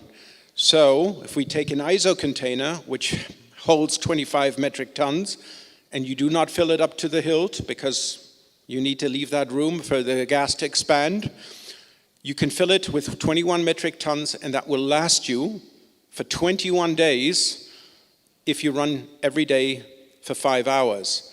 That's kind of sort of a metric that is interesting because that kind of says, well, that's 365 metric tons a year for 1 megawatt.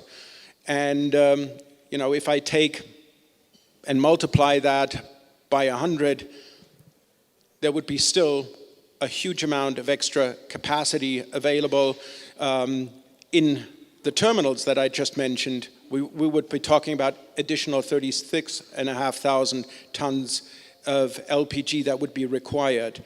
And we're not wanting to revolutionize and replace every diesel generator tomorrow. This is going to be a gradual process. But if you're concerned about LPG supply and safety of supply, you don't have to worry. And oh, by the way, and I like to benchmark the LPG for power generation against diesel, because diesel is kept in tanks, and if you leave it there for a year, you have an issue because actually it starts to degrade. LPG doesn't do that. So even if you had your LPG sitting there in your backyard or in your industrial site, more likely, you can keep it there for years. So another benefit. We spoke about safety. There are guidelines. I don't want to dwell on this because it's been a topic for all of this morning, but bulk storage and transport for power generation are easy. We heard a lot about the trucking this morning. So again, there are ways how to do this, and people are familiar with it if you take the well-acquainted transportation logistics companies. LPG is a greener fuel than even natural gas if you had natural gas as LNG. Because in order to get natural gas into this country, you need either a pipeline, which you only have one at the moment, one famous one from Mozambique going into Gauteng province. And then if you want to bring natural gas into this country, you either lift it, if you have discovered some, which South Africa has, or you bring it in through ships as LNG. But in order to get to LNG, you have to waste a lot of energy. And so the LNG is actually less environmental friendly from a CO2 perspective than LPG. LPG beats diesel, and only natural gas is slightly cleaner in terms of CO2 emissions. So I think that is important. And the other thing that is important, because people are concerned and say, well, what if I go out and have to buy a gas generator today to run on LPG, and tomorrow we're going to be awash with natural gas in this country? Well, there is not a problem because you can use that same generator. You cannot do that with a diesel generator. So that's why we're talking about LPG potentially as a transitional fuel. And I've heard before here, well, I don't like the word transitional fuel. LPG is here to stay. But if you have a different view and horizon, then think about it that way, that you can switch without having to incur additional capital expenditure.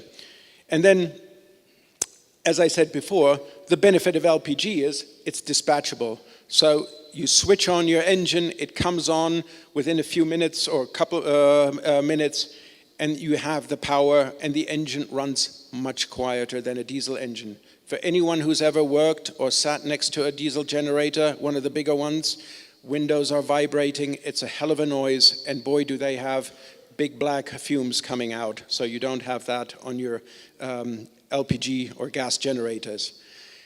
And I'm not trying to be here to ask you or people in South Africa or SADC to become guinea pigs. It's all been done before. And so LPG has been used actually in Japan last century, the 70s, 80s, and 90s.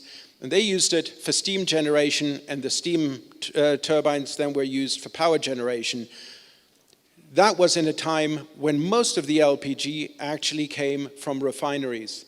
Today, the majority of LPG that we're using globally is coming as so-called associated gas. So whenever somebody is lifting gas, natural gas, and it's wet gas, it needs to be treated, and LPG is a byproduct. Shale gas in America has a lot of LPG as a byproduct. So as long as people are out there and lifting gas, there will be LPG, and it's being used. And so we have today the ability to use it for power generation for engines, which is what I'm focusing on here, for micro turbines, and for turbines, larger scale. And I will give you the proof because I'll show you some examples next. Now, what's interesting, and this is the last bullet point on this slide, and I just want to mention that, when the war in Ukraine broke out early last year, as you know, gas prices went through the roof. So they multiplied by 40, roundabout. And even big companies, such as a big importer of natural gas and LPG in Korea, started converting a power station running on 1 gigawatt to being dual fuel LPG and LNG because they have a big storage facility. And in Germany, we just had a company that is in specialty chemicals. And they were relying for their processes on natural gas, which they got through pipelines. Germany is well supplied with gas pipelines. But the gas became so expensive that a nearby refinery was used for the LPG that was producing LPG to substitute up to 50% of their natural gas with LPG. So these are just some examples that actually it's not something new. It's been done before and it has worked successfully. Now I can see, even for me here on short distance, this is an eyesore. But I'll just tell you a few things. Location, we have engines, these are running in the United States, Canada, Colombia, El Salvador, Honduras, Puerto Rico, Waikiki in Honolulu, which is Hawaii, US, the US Virgin Islands, and in Chile. There's also an engine which recently was installed, and I was involved with the company that actually did so in Mali. So this is a cross-section, samples of where engines are being used. And the capacity here ranges anywhere from 400 kilowatts, 395 at the top, all the way to 45,000 kilowatts, which is 45 megawatt, where there are 26 engines in sequence, all delivering 1.7 megawatts, and that's the one in Chile. So just to show you that there's a lot of examples out there where it's actually been, where they're running successfully on LPG. And here are some of the turbine examples. Again, USA, Japan, Ghana with a little question mark because up to today, they still have to run on LPG, but that's how the whole plant was conceived. Sierra Leone is supposed to go onto LPG, also a larger installation with 108 megawatt output. These are turbines. In Germany, the one I mentioned, this is the chemical company, specialty chemical business. In Vietnam, a refinery has been successfully running on it for the last 7 years. And South Korea is the one that is being built, ready next year, 1.2 gigawatt, so amazingly large. Quick break for advertisement for the WLPGA. We have case studies which we've written up for you, and they show that it can be done. So these are examples from the Caribbean or Central America, from Chile, and I think the latest one is the German case that we've just published. So we've got some publications out there just to whet your appetite. They don't go into too much technical detail, but that's where you can come back to us and those on the panel afterwards. Now, usually you get people's attention when you talk about money, and it's all about savings. So just some very rough estimates. Based on a 1 megawatt engine, operating anywhere between 90% and 10%, which is anywhere between 21.5 hours a day and 2.5 hours a day, your cost of electricity, based on the calculations and based on current feedstock prices, which is LPG prices, can be between 3 Rand 85 and 6 Rand 55. And the US amounts converted under current FX rates below that for those like Michael, who's probably more conversant in the US dollar. Anyway, pricing depends on a bunch of factors. How many hours of operation per day? What's your fuel price? That changes constantly. The capacity size of your generation equipment, just to name a few. And it can also depend on altitude, because engines perform differently whether you're in Johannesburg at 1,700 meters above sea level or whether you're doing it in Cape Town at ground zero. Not that much of a difference, but you have to factor it in, and we thought about these things. So electricity generated using diesel versus LPG, just using the numbers of wholesale diesel prices this year in South Africa, is between, or I should phrase it differently, diesel is between 70 and 120% more expensive just this year alone if you use it for power generation. So the kilowatt hour comes out much more expensive. So if that's not convincing, I don't know what it is. And the last thing I want to leave you with is, there's been a reluctance out there and say, well, I have to spend a lot more, or I have my upfront capital expenditure to buy an engine. Well, we're working on a solution, or we have a solution where we say, you don't have to buy the engine. We will sell you the electricity on a kilowatt hour basis if you commit to buying it for a period of, say, 10 years for 5 hours a day, every day.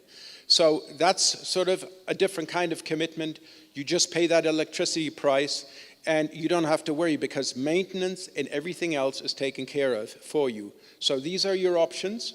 You can buy the equipment yourself, install it, and then you need some technicians on demand, on hand, whenever is needed.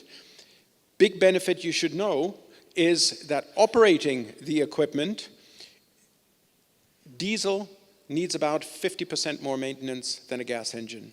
So when you run your engines on diesel, you have more lubricants, you have more spare parts that need to be exchanged. And that 50% also entails more frequent servicing. So every 3 to 4 months, you have to shut down, have to do some maintenance, just as a regular kind of maintenance check. You don't need to do that in that frequency with a gas engine. So your first gas engine exchange of spark plugs is after 2,000 hours. So people say, what is that? That's a quarter of a year. And then you thereafter have your maintenance at intervals of 8,000 hours, which is 1 year, if you ran it flat out. So if you're only running it, let's say 5 hours a day, which is about 25% of the time, you don't need to do another service for the next 4 years. So that is all kind of compelling, and you should take that into consideration. I know a lot of information here, but the 3 points I wanted to leave you with: it's cheaper than diesel, it's been done before, it's cleaner, and hopefully the logistics will be just as easy. So thank you very much for your attention, and back to Kevin. Thank you, Christoph. Next speaker I'd like to introduce you to, Nhlanhla Ngumedi, who's at NERSA, the National Energy Regulator South Africa. He's responsible for electricity regulation. I've had a long association with Nhlanhla. We're both from the same institution, and it is actually a mental institution, but I'll let him elaborate on that in any case. So I'll hand you over to Nhlanhla. Thank you, Kevin. Good afternoon to everybody, especially to our visitors from outside of South Africa, in the region, and also visitors from India in particular. Welcome. Hopefully you don't have the same problems we have here at least not to the same extent in terms of load shedding. So, thank you. So, forward, green, okay. Christoph has basically spoken about making more power. Mine is to say, how do we manage demand? Maybe I should step down also, it just looks a bit too high. How do you manage demand? So that in essence, well, these pictures, these colors did look better on my computer, but they don't look too good here. But the point is, what we're trying to do is to say, electricity is one of those funnies. So when Christoph was talking about storage, liquid fuels you can store. Electricity, I know people say you can have batteries, yeah. You can have pump hydro, yes. But all of that, you still need to generate electricity. Electricity is that funny thing that you need to consume it as you make it. So if you can't make enough, the flip side is you got to reduce the demand. Hence load shedding, by the way. So in South Africa, there are particular approaches in terms of how we manage demand. I'm not going to talk so much about supply, but maybe just to indicate, I mean, what Christoph was talking about was about you need to make, there may be, as we make more power ourselves, in terms of rooftop solars and things like that, we may need to back ourselves up. The question is, do you back yourself up with a diesel generator or do you put an LPG generator? Of course, you can back yourself up with batteries. But you all know how limited that is and the number of cycles those lithium batteries can take. I don't need to educate, all of you know that. That those UPSs work for a number of cycles and then you need to replace them. Now, that's one part. So I'm not going to talk about that side. We all know about it, and the Minister of Electricity always talks about it. I'm going to talk about the demand side. So there are demand-side management responses and demand responses. In some cases, those demand responses are done on our behalf by the large firms. So people that should be making things that we sell as a country, they sometimes have to cut back and not produce anything so that you and I at home can have electricity. I always argue is I'm not sure whether that is optimal. So if you've got factories out there that need to shut down so that you and I at home can cook and not be employed, I don't know whether that's optimal. But nonetheless, it's something that we do. Energy efficiency, of course. I put something here which is called intelligent meters, especially for people who are actually using electricity a lot, so that you can manage your own demand. So you can shift your demand off peak. I'll show you what the problem is. Intelligent charging of inverters. There is a problem, unfortunately, that I'm sure most of you that actually have these inverters. Maybe it's okay for you when you have an inverter, that after load shedding, especially if you've got load shedding between 4 and 6, or rather around that time, when the sun is setting, then when the power comes back at 6, not only does your normal load come back, but you charge your battery as well. So in fact, you have a double whammy on the system. So the question is, shouldn't you be able to have a system that actually shifts that load when we are recharging to a different time? You may have to do something like that. Enhance power alerts, of course, and then, of course, as a last resort, load shedding. Because you need load shedding that if you don't have enough power, if you don't remove the load, the system will collapse. So that is also part of demand management. Now, this is even worse than I thought. I've got a colleague who likes these funny colors. Mine is always black, but he likes these colors, so he had a go at them. But if you look at this, I'm not sure how much of this you can see, but on the right-hand side, what you have to look at is to say, unfortunately, we've got a particular load pattern. If you can see in terms of the load pattern, we've got a peak in the morning, and we've got a peak in the evening. Unfortunately, the peak in the evening, it's steep, and unfortunately, it's becoming steeper. Reason for that is when we try to do something good on one side by going green and all of us going solar, as the sun sets, all of us who are on solar come back onto the system.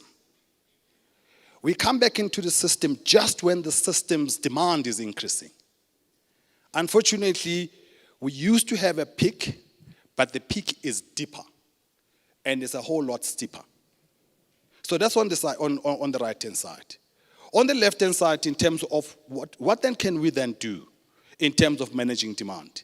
There are a number of initiatives. One of them is about what we call peak clipping, basically reducing the peak. In some cases, we want to find a way of valley filling, coming up with demand when there is very little power, such that you can deploy the type of electricity generators that like steady state. Because unfortunately, coal-fired power plants don't follow load too well. They don't like the idea of being ramped up and ramped down all the time. So you need to have a technology that follows that, or you need to actually fill the valley. But at the center of all of these demand management programs is how you reshape the demand. I will get to LPG at some point. This is a precursor to that. The point, though, I do want to stress, and I saw a picture yesterday that scared the living dayl out of me in terms of what is predicted to happen still far by 2045, where there's something called a California duck cave. It's called a duck cave because the shape itself kind of looks like a duck. But all it is that the demand in the morning is high, it peaks, and then during the day the demand drops down, and then it picks up again. But the California duck cave is one where you'd end up with a position where in terms of the residual demand, that is the demand that needs to be met by the grid, in some case can go negative. The problem with that is that you can't run nuclear plants on that. You can't run them like that. Coal plants, sometimes there's some level of turn down that you can do. But in essence, you don't want to run a coal plant like that. Then what does it mean? It leaves you with the diesel gensets. So that is the challenge. And that's the curve. Most of you, we all know it's great. We're going green. That's the green curve in there. That's the sun. The solar energy is great, comes in around 8 in the morning, peaks during the day, and then comes down. The question, what then happens? You end up, unfortunately, when we all wake up and the businesses start in the morning, the sun hasn't quite risen. So that's when there's a peak demand. And then the red line, as you see there, that's the emergence of what you call a deeper California duck cave. The problem with it is that as the sun sets, or actually after 2 or 3, that's when the demand depending on the number of whether your solar panels are tracking the sun or not. But a number of them might not be tracking. So you actually start getting a decline, but that's when people are coming back home to cook and do all of that. That's when you actually have that peak. The question is, how do you deal with that peak? And unfortunately, as I was indicating, is that red line it's called a residual demand, is going to go below the line. As more of us, invest in green energy, but investing in one type of green energy, which is solar. Most of us investing in that without batteries, which is a challenge. And those that have inverters are even worse.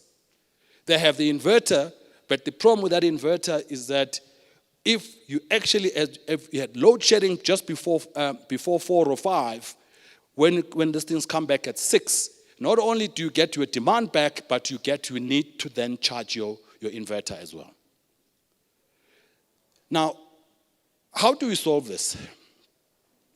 When we look at and this is an old data, I'm sure some people might argue this has changed a little bit, but over 80% of the residual load is thermal. That is water heating, cooking, and space heating. And this is a bad average because it depends. You know, the high guys, the high LSMs probably use electricity for everything. And maybe they cook a whole lot more frequently than somebody who might be in the lower LSMs. Some people cook once a day, some people cook once in 3 days. Yes, there are people that cook 3 times or 4 times a day, they're rich, but we have to consider people who cook once a week. Now, so this is an average. But nonetheless, 80% of that is thermal. So yes, you can generate electricity to meet the thermal load, but is it the most efficient way? By the way, this also applies to hospitality industry, hotels and places like this. As we all had to go eat, somebody had to prepare the food, water heating, there's a whole lot of things. So the demand in terms of this is largely thermal. Should we be going for electricity for that thermal load? Or should we be trying to shift that thermal load into gas? And the starting point will always have to be LPG. So, unfortunately in South Africa, how do we respond to thermal load? Cooking is largely gas. Cooking is largely electricity. Heating is largely electricity. And I understand it's aspirational. For some of us, I grew up in Soweto, born in Soweto, and when we grew up, all we had was at 4 o'clock, everybody lights up their stoves, their coal stoves, and if you go into Soweto at that time, it would just be covered by a cloud of smoke. So we wanted to move away from that. We were prohibited from it. So it's actually aspirational. So everybody wants to cook with electricity. Everybody wants to use electricity, electric geysers, electric water heaters. It's aspirational. But is it the right thing to do? If we were to look, I just decided to just pick up what happens in the US. That in the US, if you look in the total of USA, cooking 38% nationally is done by gas. Water heating, 48% is done by gas. Space heating, 52%. Country, 61%. Because gas is the right tool for the job. So that's what that honestly is my message today. It might not necessarily be evident to people why that, which is my last slide, or my second last slide, is that if you look at it this way, that if we were to all shift, or the majority of us were to shift from cooking with electricity and cooking with LPG, do you know how much we could save? 2,000 megawatts. That's 2 levels of load shedding.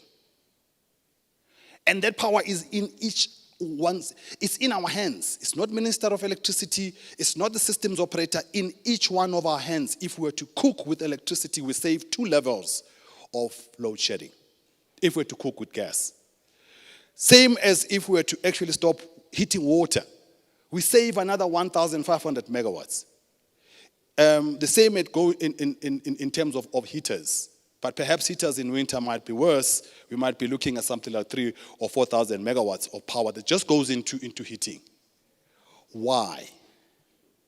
If we could save, if we could shift to gas ourselves, we would solve the load shedding problem ourselves. Now, my last slide. The issue here is that everything, unfortunately, is driven by what we call cost-benefit analysis. If it doesn't hit your pocket, you're not going to change. Always simple saying is that to make electricity, the numbers that were shown by Christoph around electricity price in South Africa, 350, whatever, that's really just at the retail end. But that electricity on average would probably cost the generator, mainly Eskom, around 120, 130 per kilowatt hour to make. However, to make electricity using diesel, OCGT, is between 350 and 450 per kilowatt hour. Just to make it. Before you transport it, distribute it, and retail and put all sorts of other costs to it.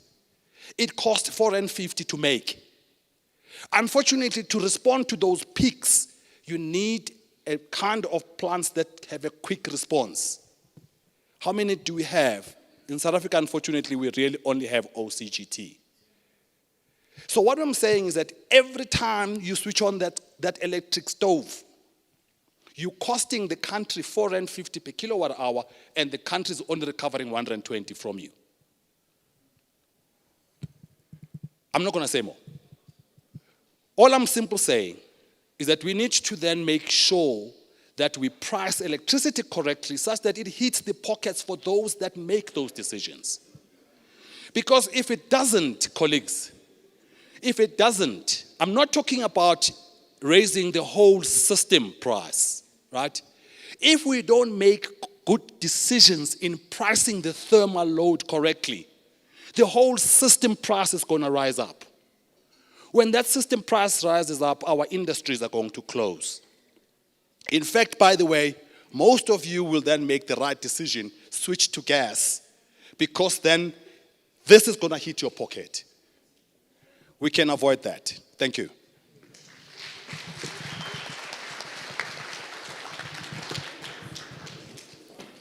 Thank you, Nhlansha.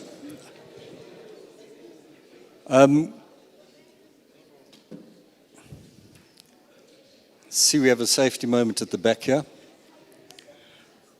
Thank you, Jason, for rescuing Nhlansha from an embarrassing situation there. I'd like to introduce Jason George next from Energy Bank. I've got Jason Jones and Nyeko Mavasa here still to talk. They will both sort of introduce themselves and provide a 3-minute feedback session. From that, we will go into some questions to the panelists here. Jason is a chemical engineer. He's working with Energy Bank, and he's a professed expert in LPG and power gen, which is obviously suited for today's discussion. This is ridiculous, Khadi. We are in a situation where you bang your head, people fall off the podium. Are there any other sort of safety precautions we need to take? By the way, the exits are to my right and to my left there. I don't know where you go, I don't know where you collect, but maybe outside. So in the event of a fire, just run like hell. So I'd like to hand you over to Jason, who can further introduce himself. He is best to introduce himself and provide an opening statement. Thank you.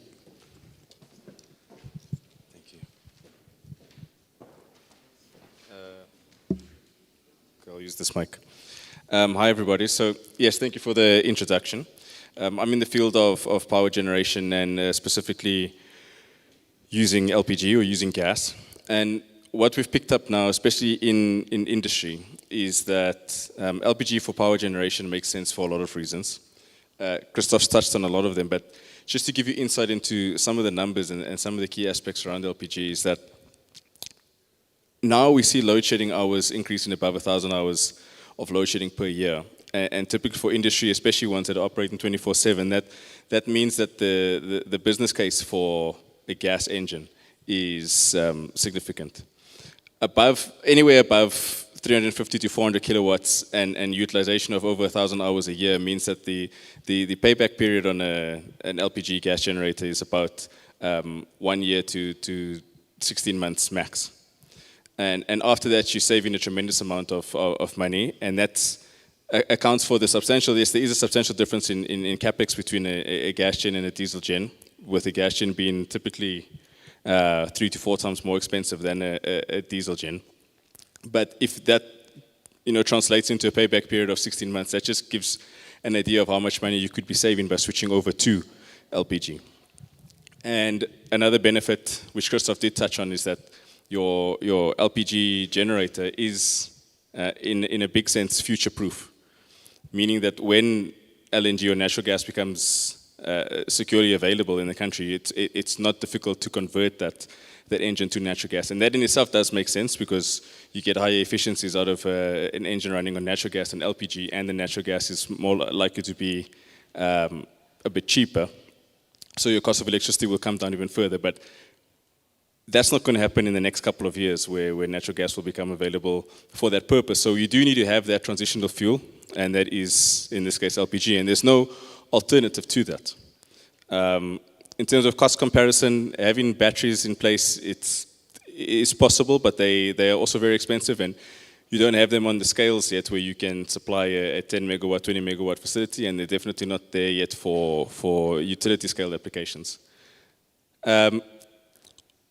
On the utility scale applications, you do also have LPG turbines, which can meet the plus 100 megawatt mark, so that is an option even for our utility facilities.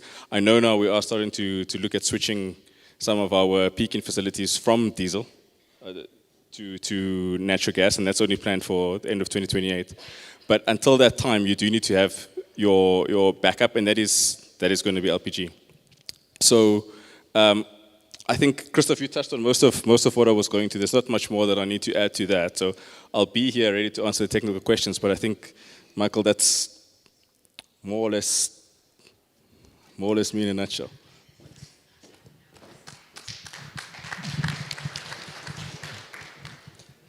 The next person is Nyeko Mavasa from the Kavanga Group. He's a mechanical engineer, of all things, because I think a lot of us up here are actually process engineers, so slightly different.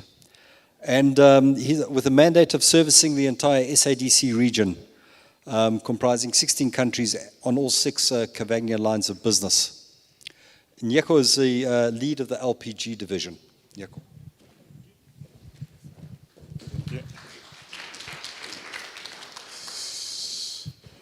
Thank you for the brief introduction. Nyeko Mawasa. He said, a lot has been said that I won't even repeat, so I'll just kiss it, I'll keep it short and simple. So that's a word that you remember today, kiss, short and simple. So as a mechanical engineer, if I'm to stand here and not throw out numbers, I would not be doing justice. So please just bear with me, I'll keep it short as I said. Electricity has gone up by 90% in the country. Petrol and diesel has gone up by 41%. I can't say the same for our salaries. My MD is there. I'm not saying anything, Godfrey, so please. So I'm just saying that, load shedding is a reality, and so is LPG for power. So it's sort of solutions that we should be looking into to power our houses, so that, like he said, we relieve the stress on the grid, and it's much efficient for us. So as Cavagna, just to give you a brief introduction, Cavagna is an Italian company. We are based here locally in Sentin. We've been in operation Cavagna as a group has been in operation for 74 years with over 1 billion users globally. So we manufacture gas control equipment from LPG regulators, cylinders, and generators. So if you're looking for a generator, I'm the guy to speak to, from 2 kilowatt, 2 kVA, 7 kVA, going all the way to all your 2 megawatt generators. So we do have a stand on the other side. Now it's sort of marketing and not LPG to power, but like I've said, all has been said. I won't repeat the numbers. We do have a stand at C6, so if you want to see the generators that we do have, please come right through. We'll present a solution for your need. Thank you.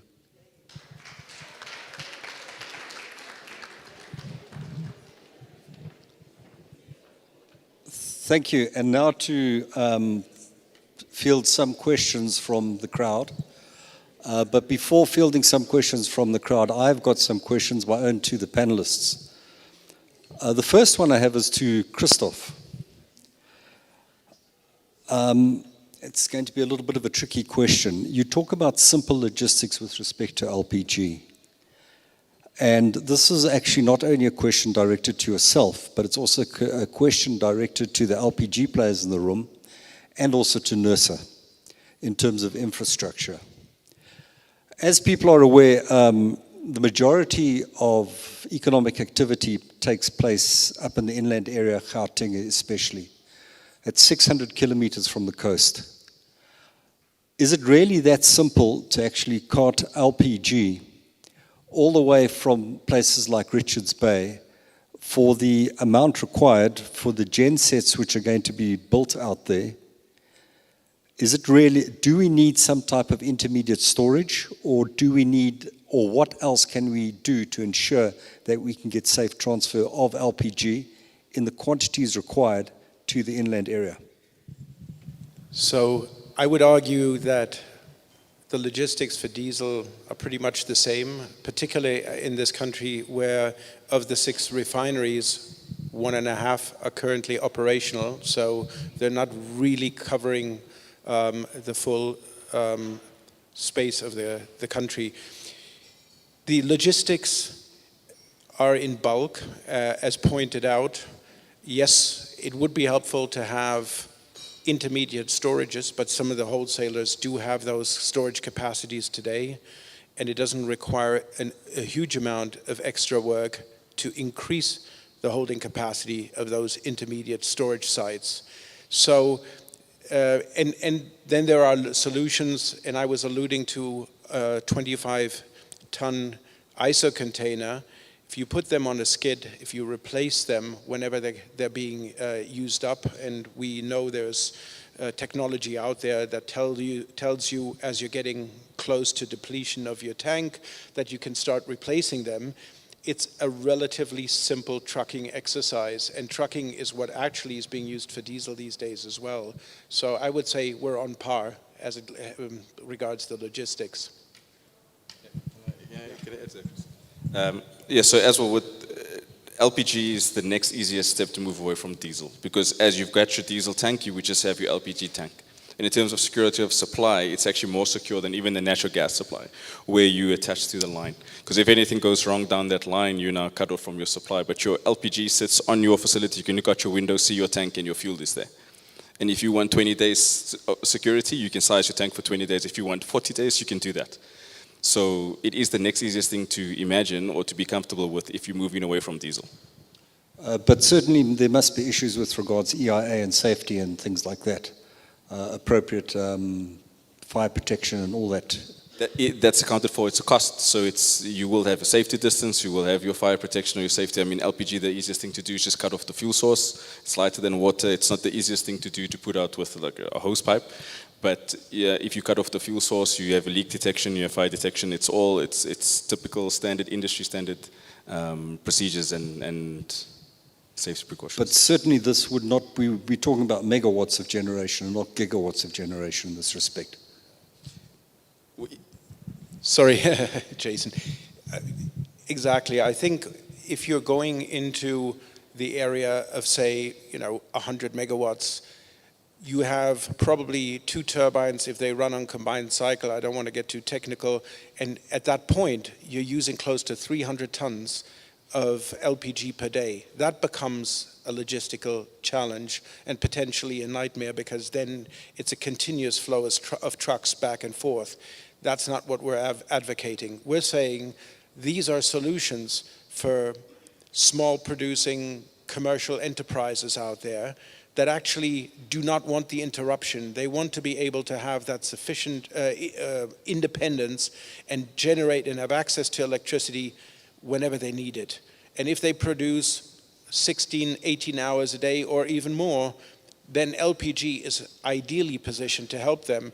And there are some other benefits which, you can generate off a gas engine which runs on LPG. You can generate steam, you can do cooling. Jason, much more better positioned to explain what combined heat and power can do. That increases your efficiency, something a diesel engine cannot do. So in other words, over here, we're really talking about megawatt generation for let's say, industrial type of activities, whereby we should have sufficient storage, maybe some more is required, in fact, inland, and in order to actually do all this. On that subject about LPG consumption and things like that, a very interesting stat which you got from the DTIC is South Africa, being classified as a middle-income country, consumes something like about 8 kilograms of LPG per person per annum. Equivalent middle-income size countries consume 40. So there's potential scope for not 2 times, is what the Department of Minerals and Energy's policy document talks about, but there's scope for 5 times. And as Nhlanhla was commenting on in his presentation with the so-called duck curve and generation early on in the day and later on in the evening, certainly LPG could be convenient solution for industrialists out there in order to do things. And coming to Nhlanhla now, certainly you are, I think, at the receiving end of policy in that you are creation of statute and you need to actually carry out what is happening in terms of what the various authorities legislate that you must do. But the question I have to you is, what about that feedback loop? Because you are at the coalface of this. Sorry, that's a very poor phrase to use these days. But you're at the coalface of all of this.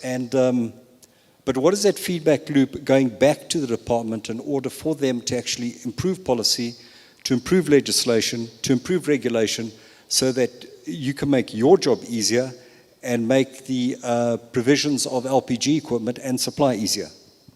Thanks, Kev, for that question. Luckily, in respect of the DMRE, who is our mother department, is that we are, although we are an independent regulator separate from them, we are part of the DMRE family. We are independent but not sovereign. So we are guided by the laws they create.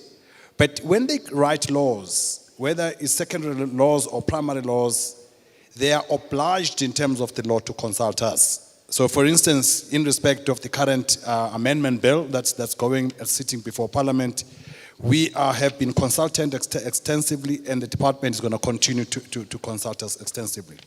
But over and above that, we as NERSA have engaged or have embarked on a program what we call an advocacy campaign, wherein what we then do is that because we engage a lot with stakeholders, we get a level of feedback. Some of it is about us changing our regulations or our methodologies and rules, but a lot of it is about then saying, well, this falls outside of our area of control. However, we can take it back to the mother body, which is what we then do.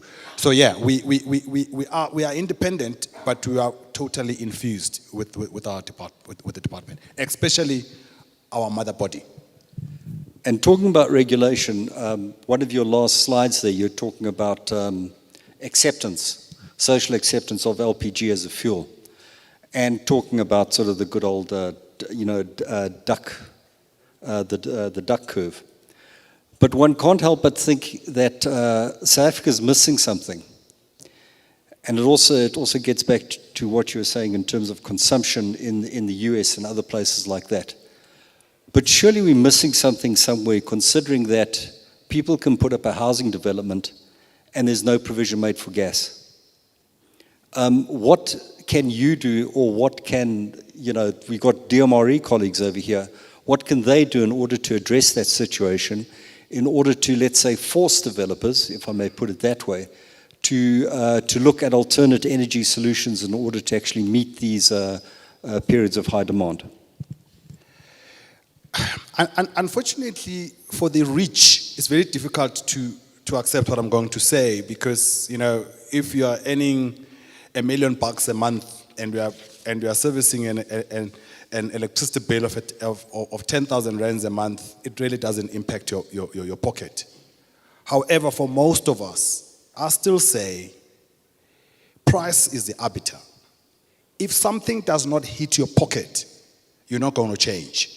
However, as part of the building standards and regulations, it is possible to then say, well, for residential estates, for instance, put a maximum of a 40 amp breaker, and you can't put a 60 amp breaker, for instance. Because with a 40 amp breaker, I would be able to do all of the other activities that require electricity. But then it forces you that if you try to actually use the same breaker to actually use to have a heater, an electric heater, which requires a 60 amp breaker, it trips. Same with the stove, it trips. But we need to be able to see as a country and see value in saying what is the right tool for this type of application and regulating accordingly. But at the end of the day, if it doesn't hit your pocket, you still ain't going to change. So what you're actually talking about also is maybe the price of LPG is a bit too high. And I'm sure our members will sort of glaring sorry, at me. can I just... you know, with... I agree. Unfortunately, the electricity price has got to be correct, but the LPG price also has got to be correct. But of course, there is economies of scale. If you don't have scale, you're not going to get a good price. Sorry, just to add on Tanta's answer for your question, how can gas companies like Oryx benefit or sort of make it to their benefit? I would suggest that they partner with property developers so that these properties are built gas ready. You put in gas pipelines so that there are provisions for LPG, gas tanks and all of that. It's sort of like fiber where someone doesn't want to go through the hassle of reinstalling everything. They want to have to wait for a day or all of that. But if the property is developed from scratch where you have pipelines running into houses, it's much more simple and convenient for people to switch to gas. It sort of forces them in a way. And maybe Kevin, to add on to, apologies, maybe to add on to that, is that the beauty is that if you have an estate which is gas ready, you avoid moving cylinders. Because the biggest cost in terms of also an LPG, yes, the molecule itself is expensive, but that's not the majority of the cost. You know, the majority of the cost is in the logistics of it. So if we can move and make sure that these estates are gas ready, that gas is actually reticulated into the houses, then you'll find that now instead of bringing gas as in gas cylinders, you actually have got bulk tanks sitting outside. It makes the cost of supplying LPG to be a whole lot lower. Thanks. Nyeko, I haven't forgotten about you. We're also talking about current diesel gensets out there. So then we're really talking about all the favorable things with respect to LPG. What is the cost of actually converting those gensets to LPG? And that is sort of total cost, which would probably be the installation of a small bullet next to it to cater for the LPG demand. Okay. So in terms of offering from Cavagna, like I said, we offer LPG generators, but you find that there are already people who bought diesel generators or estates who have massive generators. So there is a conversion kit which you can convert whichever size generator that you have into a gas generator. So the cost mainly for service kits or conversion kits would depend on the size. So if someone has like a scenario where they have a 2 megawatt, we can sort of look at that, give you a quotation for that, and also technicians, because you need to employ someone who's properly trained to do the conversion instead of now months later having an explosion where else the conversion wasn't done properly. And certainly it will reduce the sound level. Sorry? The sound levels. Sound levels, gas generators are quieter than diesel generators. They're not silent, they're quieter, but you can sort of get those, you can get still cages which sort of mute the sound, but it doesn't make any difference to me. Jason, you talk about, on your website, you talk about an energy bank. And your energy banks can be integrated with actually a diesel genset associated with it, and also for filling of LPG cylinders and things like that. However, if I want one, so to speak, what is the lead time, and is that lead time dependent on the size of the genset I'm going to use? If I'm going to use, as Christoph was talking about, let's say a 1 megawatt generator operating 5 hours a day for 21 days. Okay, so thanks. It's a gas bank. The gas unit is a gas bank supplied by Energy Bank. That unit is predominantly a satellite filling station for LPG. So the purpose of that is to get LPG right to the source of consumption and allow for bulk transport, point-to-point transport from the port or refinery straight to that gas bank, and that lowers the price to the end user. It's a strange situation where you can be sitting in Gauteng and drive towards the port, towards where the LPG is coming from, but the price of LPG actually goes up as you do that, just because of the logistics routes and then the transport of steel. So that gas bank, the purpose of that is to solve that problem and allow the logistics routes to be short-circuited and then better price to the end user. That unit, because it's an LPG storage unit that has the capability of filling cylinders, can be powered by its own fuel, so you can have a generator there to power it. It makes a lot of sense when you start to integrate all the uses that LPG can offer, which is, you can use it for cooking, you can use it for heating, you can use it to supply your generator for your backup power, and then you can also use it to service the local community. That's when it starts getting very elegant, and that's the ultimate goal of a gas bank. The gas bank itself it's 4 months from order placement to delivery.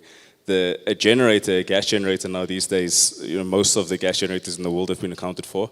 And if you want a new build, it takes about 9 to 10 months for that to happen. But you can, there are some companies who are manufacturing in, they're predictive manufacturing, and then they've got some units available. But you are looking at, it's a much longer lead time for a gas generator than a diesel generator. Thank you. Are there any questions from the floor?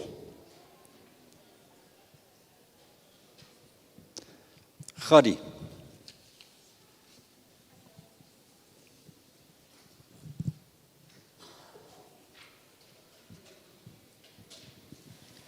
My apologies if I'm not supposed to ask, but I've been burning to ask this question, and I see Christoph is not getting to it. LPG generators. There's many people who are currently illegally converting those in South Africa. They are quickly becoming our nightmare at LPG SA. How do we advise those people, and how do we deal with those dilemmas? It's one thing that we are still dealing with issues of cylinders. I don't want to deal with any more issues of generators as well, having similar problems as cylinders. Thank you.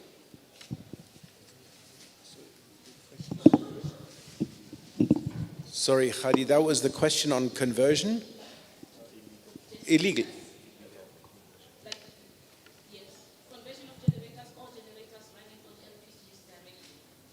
That will design to run an LPG. Well, okay, that's where we get, I think, into the remit of regulation, because that's something, I would argue you go out and you want a proper qualified, certified installer to do this for you.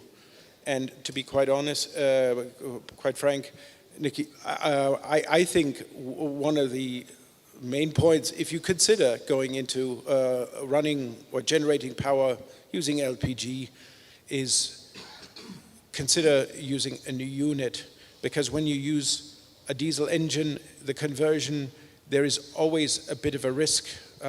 It is a mixture potentially of diesel and LPG, making things a little bit more complicated. So my advocacy here would be, you go from one fuel source to another, and it's a clear cut. I hope that helps answer your question in a way. No. Nyeko should be able to respond to this. It's his business. Thank you, Khadi, for the question. Seems like a difficult one, but I'll try. So as Cavani, I would suggest that it's not necessarily illegal connections, it's just lack of awareness or knowledge from people. Because if you see a poster where someone says, hey, I do conversions, you just call and he comes and does the conversion for you. But if, as LPG SA, you have like a data bank where people can pull from if they want someone to do a qualified converter or a qualified technician, where they can find those people. Because now I think no one knows where to get anyone, so they just call whoever. Still not answered. Okay. Are there any other questions from the floor? Yes, the person with the blue shirt, and then the person right at the back, and then Mr. Mkize.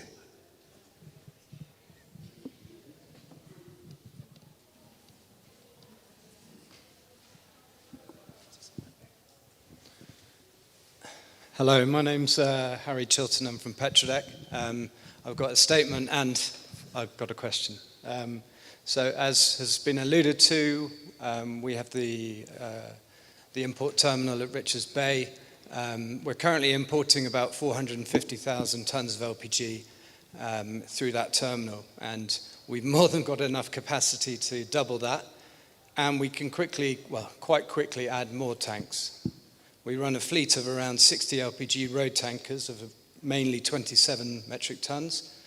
The lead time on adding to that fleet is about 6 months. So adding to the logistics is relatively quick, and the time period is consistent with ordering a new generator, for example. So in terms of supply and security of supply, I'd just like to say that from our terminal, and I know probably the other terminals, we would happily provide more propane and LPG to the power market if it's required by you.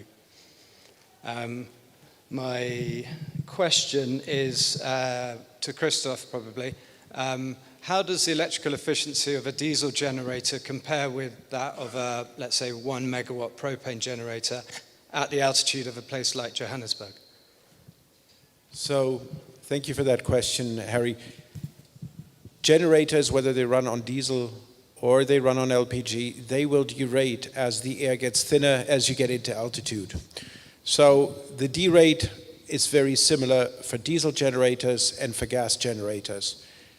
However, the electrical efficiency of gas generators today is slightly above that of a diesel engine.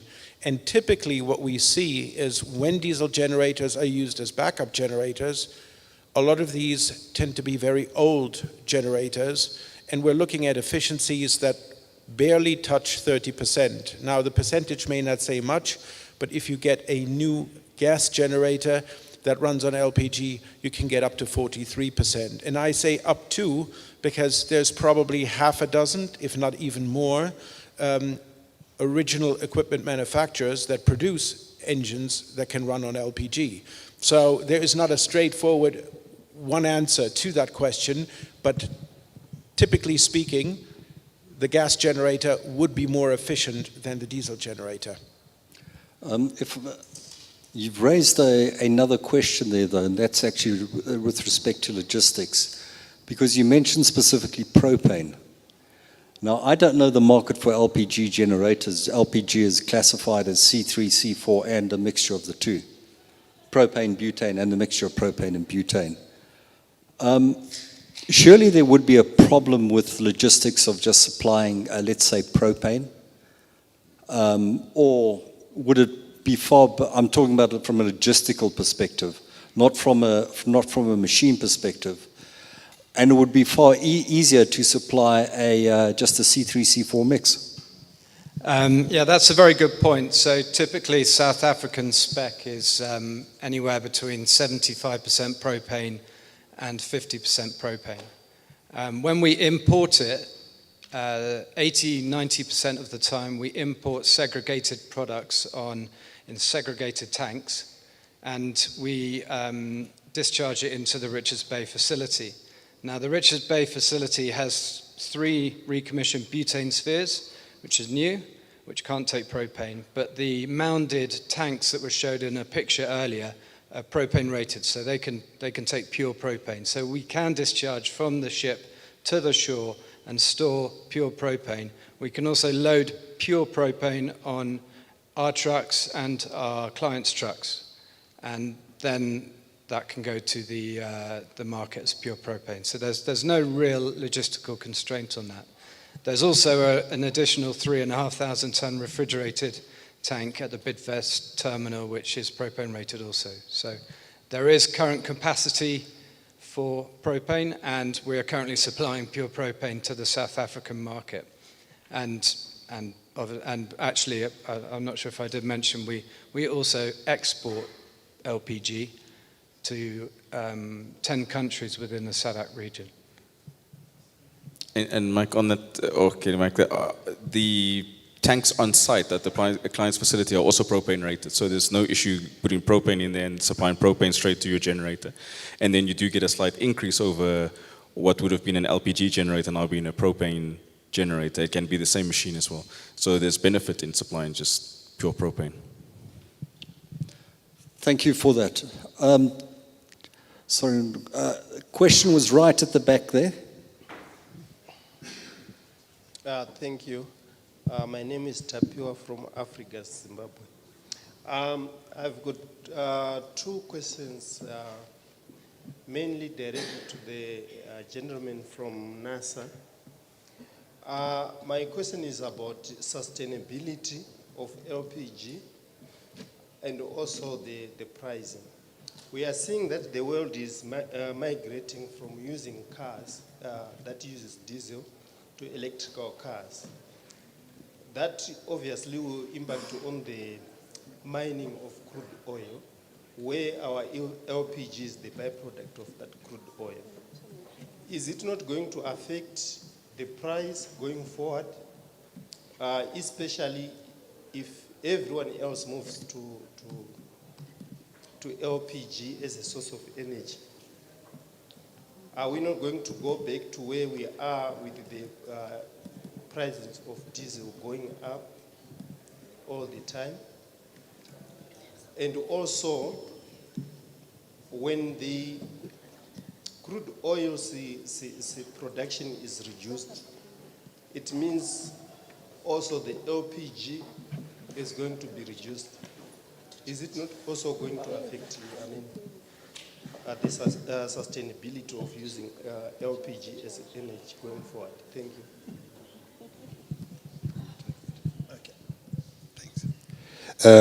Thanks for your question. You're not very audible, but I think I kind of got the gist of your question. But the sustainability of LPG. And I know that in most, the pricing of LPG, and linked to your crude question, crude and LPG. I know when most people price gas, the gas, whether it's natural gas, whether it's compressed natural gas or liquefied natural gas, or even this mixture of propane and butane, people of propane and butane, people tend to price it linked to crude. In South Africa, it was specifically priced. It was referenced. We are referencing petrol price, but there is actually no link. The gas market. The gas market is very independent of the crude industry. I know that in South Africa, for instance, LPG came largely as a byproduct of crude oil refining, but that's not how LPG is made globally. It is actually linked to natural gas that is produced. I read somewhere that as we speak today, 60% of the discovered gas resources are actually stranded.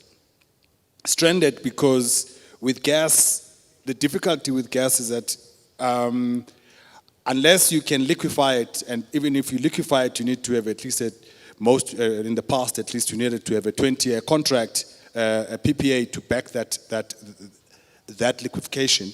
But in terms of gas is there, and gas will be there for a long time. But the way I was reading I was hearing your sustainability question was two ways in terms of environmental sustainability. I know that we are trying to go green as the world, which is a noble effort that we are trying to do. But unfortunately, energy is one of those that you can't rely on one form of energy. Even if we are a country like Norway, we are blessed with lots of water.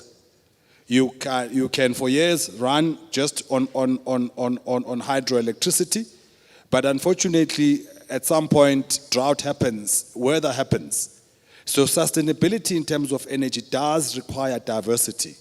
And unfortunately, gas is going to provide that diversity for the longest of time. Thanks. Talking about energy, unfortunately in this country, people confuse energy with electricity. And that's certainly not the case, because if you have a look at the facts, which are documented by the DMRE themselves, you'll find that relatively speaking, liquid fuels, and this is excluding LPG, and you can put LPG on top of that as well, relative to electricity consumption is about 60% in favor of liquid fuels compared to electricity. What that actually means is that if we have any interruption to liquid fuel supply of whatever sort, be that petrol, diesel, or LPG, we'll have a bigger problem than, in fact, electricity. Muzi, you're up next.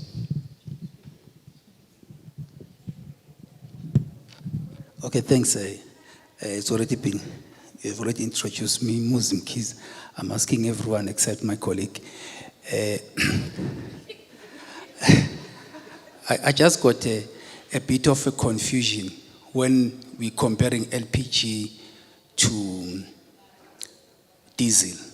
I understand when we're talking of peaking plants. But really, as a country and as a region in terms of going forward, are we looking at gas conversion to electrons, get electricity out of it? or we're looking at taking gas and using it as LPG. And taking also due cognizance of this net zero by 2050. Yes, I had a comment about gas not being a transitional fuel. I'm talking LPG. And one would just like some reflections around that, as well as if we're to go I would say, in a multifold or multi-pronged approach. I just want your comment around the use of gas, especially if you reticulate, looking at opportunities like you have said concerning flats and other residential areas where you could reticulate vis-a-vis the conversion of LPG to gas, to electricity. And lastly, just a comment around the issue of promotion of something that you don't have as a country. Thank you. Yeah, it's always interesting when we've got a colleague, because this is my colleague. We argue these problems back at the ranch. But can I respond directly to this? For me, the example I like to use around LPG, or gas in particular, is that if you import, I mean, as Christopher said, that the energy efficiency of an LPG generator will probably be a 43%. That is, if you had 1 kilogram or 100 kilogram of LPG that you bought, the LPG that you effectively going to use is going to be, out of the 100, is going to be 43 kilograms. But you bought 100. But if you're especially if you're generating and transmitting it, you're going to have losses on the way. Transmission, distribution losses. And when you then, right at the end, you go to then use the electricity, depending on the thermal efficiency of the appliance you are using, is that you're going to have losses there as well. So what it means is very likely that for the 100 kilogram that you bought of the energy you don't have, which you might have imported, you probably might find that only 20 kilogram of that goes into the pot or goes into the kettle, into boiling water. But if you use gas directly, if you bought the 100, the likelihood is that 85% of that goes into that kettle. I think for me it's a no-brainer. If you're going to take LPG, especially if you're going to take gas, burn it or run a turbine, which turbine is going to drive a generator, it's going to produce electricity, you transport it right at the end, you're going to actually end up boiling water. Why don't you just boil water directly with that gas? To me, it's actually a no-brainer. So Mr. Mkhize, for me, I'm definitely not necessarily promoting converting LPG or natural gas for that matter into electrons. I'm saying use that gas in its natural state. That's the first one. Number two, it's called energy independence. A lot of countries have tried it. In energy, you only focus on the energy carrier that you have. We tried it here too. We have one, yes, we've got solar and whatever, which is a good energy resource. It's just, unfortunately, the sun rises when it rises and it sets when it sets. Unfortunately, that does not necessarily match our energy needs. So we had coal. So 90% of our energy ended up being produced from coal because that's what we had. But contrary though, we also had vehicles that were on imported crude for many years. What's different with imported gas? Energy independence might be an ideal that countries can thrive for, But I'm yet to see a single country that has achieved it, including the US. Thank you, Nshontsha. I can concur with you because it's not really a matter of replacing gas molecules by electrons. It's really, in fact, using gas properly in a way where you can relieve the production of those electrons in the first place. Nokunela. I have a question for you, Mr. Gumede. Only one question. You mentioned that the only arbiter for you is price, right? To support the switch from electricity to LPG, for example. And I've got a bit of a concern about that. One, because in our country we already have a situation where LPG is not affordable. You know, that's the view from the market. And now also electricity, if you increase the prices, will also not be affordable. So you have these two, or you have the consumer that actually can deliver the saving of 2,000 megawatts, caught in that situation where you've got an affordability issue, LPG and electricity. That's the first question. The second question is, what do you actually mean by that? You know, do you mean increasing the price of electricity, as in setting the price as a regulator?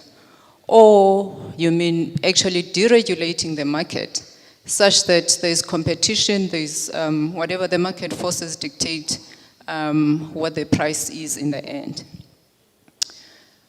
And yeah, another question, sorry, I thought I had one question, but it's the last one, is there are other countries who, I mean, even African countries that have done much better than us, South Africa, in terms of switching or converting domestic from other sources of energy to gas. And they've done that quite well compared to us. And that was not just based on price. Have you then, as government, looked at what those countries have done, what South Africa can do to actually support the switch? Thank you. Thanks, Madam Onde, for putting me in the spot again. The price is an arbiter. Maybe can I explain it this way? For me, my biggest pain when I look at the movement of our electricity price, as I'm sure you know that since 2012 to now, the price has increased 300%. And unfortunately, one would then say, but why would price increase 300% when the cost of solar has dropped from what used to be 4 rand per kilowatt hour down to 43? You can actually get down to, let's just give it a number, 50 cents per kilowatt hour. So something says there's something which is incongruent here. So there is this energy carrier, or there's this source of electricity where it may have cost 4 rand back in the days, but it costs 50 cents now, and yet the price of electricity is going the other way. What's wrong with that picture? And we make electricity still in the main in South Africa with coal. And I'd like to bet you that the coal, especially with the, I'm not talking about the more recent plants, please let's not put Kusile and Midup into this, but general plants, but that you can make electricity, generate electricity there for 50 cents per kilowatt hour. So what is it that is bringing the electricity up? So my argument is one that simply says, there are these contributors, and not gas to power per se, but open cycle gas turbine use, diesel to power, contributes tremendously to this. That if we were to move the source of this 3 rand, 4 rand per kilowatt hour, because as I'm simply saying, Eskom will show it in their annual reports, as the cost of producing electricity from diesel is 450 per kilowatt hour. My argument is that if you were to remove that 450 per kilowatt hour power from the generation pool, you should be able to then make sure that the electricity price, even if it doesn't come down, which it should, but even if it doesn't come down, at least it's not going to increase in the next years by 300% again. But how do you do that if you still have the peaks? Mine is to then say, how then do you manage the peaks? Remove them from the electricity generation. So what you can then do is you can then, for the electricity side, you can manage the electricity price down. And then on the other side, for the thermal one, which is, I'm not sure whether people know, that it costs you, even today, with average price of electricity, which does not take into account OCGT costs, it costs you some 600 or 800 times more to boil water with electricity than it would cost you if you had to boil water with LPG. You can do that test yourself. How much it will cost you. Buy a 9 kilogram and see how long it would take you to cook with that 9 kilogram. And if we were to do the same, cooking on the same, for the same time, how much it costs you to cook using electricity. It is more efficient and more price competitive today with LPG prices unaffordable. Can I add something? The equation of the energy transition is a very complex one. And I'll jump to Australia, which has been incredible at installing renewable, which we just heard is incredibly cheap. But it comes with a bunch of other issues. It's intermittent, and the grid usually was constructed to help and dispatch centralized electricity that was generated in centralized power stations, like here, where you have coal-fired power in centralized Medupi, Kusile, etc. power stations. So energy transition means not only going from coal, in the case of South Africa, to renewables. There are many stones in that mosaic of power generation that you need to consider, using what you've got in terms of infrastructure. And it will always be a combination of all these different fuels. So as we, in South Africa, wean ourselves off of coal and transition to renewables, you need gap fillers. And these gap fillers will be LPG, they will be diesel, and batteries, and the like. And so I think if there was a golden path, a golden bullet, somebody would have come up with it. The country I originate from is Germany. It started in 2011, which is 12 years ago, and said, oh, we will become the energy lab of the world. They shut down nuclear power, which was accounting for 35% of power generation, gone. Okay? They shut down gas-fired power plants because they said, we can't rely, and we're shutting those down. Now they're stuck with coal-fired power, and actually coal-fired power use has gone up. They've invested hugely. I mean, we have 30 gigawatts installed in terms of solar power. We have probably 20 gigawatts installed for wind power, but it's not enough. So what I'm trying to say is that's been a journey of 12 years. And you have to look around what's going on around you in the globe. You know, take advantage of the cheap solar power, use it when it is being generated, try to store it when it's being cheap. But we're hearing stories about hydrogen, pump storage, all these kind of things. And it will be an amalgamation of all these different solutions that ultimately will be right for South Africa. I'd be probably, or any one of us here, if we could tell you today with certainty what the perfect mix is in 5 years, 10 years, 15 years times, we wouldn't be sitting here. We'd be either printing money or advising some other people. It is a difficult and a challenging equation. That makes it fun for someone like myself because you have to come up, you have to change, you have to think, you have to adapt. And I hope that with the conversation that we've been having here today, at least we sparked with those who distribute or work and touch LPG, that you can tell your customers and say, well, you're using it today for cooking. You may be using it for heating, for drying, if you're in farming. Think about also using some more, getting economies of scale, using it for some of the power generation when that power that you need so, that electricity that you need so desperately is just not available.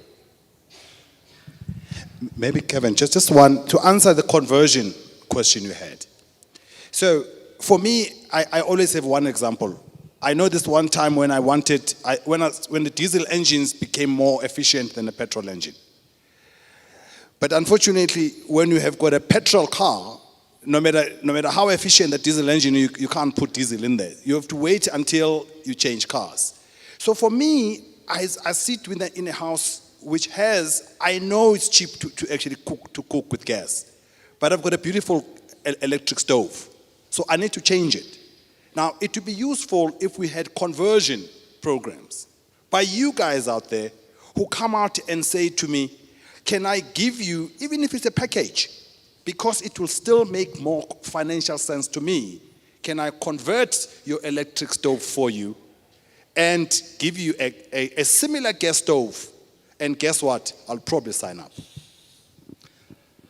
Thank you very much. I think the conversation closes there. I see you've got an itchy neck, Khadi. Could you just hold on? I may take a question. I just want to sort of round up over here. We've heard from Christoph about the price of LPG and how comparable it is to, let's say, other equivalent liquid fuels type of generation. We know it cannot compete with coal and nuclear. The levelized cost of nuclear, that's after about 30 or 40 years or so. We know that. But LPG generation is in fact not meant to be for, to my interpretation, not meant to be for base power, for base load. We've heard from Nhlanhla the importance of the peaks and how LPG can fit in quite neatly into those peaks and actually reducing those peaks and help to in fact reduce the cost of power overall. Because LPG is really a direct cooking source, a direct boiling water source, and you're not boiling water twice, which is extremely important.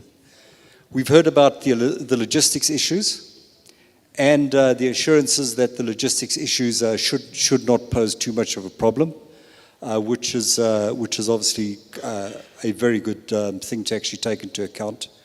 We've heard about conversion issues, about conversion from diesel to LPG.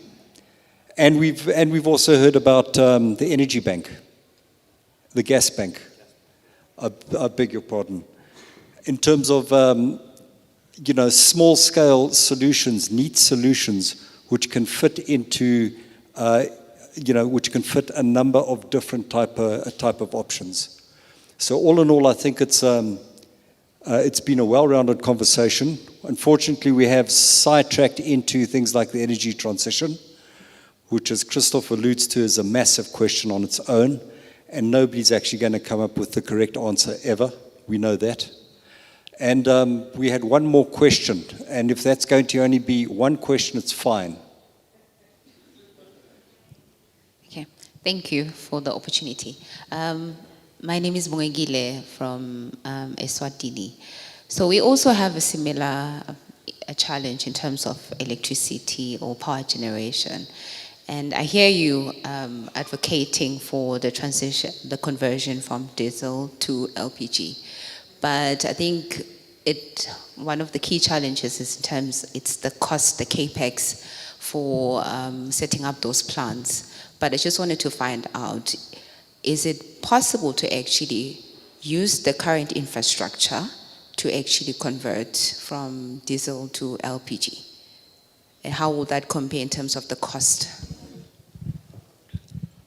Thank you for the question. The simple answer would be yes. We can convert the current existing infrastructure from diesel to LPG. In terms of cost, we would have to look at the size of the generator so that we can actually give you a variable cost. But in terms of savings in the long run from LPG to diesel, I think it's worth considering to switch to LPG. Can I add it to that? Just the simple calculation, what we see here in SA is that if you're running an LPG generator, your cost of generation on that scale, are we talking like, you know, the 1 to 10 megawatt kind of scale, your cost of generation is about 4 rand to 4 and 50 per kilowatt hour, whereas on diesel, you between 8 to 9 rand a kilowatt hour, so your operational cost is half. So per meg, you're saving 4,000 rand an hour running that system. So it does pay itself off very quickly. The other thing is that you can use LPG for more than just your generation. I mean, 50% of energy use in the built-in environment is through stuff like heating and cooling.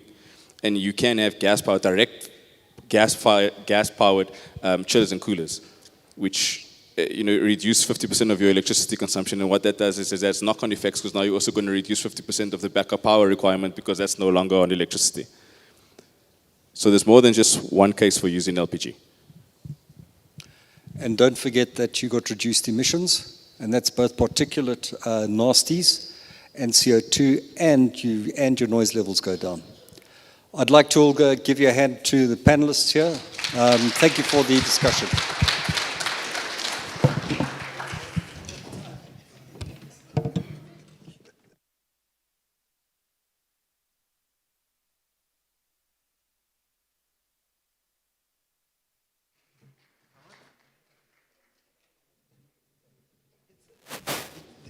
They're coming to sort it out.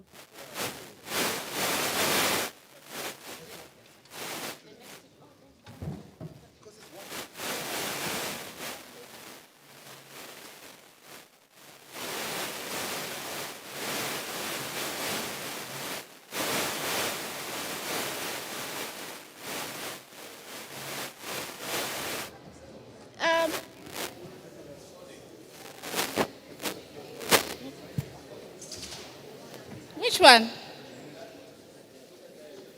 Okay. Guys, sorry. We are running a little late, but you must agree. I mean, we almost, and I'm sure, are 50% solved energy crisis in South Africa already. I mean, as you can see, we are shaping the energy landscape.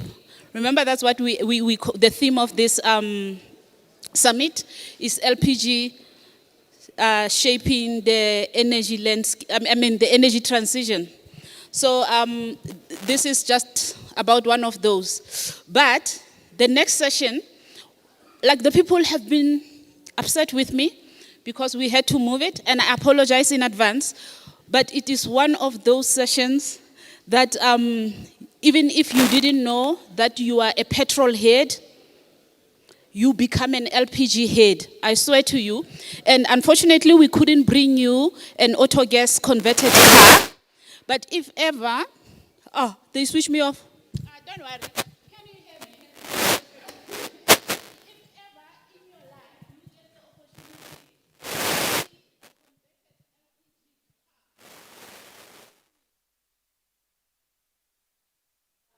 and I know I'm an LPG head, of course, for cooking and for other stuff.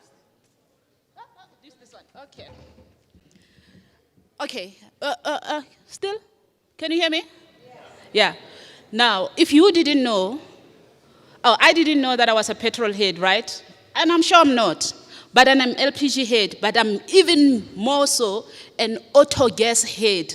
And I know that the next car I'm driving is auto gas car, for sure. So can I get all the panelists for auto gas to come up? And we having the Aussie uncle come back on stage, because before me, like, he got that auto gas into me to love it as much as he does. I just want to be an expert in it like he is. David, can you come with the team here, please?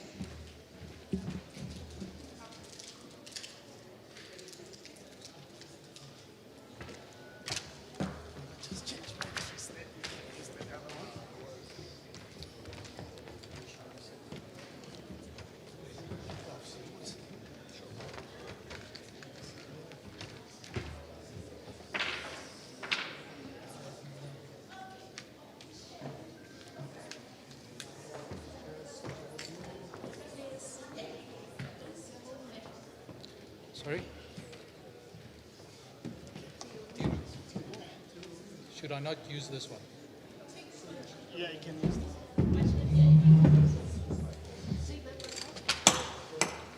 They've put one down there.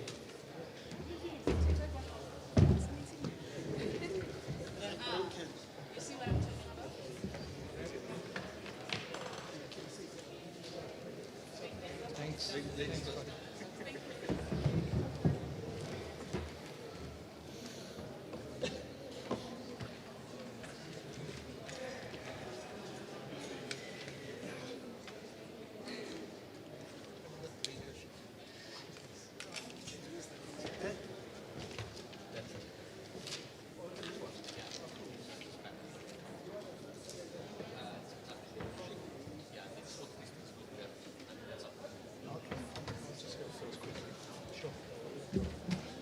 There's one there as well. Here's another one. I'm going to click straight down.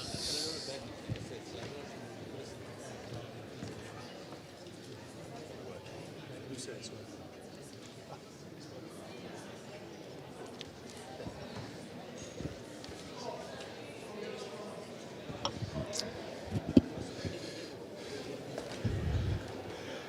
Okay, can we start the last session, which should have been the penultimate session? I'm sorry about all the timing issues this morning, but we ran on a bit. We started late, we finished late, and I hope that we haven't upset too many people's schedules. This is going to be all about autogas. And then I think we're going to finish.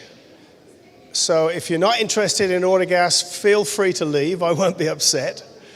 But it'll be a good session you're missing. I heard just then somebody say that you can't convert a diesel car to LPG. Wrong. You can. You can. And it's been done in London with the black cabs, the taxis. A company has designed a new, actually what happens is they take the cylinder head off and replace it with another cylinder head. But basically, the rest of the engine is the same. And it's been done. And they're fine. And they work. And the taxi drivers are really happy. So I'm not sure where that comment came from, but let's lay that myth. Diesel engines can be converted to LPG. It requires a little bit of engineering, but it can be done. So welcome to the Autogas session. I've got 3 panelists with me who are far more experienced in autogas than I am. But I just want to give you a bit of a scene setter. I know we're going to hear a bit about, in a second, about autogas in South Africa. But I wanted to give you a bit of a global picture because this is big business. And there are several reasons for it being big business.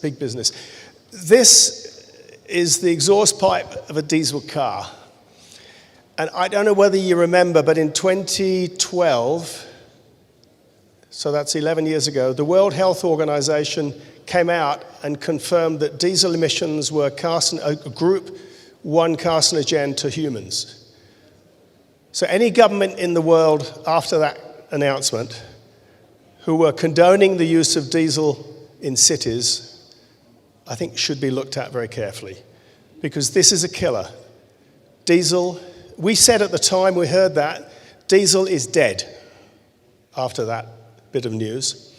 But it still exists, but it doesn't take away the fact that diesel emissions, and this is off a locomotive, diesel emissions are dirty, they're an environmental nuisance, and they're killers. And this is remember we had a bit of palaver with Volkswagen back in 2015, I think it was. Volkswagen was cheating on their emissions tests, and they paid the price. But I think they handled it pretty well. They put their hands up and said, yes, we're wrong, and we shouldn't have done it, and they got away with it, I think. But nevertheless, it was just another nail in the coffin of diesel. So quickly, looking at the total autogas demand in in the world. It is about 8% of the total. The total, I can tell you last year, it was about 340 million tons of LPG. 340 million tons. Just got the figures recently from Argus. And about 8% of that, you can work it out, 25 million tons, 26 million tons, went into the oil gas sector, where there are about 28 million vehicles running today around the world on oil gas. Four-wheelers, three-wheelers, two-wheelers, 28 million. And that illustrates that we're not talking about a fancy new fuel that's just come out of the box. We're talking about a well-established product that's been well proven. And I didn't hear all of the conversation just now, but I think LPG has a great role to play in this transition world that we're moving out of traditional fossil fuels to this brave new world of electricity and renewables. But if you look at the forecast for motor vehicles over the next 20, 30 years, it is going like that. You know, we talk about Uber and we talk about ride sharing and all that, but people who are currently on 2 wheels and 3 wheels, and I'm talking about bicycles, motorbikes, tuk-tuks, they aspire to own a car. They aspire to own a car. So the demand for diesel and gasoline will continue. I mean, we've just heard in the news in the UK that the government have pushed back now a little bit on the use of new vehicles using gasoline and diesel. They pushed that out now another 5 years. So I think there's some reality creeping into the picture. But the message here is that auto gas is not a small component of the total demand of LPG worldwide. And you can see how it's gone. The COVID, couple of years over COVID put a bit of a stop to that steady growth. But you can see most of that demand is in Europe and Asia, or Eurasia, should I say, Eurasia. Asia Pacific at the top there has taken a bit of a hit because we're talking here about countries like Japan and Korea, who were champions of oil gas over the last 10 years. For various reasons, that demand has shrunk. But it's not too bad, nevertheless. As I say, it's around 25 million tons of product. Most of that, and this hasn't come out very well, that black and dark blue doesn't look very good, but if you look, you've got about 10 countries using oil gas, represents about 3/4 of the demand.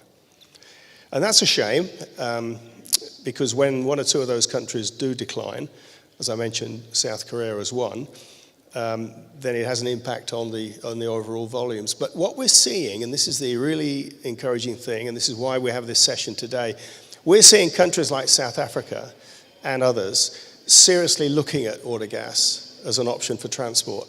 And we're here to help. I mean, that basically is the message. We've got a lot of very, very interesting publications. I think I'll show you a couple in a second. This is on one page. It's what we call our Charter of Benefits for oil gas. This is, if you're going to visit the transport minister in a government and he's only got 30 seconds, this is your elevator pitch, and you can leave this with him because it's got all the big numbers that he needs to know. And these are the figures that back it up. This is on a well-to-wheels basis, how autogas has benefits over the traditional fuels like petrol and diesel in terms of emissions. Now, I don't want to take too much away from what you're going to hear in a second, but this is what I call my 3-legged stool. And if you don't have all these 3 legs in place, then the autogas business is unsustainable. So whatever plans you have for autogas, get these three right and you'll be okay. If you don't get one of them right, then you have a challenge. And the three legs of the three-legged stool are, first of all, you've got to have vehicles, either dedicated LPG vehicles, or you've got to have a conversion industry that's out there converting vehicles that are running on gasoline and diesel to LPG. So that is a must. You've got to have your vehicle stock.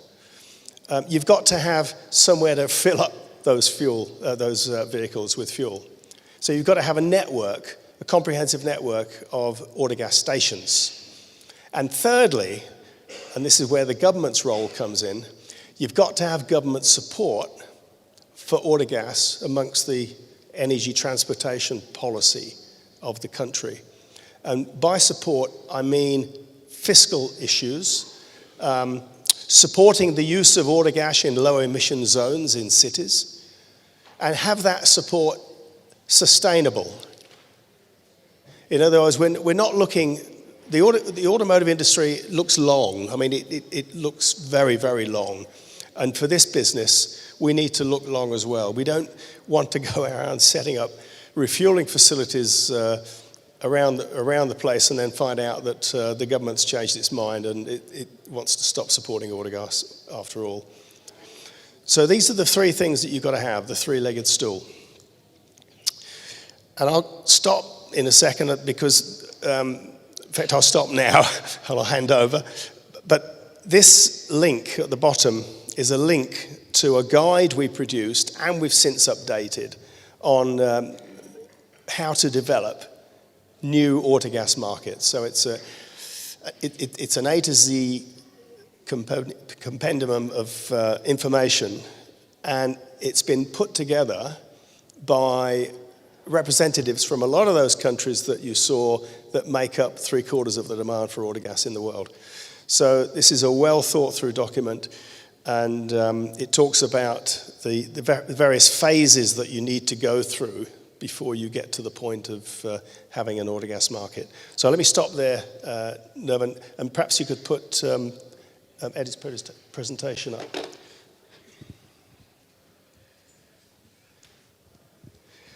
So I'm going to introduce now, before I introduce the other two members of the panel, I want to introduce Eddie Cook.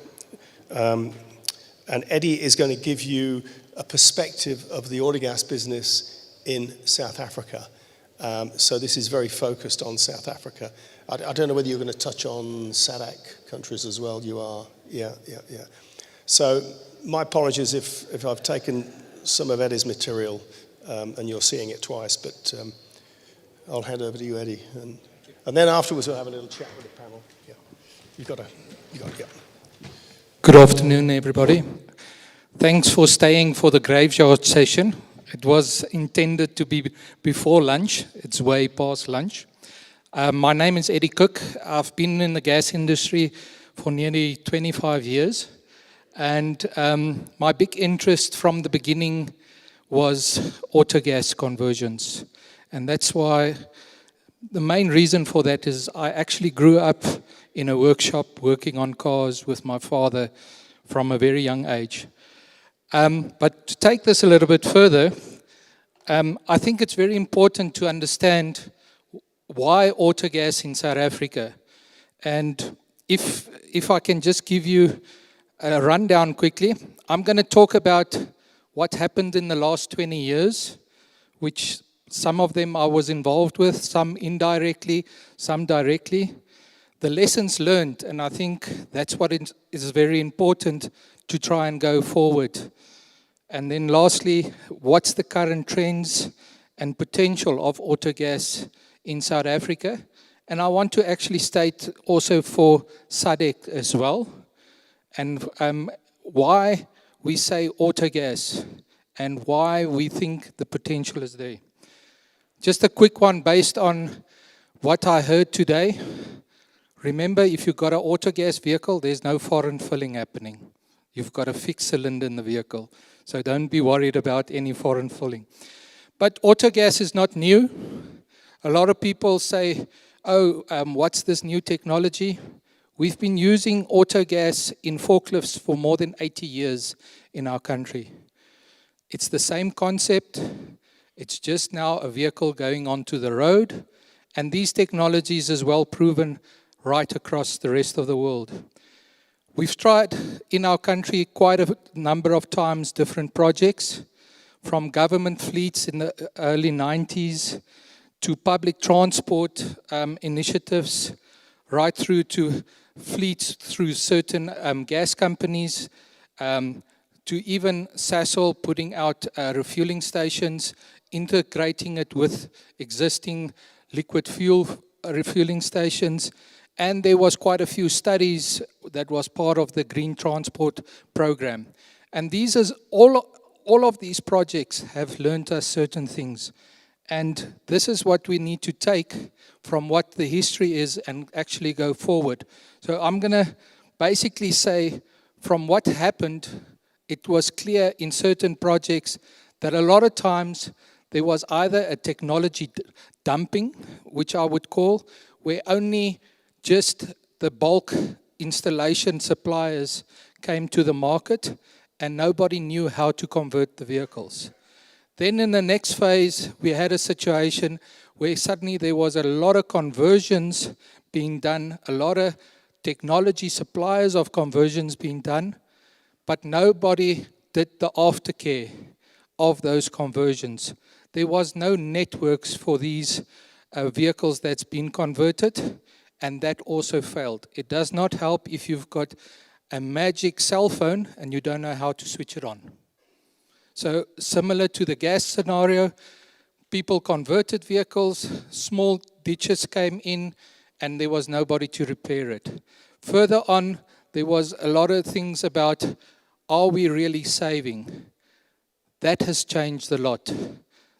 Due to certain taxes and due to the current crude price and petroleum product prices, the price gap between your current liquid fuels as we know it now and autogas as an alternative fuel from a price perspective is a massive difference. Then with the studies that was done, it was realized that you cannot go and do a high investment in a vehicle, convert the vehicle, and you only drive 10 kilometers a day. You're not going to get your money back through your savings. And it was clear that certain industries, certain sectors of the transport industry was more suitable for autogas conversions than others. Public transport and also now a lot of vehicles being used for e-hailing, courier services, security companies. Vehicles that do in excess of 200 kilometers a day normally make sense to actually convert those vehicles to run on autogas. What's important, as I mentioned, infrastructure. It doesn't help that there's only one refueling station and it's 50 kilometers away from where you are. You're going to drive all your savings out just to actually refuel that vehicle. And that's why it's important to have the right infrastructure and build the autogas industry around that infrastructure and also have the support network going forward itself. Understand the pricing. LPG pricing is now more international based. There's a lot of product that gets imported now. We're going into international trends regarding our LPG pricing, and that helps a lot with the pricing and the savings going forward. Another important thing is skills transfer, training, and safety. There's a lot of people out there that understand an internal combustion engine, but are so scared to touch gas because they've got this fear that it's going to explode. With some education, skills transfer, and training, that person that normally worked on a liquid fuel internal combustion engine can now work on a gas vehicle, get trained, get certified, and ensure that that installation gets serviced, or in a case where there's more advanced training offered, can actually install the conversion and the vehicle can run safely outside. A lot of people talk about warranty issues and things like that. As soon as the volume demand is in the market, you will get to a point where the OEM would support it.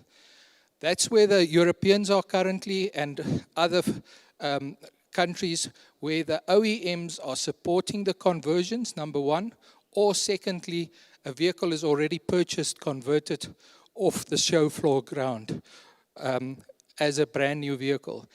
The only way we're going to achieve this is by doing the volumes.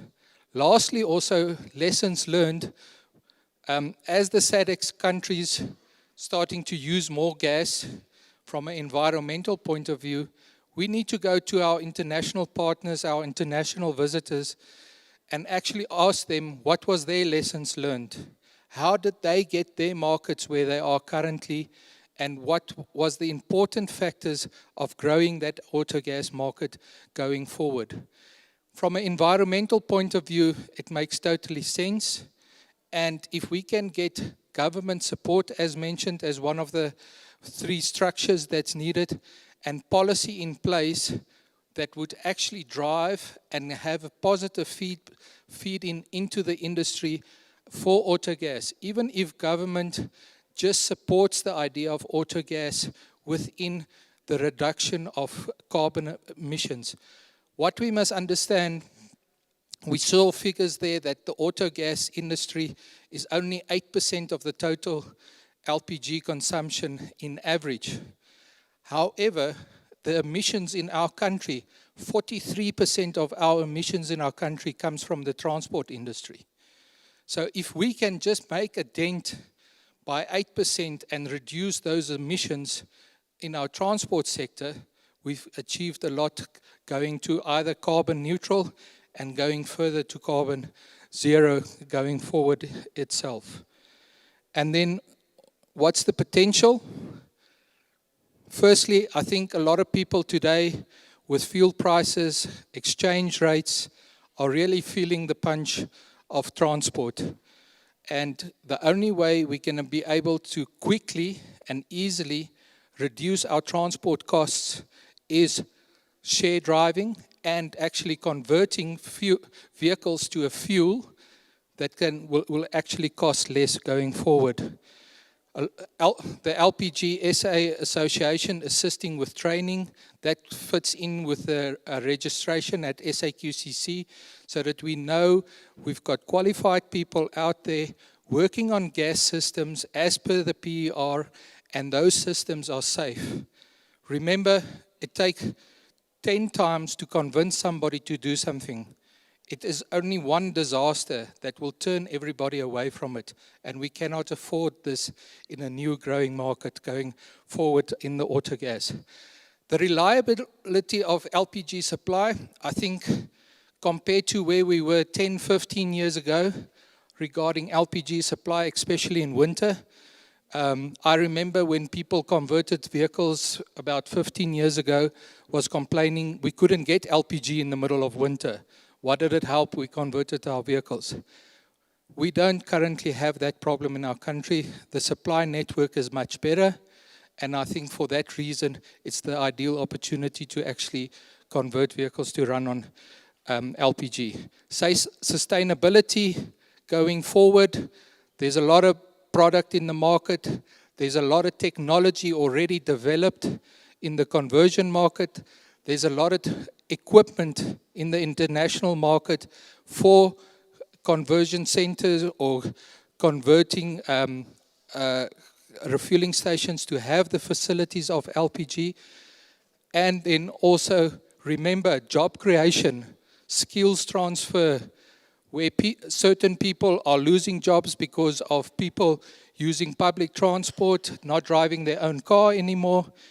If you can actually extend that into the motor industry and people can actually add a skill of converting vehicles to run on auto gas, it's job creation going forward. I think a lot of these other points I've already mentioned. What's always important in any new project or new technology introduced into a country, no matter what the situation is, safety is first. Secondly, you need the buy-in of all the stakeholders. It's very important that everybody understands what's needed, what needs to be achieved, and what's the benefit for everybody in the long run. And from an environmental point of view, LPG has the option of either green LPG or bio LPG, and in that way we can take it even further and actually save our environment. I'm going to actually end off with that, and then we'll do all the questions in the panel discussion. Thank you very much. Thanks, Eddie. And what I want to do first of all is bring in our virtual panelist from India, Suyash Gupta. So I don't know whether you can hear me, Suyash. I know that you're there because you've been sending me little messages to say when am I going to come on. So are you there? Can you hear me?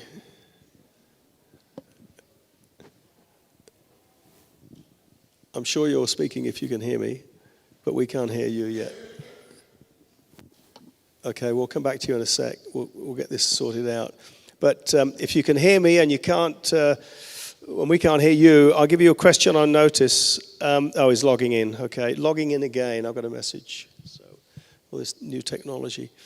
So we'll wait for him to log in. So in the meantime, I'm going to introduce ladies first. Jasmine Skate on my left. Jasmine is the director of Ergon Equipment and has been heavily involved in autogas for many, many years. And she tells me she knows everything from A to Z on autogas. So do you want to start at A? Yeah, I think so. I can. Yeah. Should I stand up? There we I believe go. so. Yes. Thank you for the introduction, and I think that you covered already, both of you, a lot on what is autogas and what is the need and what is the potential. So I will try to be short and not repeat myself. I believe everybody is too tired to hear everything twice. So yes, I'm involved in the autogas industry specifically for about 20 years now, and I'm permanently based in South Africa for 10 years.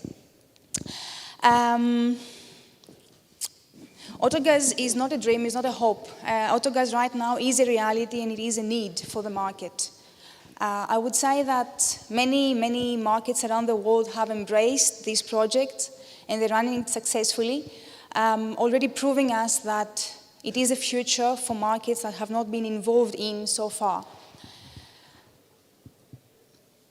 From our side, as Ergon, as a group of companies, we're here to, our expertise basically is to develop new markets in embracing this project and implementing it in a safe way. That needs a lot of effort and needs a lot of parties to be together and work together to a common target. We have a dedication to make this happen in the sub-Saharan Africa. We're targeting, obviously, starting from South Africa. We're targeting the whole sub-Saharan African development on the autogas project. And we understand that we need to tick a lot of boxes to make that successfully. Number one, we need reliable technologies. This is very important because that will take us to the next step. Reliable technologies ensure that the project is in safe hands and that we can get the confidence from the market that this project is indeed working. We have in our portfolio full support of Westport Group, a global leader in the autogas technologies, manufacturing and applications. The second box we need to tick, as previously described, is the support, is the maintenance, is the network, is the skilled people, the trained people to do this job correctly. From our perspective, what we're trying to implement at the moment in the country, we have already developed a good network, I wouldn't say too large for now, of entities that they can convert safely. They are trained, they can maintain vehicles converted, they can offer services and support to the public, trying to get this network bigger and bigger and bigger every day, adding skills to the people, adding more and more technicians into the autogas field. We understand that the area is very large, the need is very big, but we are here to do it together and engaging with authorities that can help us to do it. The other box we need to tick is, of course, refueling infrastructure. That is also part of our mandate to make this happen. We understand that conversions is, again, the chicken and the egg. Who's going to do it first? Am I going to convert? Where am I going to refill? Or am I going to create a filling station network? Okay, for who? So we're trying, again, to engage with the necessary parties and entities to do that. We're already creating a refueling infrastructure network across the country. There's not many so far, but we have an expansion plan. We have already commitment from fuel majors to be on our side on this expansion plan for refueling network, which we believe it's very crucial to cover even a larger footprint, to get into highways, to get into larger volume of filling stations in metropolitan areas. So this is coming soon. I believe we are all covered by the sustainability, the efficiency, the available quantities of LPG fuel in the country. With these two import terminals at the moment, we could consider this problem solved. It was a problem in the past. It was a huge concern if gas is enough to support the automotive industry. This is no longer a concern. So at the moment, I would say, let's all bring Autogas project a bit closer to us. It's not something for tomorrow, it's something for now. It's already happening, it has already started. Yes, there is a lot of challenges. We mentioned earlier manufacturer warranties. Yes, it is a big challenge. We're trying to work together with car manufacturers to solve this, to bring them on board, to make them understand that lower carbon emissions is a drive globally, not only here. People, cost saving, all this is a need. It's not a luxury at the moment, it's a real need. So slowly but surely, some of the manufacturers are indeed coming on board. We're proud to say that we have models and solutions to cover the need when that need comes as a project. And we are here basically to make it happen. So for us, it's not an if, it's when, and it is going to happen. So our main intention, let's do it safely. Let's all engage and stick to the safety standards that are applicable in South Africa. The law is complete. It covers everything. I believe we are all in danger of a failure, of a bad reputation of this project. We don't want to do mistakes. Mistakes affects everybody. Whoever does it affects all of us. If we create a bad reputation for this project, we will suffer at least 10 years to recover that. We don't want that. Let's stick to reliable technologies. Let's stick to skilled people, to correct people, to trained people to do the job. Let's work on refueling infrastructure that is up to standard, up to safety standards. Let's put safety above everything. It's a project that can be huge, or that can also be very small if we do everything wrong. But South Africa has the characteristics and the potential to make it huge. Ergon is here to help on that route. Thank you. Thanks, Jasmine. Some wise words there as we venture forth. Now, Suyash, we have visual. Do we have audio? Can you hear me? I hope so. Yeah, we can hear you. Okay. Well, yes, sorry we've kept you up a little bit later than planned. I hope we haven't taken your beauty sleep away from you. What I'm going to ask you is, we've just been hearing from Eddie and also Jasmine about issues like vehicles and warranties and so forth. So from the Indian perspective, what's been the role of the OEMs in India in promoting Autogas where you are? A great question, David. To give you a context, let me take a few seconds on sharing with the audience who we are. That gives a very quick context. Our association is the apex body for the promotion of autogas in India, and Indian Oil leads us as the president, and we've been there for almost 21 years now. Now, having said that, of course, we work very closely with the WLPGA. Coming back to your question, until 2011, around that time, the OEMs were really big on autogas. They were launching variants. Maruti was launching, Maruti Suzuki, the biggest OEM in the country. They were launching LPG variants, Hyundai, and you could see everybody coming on the LPG bandwagon. But then around 2008, 7-8, when crude touched $147 a barrel and the CP touched $80 a ton, the whole narrative changed. Autogas in India has always been non-subsidized, and but until 2012-13, around that period, gasoline and diesel were heavily subsidized. So we were looking at a scenario for almost 2 years wherein autogas was just about 10% cheaper, 15% cheaper than gasoline, and more expensive than diesel. So it made for a very compelling case, and then suddenly we see conversions happen, reverse conversions happening, people taking off their autogas kits, or in some pockets using the domestic diverted LPG into autogas. So that's where the OEMs really dropped interest. We saw the sales of their vehicles crashing, and it also coincided with the push from government for CNG, which was also heavily subsidized. So as we always talk and we discuss that, 40% is the sweet figure for 40 to 50%. Autogas needs to be 40-50% cheaper than the nearest liquid fuel, whether it's diesel or it's gasoline. So that was not the case. So today, I would say we are struggling with the OEM interest significantly, and that's where my advice to because OEMs will not be the first movers in any market. So it's very important to have very conducive policies for aftermarket conversions, and because if conversions happen, then of course the stations which are there, they will have vehicles in which LPG would be sold to. So station owners would be happy.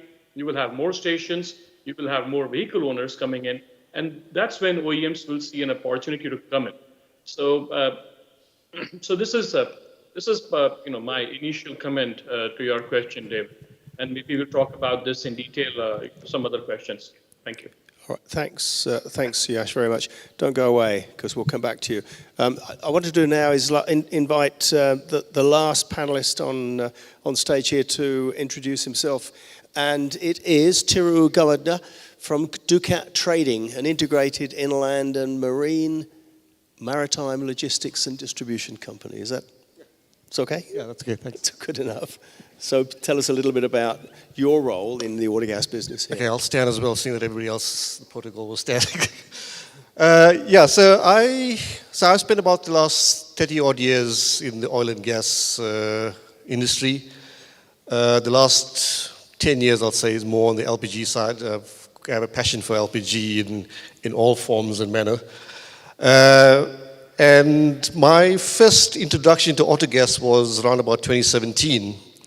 And so, firstly, I'm in the business of autogas, and there's no qualms about this. I want to make money out of autogas, or out of gas generally. So my first point of departure was this new concept called autogas. What's it about? So obviously, like all good ideas, this was coined at a pub on a Friday afternoon where a buddy said, have you heard of autogas? And I said, no, tell me more about it. And the next day it was, Google was your friend. You Googled the hell out of autogas and found out everything about it. And I slowly started getting a sense that, there's this little chat at the pub, there's something on here. Let me just dig a little more into it. And so a lot of research went into it. And I think back in 2017, I think there were some engagements with Jasmine at the time as well. Just fairly green, the field itself. we dabbled a bit in it. We tried getting some answers around how to go about it. At that stage, LPG SA, there was not much codes around autogas at that stage. So it was a very touch and feel and Google search stuff, phone around, phone a friend for information type of thing. Eventually, it got to a point where we eventually parted with a partner at the time. We started going down the road of establishing an autogas site in the Western Cape, Cape Town, the one of only sites in the Western Cape.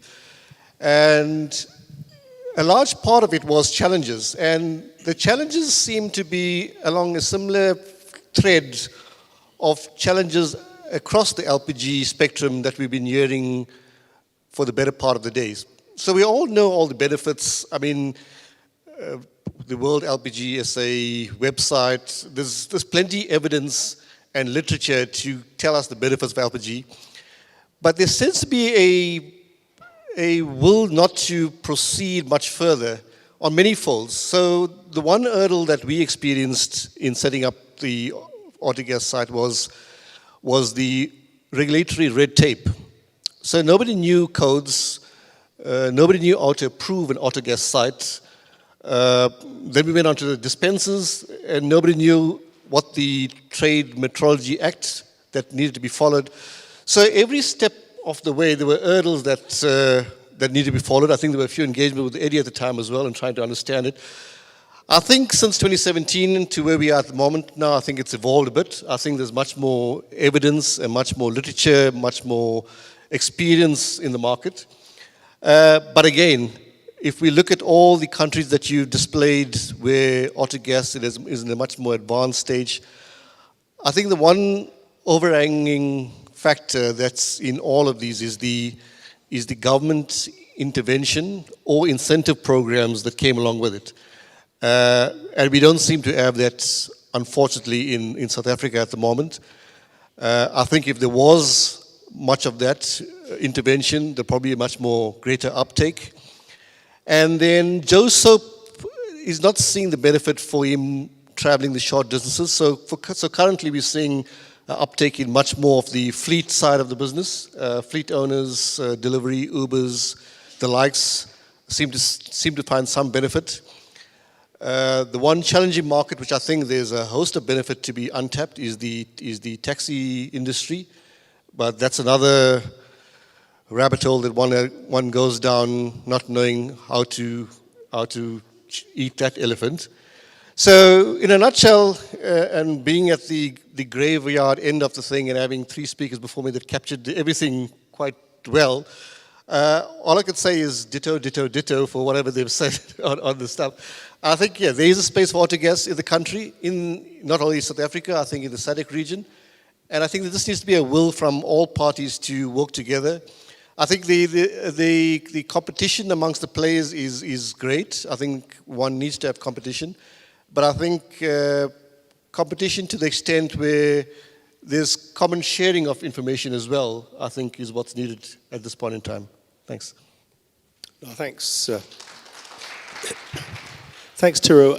And yeah, when you were talking, it reminded me of one of those countries that I mentioned that was pioneering autogas was Turkey. And iGas, one of our members in Turkey, they have about a year ago, formed a joint venture in Bangladesh to develop the LPG business there. And they've got their eyes on developing an autogas market in Bangladesh. And I think what you said is absolutely right. You know, when you talk about red tape and decision makers being cautious because it's brand new, we've never done this before, it's going to help if you bring somebody like iGas to the table in Bangladesh and talk to the government authorities about this new concept of putting LPG into vehicles. Because they bring with them years of experience in another country that they can put on the table. And that's going to help, no question about that. And the other thing that came to my mind is probably something more relevant for tomorrow when we talk about cooking for life. And you need a champion. You need a champion in the room to push this. And I think, we heard just now about the difficulties of getting this concept through to people who haven't heard of it before, or if you have to Google to get some information on it. I hope, by the way, when you did Google, you got some information from WLPGA, because we have got a lot of stuff, you're right. You're absolutely right. What I'm hearing is that, it's an exciting opportunity, and there's an awful lot of stuff around to help. But you've got to go in step, and I said those three legs on the stool. Obviously you can probably manage one of them quite well with respect to the OEMs and the conversion industry and the equipment you've got for that. You've got the filling stations challenge, so you need to make sure that there's plenty of those around. But government, you've got to tackle government. You've got to tackle it full on, because Suyash mentioned the ideal number that you need to price autogas relative to diesel or gasoline is around 50%. Now, the reason for that is that it's to do partly to the calorific value, the relative calorific value of the fuels and the efficiencies. But if you can get the price at the pump of autogas around 50, I'd say probably 60 is okay as well, of gasoline, then you've got a really compelling proposition. As long as you're not doing the 5,000 kilometers a year that Eddie mentioned, you need to be doing more mileage than that. And there is stuff out there, by the way, on the internet. There's a company in Australia called LGAS, and you can put the numbers in. They've got a little model, and you can put the numbers in. How much is the fuel? How many miles are you going to do? What's the cost of conversion? And to give you the payback. It'll give you the payback, and it'll be, around 2 years is a pretty solid payback for that sort of decision. So let me pause. Slido is still active. So if those of you that sent questions this morning on Slido have got other questions that you want to ask on Autogas, please use it, or put your hand up and we'll field them. So any questions on Autogas? Now, you all stayed here. You didn't go out when I said if you're not interested in Autogas, you can leave. So I know you're interested in Autogas. Have you got any questions that you want to ask? Particularly to this man on screen, because up here behind me, he's one of the most experienced Autogas people I know. Down the bottom, we need a microphone. Thanks, Tony. Is it Tony? Yeah, I think so.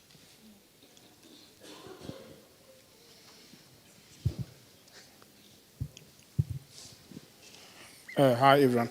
What collision tests have been done? So say if you have to put this into a taxi and it meets up in an accident. What are you concerned about? The safety of the vehicle? Yeah, and the explosion. Would there not be an explosion? Yeah, I'll pass on to Tiru in a minute, but I do remember years ago some tests. Well, there was concern about a rear end collision if you've got an LPG tank in the back. That was the concern. And I think I mentioned this morning that the cylinders that we have for the domestic market, well, they're no different to the ones we've got in the boot of an autogas car. These are manufactured very robustly, and they've got like burst pressures 10 times the working pressure. So what happened was there was a Dutch company that did some trials, and they punctured the back of the car with a V, and drove into the back of an autogas car and collided with the tank, and then did some investigation. And on all the tests they did, they didn't puncture the tank. So this is an LPG tank. Now, when you think about a gasoline tank, which has got, the wall of a gasoline tank is about as thick as this bit of paper, you can imagine that even a small collision, and you can see it whenever you have crashes on the motorway with gasoline cars, there's often a fire, and what's happened is that the gasoline tank has ruptured, not surprisingly, because it's as thin as paper. So from the storage point of view, absolutely no problem whatsoever. and it's a sealed system. So again, it's this thing that I talked about this morning about this perception of safety. LPG is unsafe. It's not. It's one of the safest products we've got. So let me ask Theo to say something there. Yeah, no, I was going to say that, so if you really want to, and if you into Top Gear did a demonstration with blowing up a petrol car and a autogas car. And you'll see the difference in the two explosions. The petrol car burns and burns, and the autogas car just goes boof and stops. Yeah. Okay, that's Top Gear. For the real life scenario, I've personally seen in one of the vehicles that we did a proof of concept, a rear end collision, similar to what you said with the V-shaped puncture, where the actual boot of the car wrapped around the cylinder of the LPG, and the LPG tank was left unscathed with a single scratch. So, and with the modern autogas systems, there's multiple fail-safes from front to back. So at the slightest impact, everything shuts off. So, yeah, fairly safe. I mean, you're talking to LPG people, so you're going to get this answer.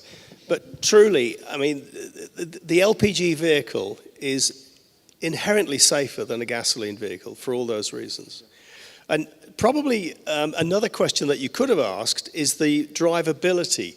And often, particularly with taxi drivers, they're very sensitive about how fast they can get, from 0 to 60 and what sort of torque is there. And everybody that I've spoken to, particularly those taxis I talked about in London that have converted to LPG, the taxi drivers are very happy about performance. So there is really nothing to worry about. All you need to worry about is getting those three legs in order and getting that stall standing up. And for that, I think your biggest challenge is probably going to be the government. For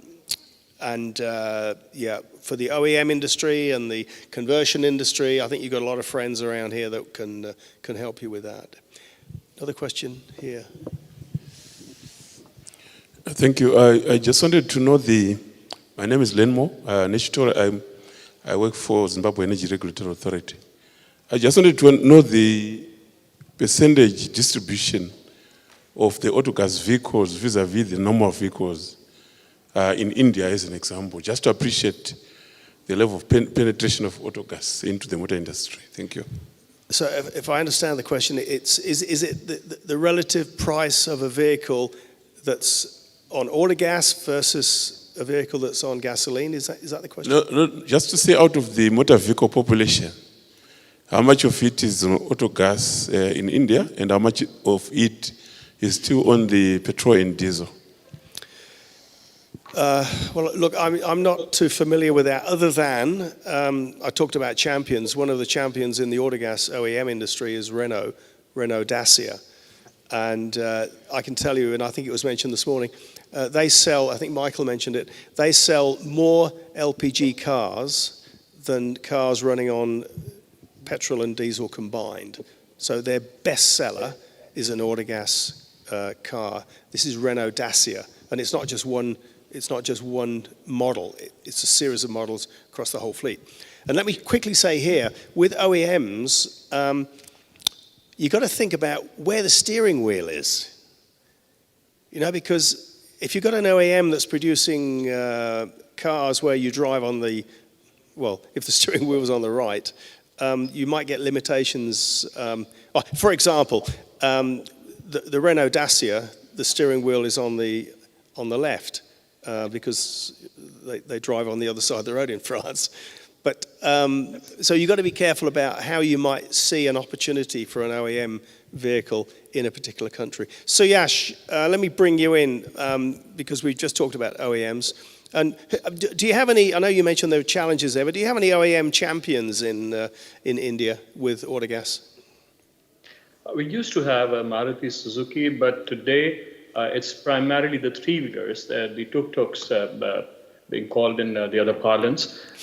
They are mostly, if you go down south, it's almost everything is autogas. But as it goes into the northern part of the country, wherein the presence of natural gases has been there for quite some time, it goes into CNG. And to also answer the question which was just brought up, we have about 300 million vehicles, and the share of autogas vehicles is about 2.5 million vehicles. So it's very low, but that's an aberration. You mentioned in your presentation about the global figures, and in Turkey, David, correct me if I'm wrong, about 46% of all private vehicles are on oil gas, and it's hugely OEM based, and so was Korea. So you have Hyundai, you have all the top, almost I think 9 of the top 10 OEMs worldwide are heavily invested into the auto gas variants. And Renault is such a great example. I think this year we discussed their sales of LPG vehicles exceeded that of diesel. Yeah, thanks, Yash. Has anybody here been to Hong Kong? Put your hand up. Anybody here sat in a taxi in Hong Kong? Because they run on LPG now. They converted all that. Well, they didn't convert. What happened was they decided in 2000, so 23 years ago, they decided to move away from diesel. All the taxis were diesel. And they were polluting the inner city, the CBD in Hong Kong. So they decided to move away. And they had a choice.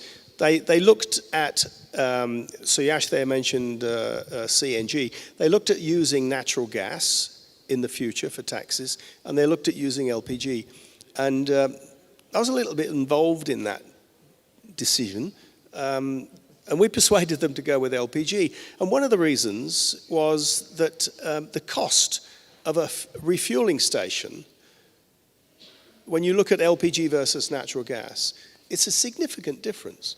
LPG filling stations are much cheaper to build than CNG stations. And one more thing, CNG filling stations are noisy.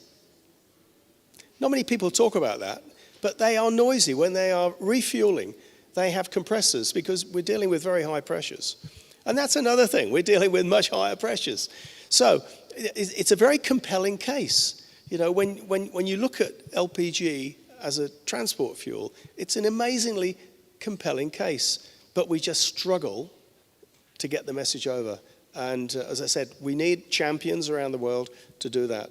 And we'll keep trying and we'll keep plugging away. Any more questions from the, do you have two here? Hi. Technical question around the filling. I imagine that the nozzle and is it a typical digital control valve Smith-10 type setup on the pump and the nozzle as a petrol or diesel system? And then also we talking about LPG, but then would it also mean that the cars could be filled with propane, with the HD5 type fuel? Okay, well, there's a couple of options on the connections, but they are very simple to operate. The one in Australia that we have, it's like an Acme screw thread, very simple. I had an LPG car. I don't have it anymore, but when I had it, my wife used to drive it, and she refueled it herself without any problem whatsoever. So the refueling operation, in some countries, it's done by forecourt attendants. In other countries, it's self-serve. We've got examples of both with autogas that work really well. And the second question? About the propane, or the HD5. So what was the question with propane? You mentioning LPG again? Is that like Sandspec 6040 LPG, or is that the only fuel that's compatible, or would the HD5, the 90-10 kind of split also be suitable?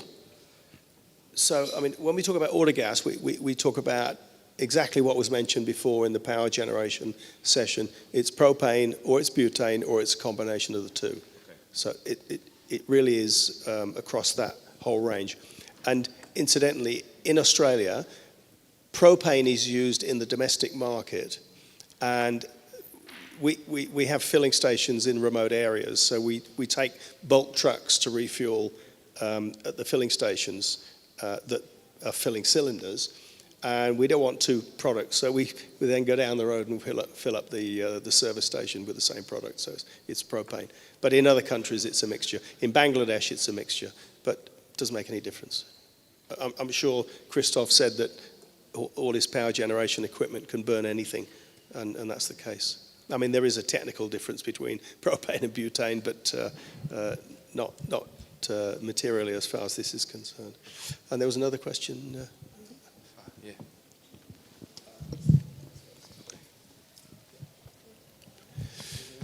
There was a question before on the okay.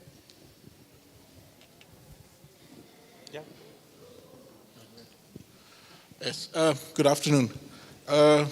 In the early 2000s, one of the gas companies in South Africa piloted the autogas project. I was working for them at the time.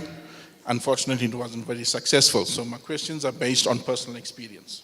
Okay. At the time, when the kit was installed, your spare wheel was removed. It was placed in the back, just in the boot of your car. So as a family man, that was very inconvenient. 2, there was no power in the car. 3, you couldn't fill your LPG anywhere except the place that they had in Selby. So what's the difference 20 years ago to now? Power, availability for filling from here to Durban, for example, and the kit. Is it still going to be in the boot, taking up your boot space? Or has that improved since then? Okay, well, thanks for the question. I've got a couple of people here that I think might answer the boot space tank issue. Yes, we have made big improvements. Yeah, I think, and Eddie and Jasmine can pitch in as well, but I think from my experience, depending on the make and model of vehicle, you get 2 types of tanks. You get the cylindrical, or what we call the donut, that replaces essentially your spare tire. When we did the POC and the pilot, we removed the spare tire, and it so happens that most of the vehicles that we did, the cylindrical tank fitted quite comfortably in. The one challenge was you provide the driver with the alternate for his flat tire punctures, but that's easily worked around. And if it's one of these SUV Toyota Avanzas and stuff, it's a cylindrical tank that fits underneath the vehicle. So you still can have your boot space with your spare tires. It's not losing much of your boot space. In terms of performance, we took people driving around in a autogas vehicle without telling them it was an autogas vehicle, and just switched the button on and off, and later on told them you're not driving on gas, so they couldn't feel the difference. The one thing is, if you're into GTIs and 0 to 100 in 20 seconds or 5 seconds type thing, then autogas is not for you. It's not that being said, there are performance kits that you can, and there's rally driving in autogas as well if you want to go down that road. In our experiences, most of it was done with conventional vehicles that were basically fleet vehicles. So yeah, space is fine, power performance is fine. Jasmine, Eddie? Multiple options on the fitment is possible. Depending on the client, different sizes of tanks are available. Different fitments are available. Yeah. And if you come to Maybe I'd like to comment here. Yeah, sorry, Suyash. That's fine. We've seen this in India.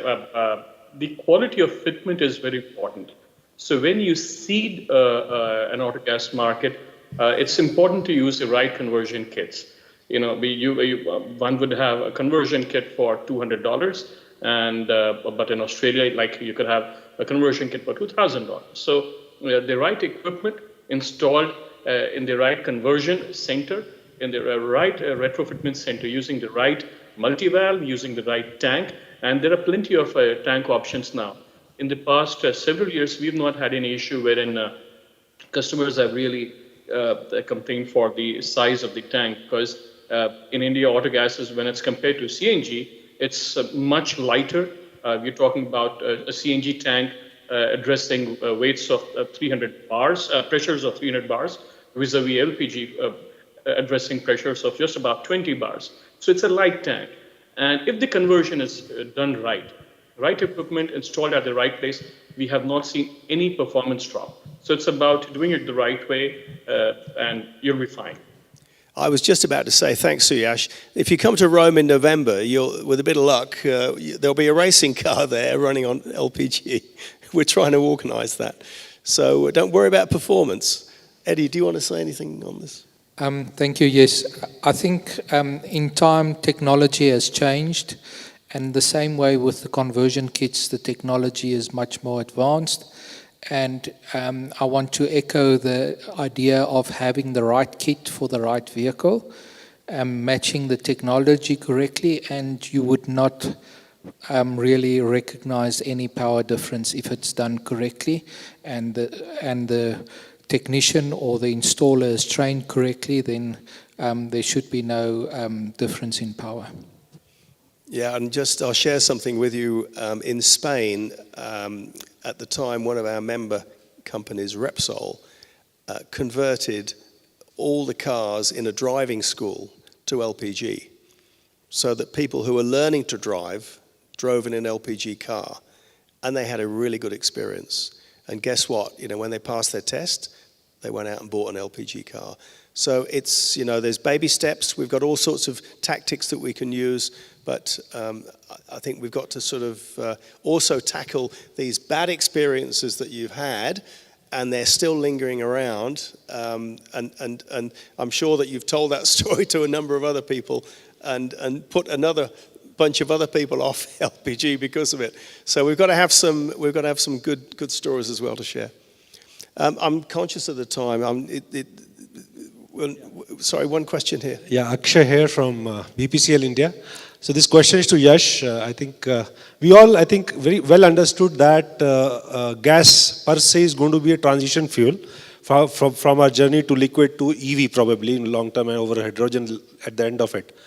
So in such case, when gas is going to be the transition fuel and both auto gas and CNG are going to compete with each other, I'm talking in context of India, where there are not many factory-fitted models of auto gas available today, and therefore, a lot of impetus has gone in building CNG infrastructure. Therefore, CNG is sort of taken over from auto gas, other than the southern part of India, what Yash was talking about. So in that context, when we are talking about consumers to depend on conversion kits, do you think auto gas would ever, Yash, do you think auto gas would ever win back in India as a fuel for passenger car segment? Absolutely. Thanks for this question. I would agree completely on there are two narratives which have built up in India. More recently, electric, and prior to that, it was the CNG narrative. However, because of the issues in natural gas pricing, in a lot of pockets in West and even South, you see a lot of people stopping using CNG and going back to LPG. You would see that in markets in Bangalore and even southern part of the country. Because CNG comes at a cost. As David said, right from the installation cost, you have $60,000 vis-a-vis $300,000 for a CNG station, plus the cost of lines. So that has been a concern. So to answer your first question, there was an issue of the narrative, but we are in consistent touch with the OEMs, and because of the price competitiveness of autogas over the past 4 years now, and because of the impact of Ujjwala, the impact of Ujjwala has been far-fetched. Now India we're importing, we're using about 31 million tons of LPG, and those terminals need to be pumping in more LPG. They need to be used. So we are seeing a lot of interest from the private sector in particular. Almost all are members of WLPGA, and they are ramping up their autogas population significantly on the station side. On the electric side, yes, it's going to be a transition fuel, but the transition is going to be much longer than all of us think. India is still using coal to meet its electricity needs by 66%. So yes, and the other narrative, David, I must mention, is LPG. Thanks WLPGA's effort, is a part of Global Biofuels Alliance. Now the WLPG is a part of the Global Biofuels Alliance, which was launched by Prime Minister Modi along with President Biden. And it sends out a very key message that LPG is here to stay. LPG is sourced from fossils, whether it's natural gas, fractionation, or from refineries, but also from biofuels. You have joint ventures in the UK, you have stuff in the Netherlands, I believe. So yes, of course, it's a part of the solution. It is not the only solution. I hope it answers the question. Yeah, there's a nod of a head there, Suyash. Well done. Thank you. Now, I'm looking at Hadi, and I think we're saying we need to close soon. So I'll just close with this one message. You mentioned, I wasn't going to mention electric vehicles, but you mentioned them, Suyash, so I'm going to mention it here. The taxi driver that I was talking to that had converted her car from diesel to LPG in London, she said, well, I think we should all do this, she said. All the taxi drivers in London, she said, because imagine, she said, if all the taxis in London were running on electricity, how would I boil my kettle? How would I boil my kettle? And it's a really clever observation that she's made. So let me ask the panel, before we draw a close to this, one bit of advice for South Africa in pursuing its project on oil and gas. So Eddie, you can start.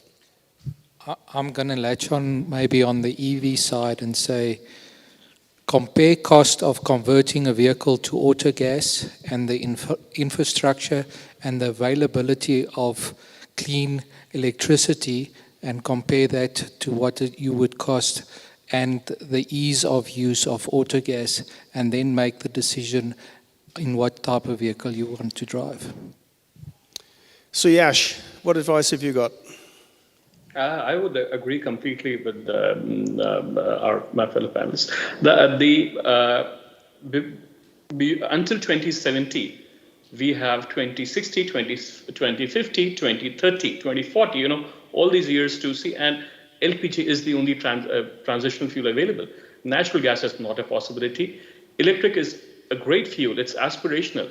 But today, well-to-wheel emission for LPG is lower. And 5 years down the line, 10 years down the line, you never know when LPG may be sourced much more from biofuels. Then the narrative changes completely. So if there are any policy makers from the South African region in the room, it is critical for all the policy makers to look at solutions available today, low-hanging fruits available today, and not just think only about 40 years ago, and so many things change. Thanks, Suyash. I would say if we want this project to be big and successful, let's stick to safety. Let's get the confidence in the market, and the rest will come. And Tiru? Yeah, I think we've seen a common theme and trend around LPG in general throughout the day. And I think, again, autogas does have a space. I think education,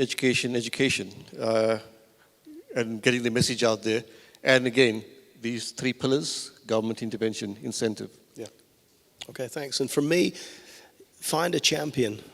And also get into our website. There's an awful lot of stuff there that we've got to help you with. And good luck. Thank you very much. Thanks for your questions. Thank you. Thanks, everyone.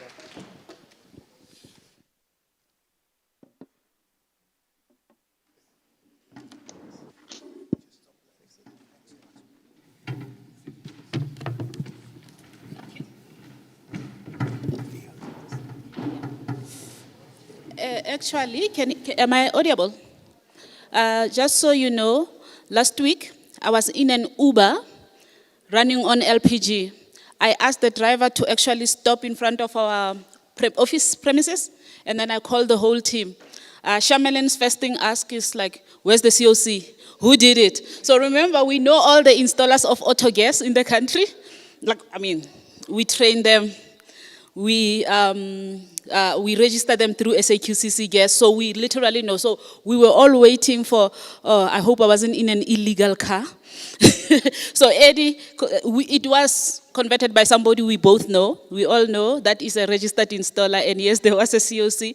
But then we started taking pictures. It's like, and then we put on social media. I was in an LPG converted car. I was in an auto car. Like I sounded like a child, just like I do now. But thank you very much. We really do hope that you enjoyed that session.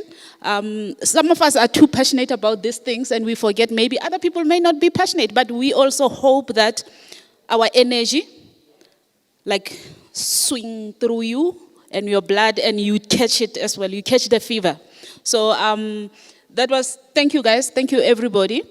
What is standing between you and a nice South African wine that I don't drink, and some nice cocktails, is LPG Week 2023 Rome. Never. It's a good thing that it's standing between you.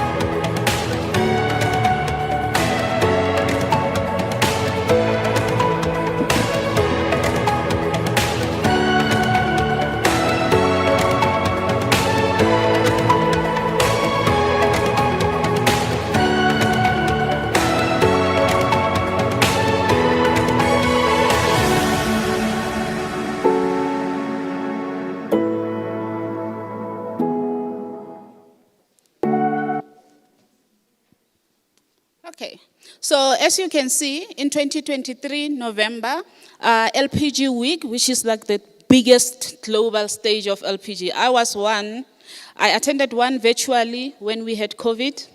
I had COVID in Dubai. Was it Dubai, the one that we had in 2021? And then last year, I went to Delhi. If you have the opportunity to attend LPG Week, please do. Like, don't take my word for it, because I will never even do justice. And then in the same breath, remember, we hosting the world in 2024. LPG World is coming to us. But let's join WLPG group and the rest of the world in Rome this year, if you have the opportunity to do so. I don't want to go there, but is the early bird ticket special still extended? Alison is nice. By end of Friday, Alison is going to say yes. I'm working on her. For South Africa, extended early bird special is going to happen. So guys, help me be here Friday after Communication Network. It's communication. She can't say no. It's her love. So, but anyway, back to the end of this session.